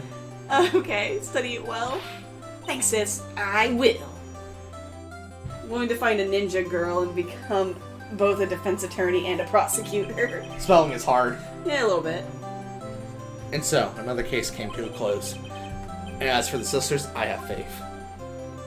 What did you use that ground beef meal for? Nothing. That wasn't anything we were given. Oh, it wasn't something you were given? No. Oh, okay. No, yeah, that wasn't given to us. It's a bit of a shame that she wasn't here to see the conclusion of it. As for me, I think it's time I started on a new journey of my own. a journey to rediscover myself. Okay, Edgeworth's the last one you see. Well, don't go trekking off just yet, pal. were you listening to my inner monologue? What is it, detective? There's just a little matter to be resolved about the chief prosecutor. You see, she isn't supposed to be out of jail like this. But I thought you said it was okay. I thought you said it was okay. Well, yeah, well, it may be okay with me, but the folks at the prison are a different story. Huh? Basically, I had to bribe a guard in order to sneak her out for 30 minutes. Believe me, it wasn't cheap either. Huh? How much money do you have? Way to go, detective. I didn't know you had a wild side. Oh no. I think I'll go find a magical always that can let me read people's minds. Oh no. No, Burb! No, Bird. Yeah, well, you see, Mr. Red here's the one who will be footing the bill. Huh? Huh? What, you think I can afford it with my salary? You gotta be kidding me, pal. You got fired. Huh? Huh? Huh? Thank you, Mr. Wright. You're the best. Why is it? I suddenly feel like I want to scream. Hey, I got an idea. Why don't we all go pay it off together? I have a warrant out for her. Yeah, that's a great idea. Mr. Wright, I really need a defense attorney right now. Come on, guys. Let's go. Oh. That's cool. And it's time for the credits. Oh, wow. Goodness, that's a long-ass trial. It's like midnight. Remember when it was 9? Yeah. We did it. Cocaine. Cocaine. Yes. Lots of cocaine. In the credits. Yeah. I love Phoenix Wright. Such a good game. It's such a good game. Burb, go to sleep. Go to sleep. We're gonna sit here and enjoy the credits. Yeah. I forgot that these things that are being said are like afterthoughts of the of the characters and not like a recap. And yeah, I mean, of course. Guys, I thought I was gone for a moment there. In the end, though, they overlooked my unauthorized investigation of the chief's office. If we penalize you anymore, it'd be worse than firing you. Yep, that's what they said. Goodness. It just goes to show. You can't shake me off that easily. Goodness. Love you, Gumshoe. Is it because it's Gumshoe? Love Gumshoe. Can't shake me off that easily. Would I give Phoenix Wright a 10 out of 10? I'd say so. 10 out of 10. I really like it. It does what it sets out to do. It's really good. You know, it does what it sets out to do. It plays like how it sets out to play. And you know, that's just kind of all that you want in a game. There are certain scenes that piss me off. Yeah, I know. Especially with, because sometimes the evidence you want to present isn't always the evidence that the game has in mind. I know, I wish... It's not as offensive in the first game as it is in later games. Yeah. I've said it before. Well, I think that might just be an issue because in later games you keep getting more and more evidence. You can in the later games you can also present character profiles as evidence. Yeah, yeah. Which also confuses things a little bit further. Uh-huh.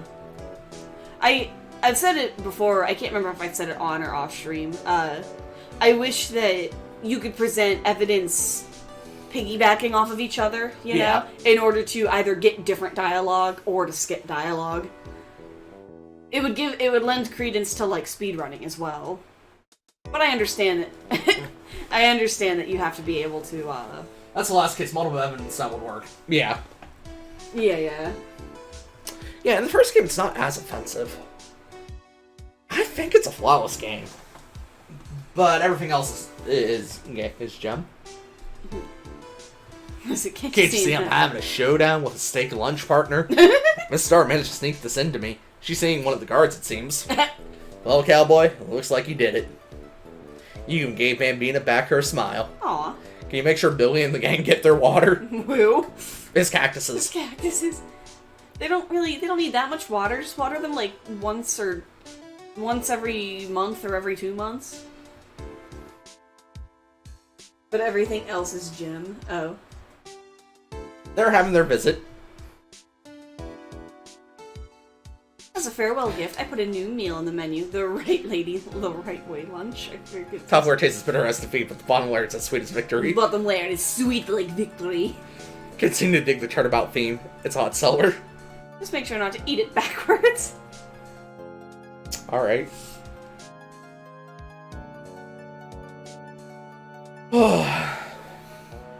God. I'm tired. I'm tired. My throat hurts. I'm sorry, honey. I was gonna say, you don't have any open drinks over there, do you?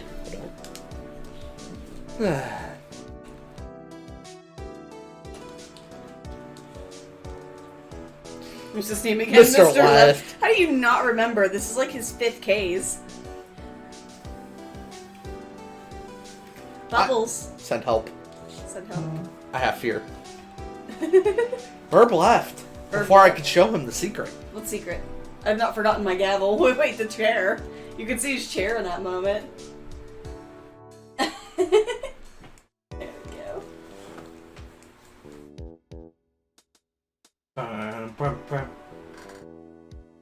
Oh, the fan's not strong enough.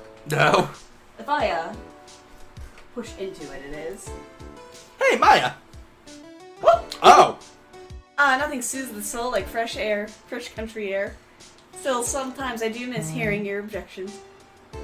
And I can't go back until I'm a full-fledged spirit medium. Afternoon string is about. I don't remember this scene either, because we go here in the next game. Oh, right. We come here in the next game. Oh, was she like talking to you on a payphone, maybe? Maybe we were visiting. Because there was a payphone in the back. It's possible. That's cute. Yeah, that's his location in the next game, That's fun. and I don't recall that being in the in the DS version. Uh. So it's possible it wasn't.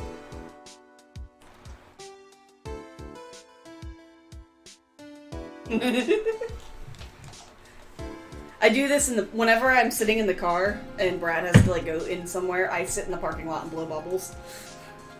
Edward's not here, man. Why is the bellboy here? You don't work here. What's going on? I think Edward's been paying him to bring him stuff. Edgeworth is a private bellhop. Yeah. What happened to Edgeworth?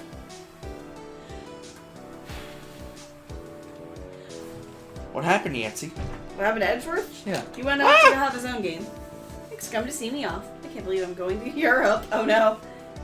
Thank you, Mr. Wright. Thank you so much for everything. I'm a little sad, but I'll be alright. Whenever I want to see Lana, all I have to do is open this book. Right, it's like, probably got a bubble landed on it. Investigate. Ring! Aw, cute.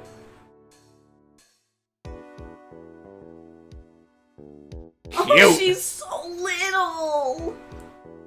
Look at how little she is! Little bean! She's such a cute little bean!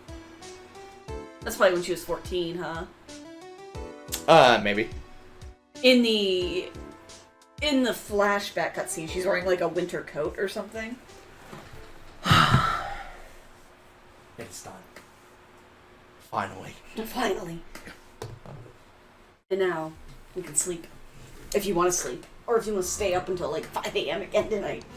What happens if I hit continue? Oh, it just brings me here. Oh, okay. Oh my goodness. How fast did you beat this game? I don't know if it tells me. But... It showed the save file, I think. Real quick. What's up? Oh, are you going to show us what's in store for next time? I can show you what's in store for next time. Yeah, hold on. Because we found a way to make this work. Ah, the music is so good!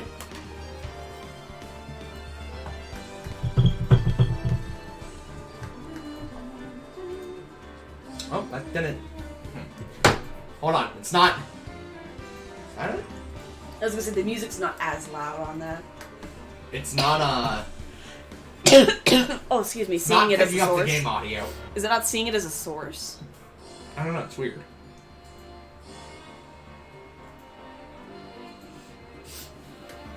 It's being very weird. Maybe if you unplug the adverb, but I'm not sure. Not me.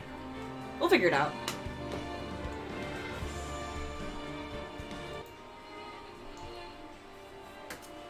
Because I know connecting to my headphones usually makes it work. There we go. That made it work.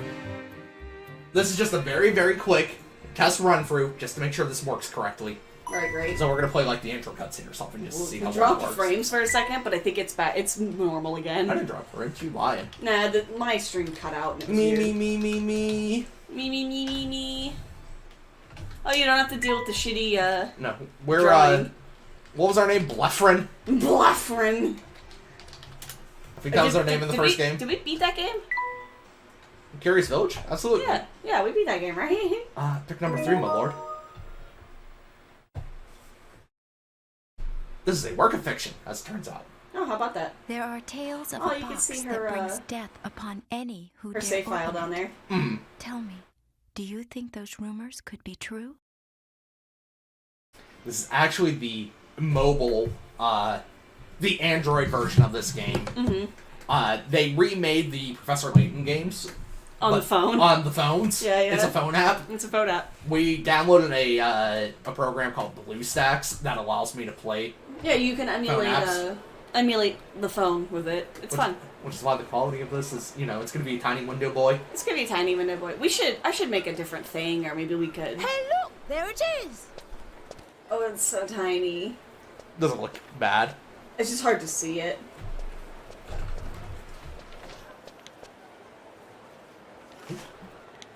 Oops.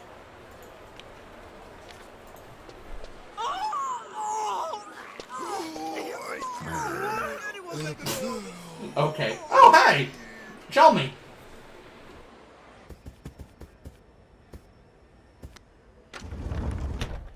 Now this is what I call deluxe. Just look at Why this is my room. stream Yes, I can weird? certainly see why can't some even- call the Molenteri Express Like my a audio cruise ship on desynced or rails. something. I'm gonna refresh mine. This I can't zone is even. great. What interact with I it? don't think I can Forget even Luke. fiddle with this A to make it look gentleman right. pays Yeah, I attention know. to his manners in every setting.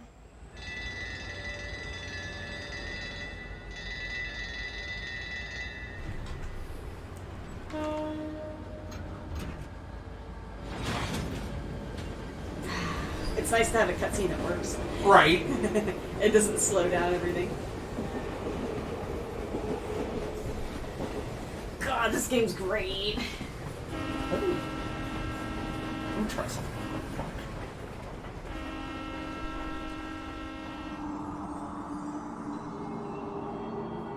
Nope. That's right. That's how this gets screwed up. Oh no! You could play it like that and then rotate your So what's the actual Desktop. story behind the Elysian box? I tried. Oh, I thought of it. It's Oh weird. no, I'm Sounds sorry. awfully fishy to me. Perhaps so, but we've seen it happen I'll put with you our back to very normal. own eyes. Okay. The Oh, answer you're is out upside down. there, Luke, but I just Wait, can't need you to find rotate it. the image We will. itself in I know OBS? Oh, yeah, that's what you're doing right now.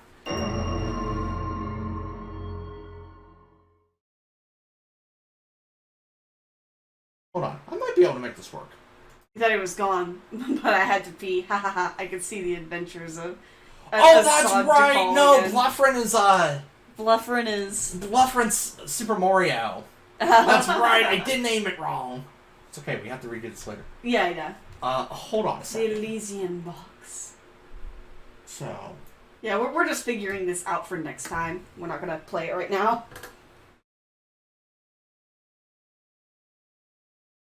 I don't think I have BlueStacks downloaded anymore, so I'd have to fiddle with it on my end too.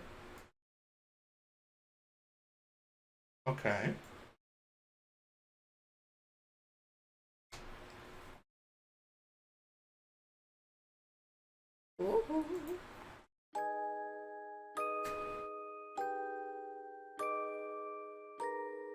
But why mobile There though? was a box that was Because rumored it to kill is anyone a who HD opened it. remake of it. Yeah, it's an HD remake. It's a Neither legitimate Professor copy nor of the I game. Believed it.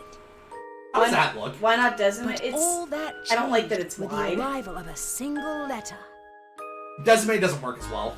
Desmond doesn't look as well, and it always cuts. Look, It always have a look lags here. whenever we go into a cutscene, right? Like it never works right. That is kind of weird. If you were to make it just a little bit longer, do you want me to make a new template where it's just like for phone app? That'd be up to you, girl. And I could do it like a real quick one eventually, at some point. Oh no. Because otherwise, this is what we'd technically be dealing with. Yeah. Which, I mean, doesn't look bad. So, the thing is, we fixed it. That's the problem, right? We fixed it, and then whenever we went back into Desume to play it again, it started doing it again. Even though we had the same settings. Getting right, Professor Top Hat. Yeah, it's Professor Professor Top Hat. Layton, boyo. Herschel Layton. We're getting there. We're getting there. Right? This is what this is building up to, isn't it? Maybe. I honestly don't think that looks that bad. It doesn't look that bad. I mean, we could probably put, like, pictures on either side or something like that, you know? Top Hat. Top Hat. He's part of the Top Hat gang. He's part of the Top Hat clan. But yeah, this is actually recording very, very well, which makes me very, very happy. That's good. But it is far too late for me to continue doing things. Right. Next Thursday, however, this is the game we're going to be playing. We'll be continuing the Professor Layton games. Yeah, we've been playing. Yeah, but yeah, put a design on the edges. Yeah, we can do that too. Yeah, we can do that too. That'd be very easy. Or like finish wrong. Fucking got him. We've been playing Professor Layton and finish right off of each other. So Yeah. And all build up for whenever we get to the... Do they have... I don't think they have every game, though, do they? of what? Of Professor Layton on the phone. I don't know. I would have to double check. Because, Miracle Mask came out on the 3DS and implemented 3D features. I don't know if that We'll figure it out. ever gets translated over or not. We'll figure it out. But for now, I've been streaming for nearly 8 hours, and Yeah, I right. did not intend to stream for nearly 8 hours. It's our job. It's supposed to. So for now, Professor Layton, more like Prof Layton to the game. Fucking go! Alright, I'm going to bed. Night. It's go to bed night. Love you all. See y'all later. Bye-bye.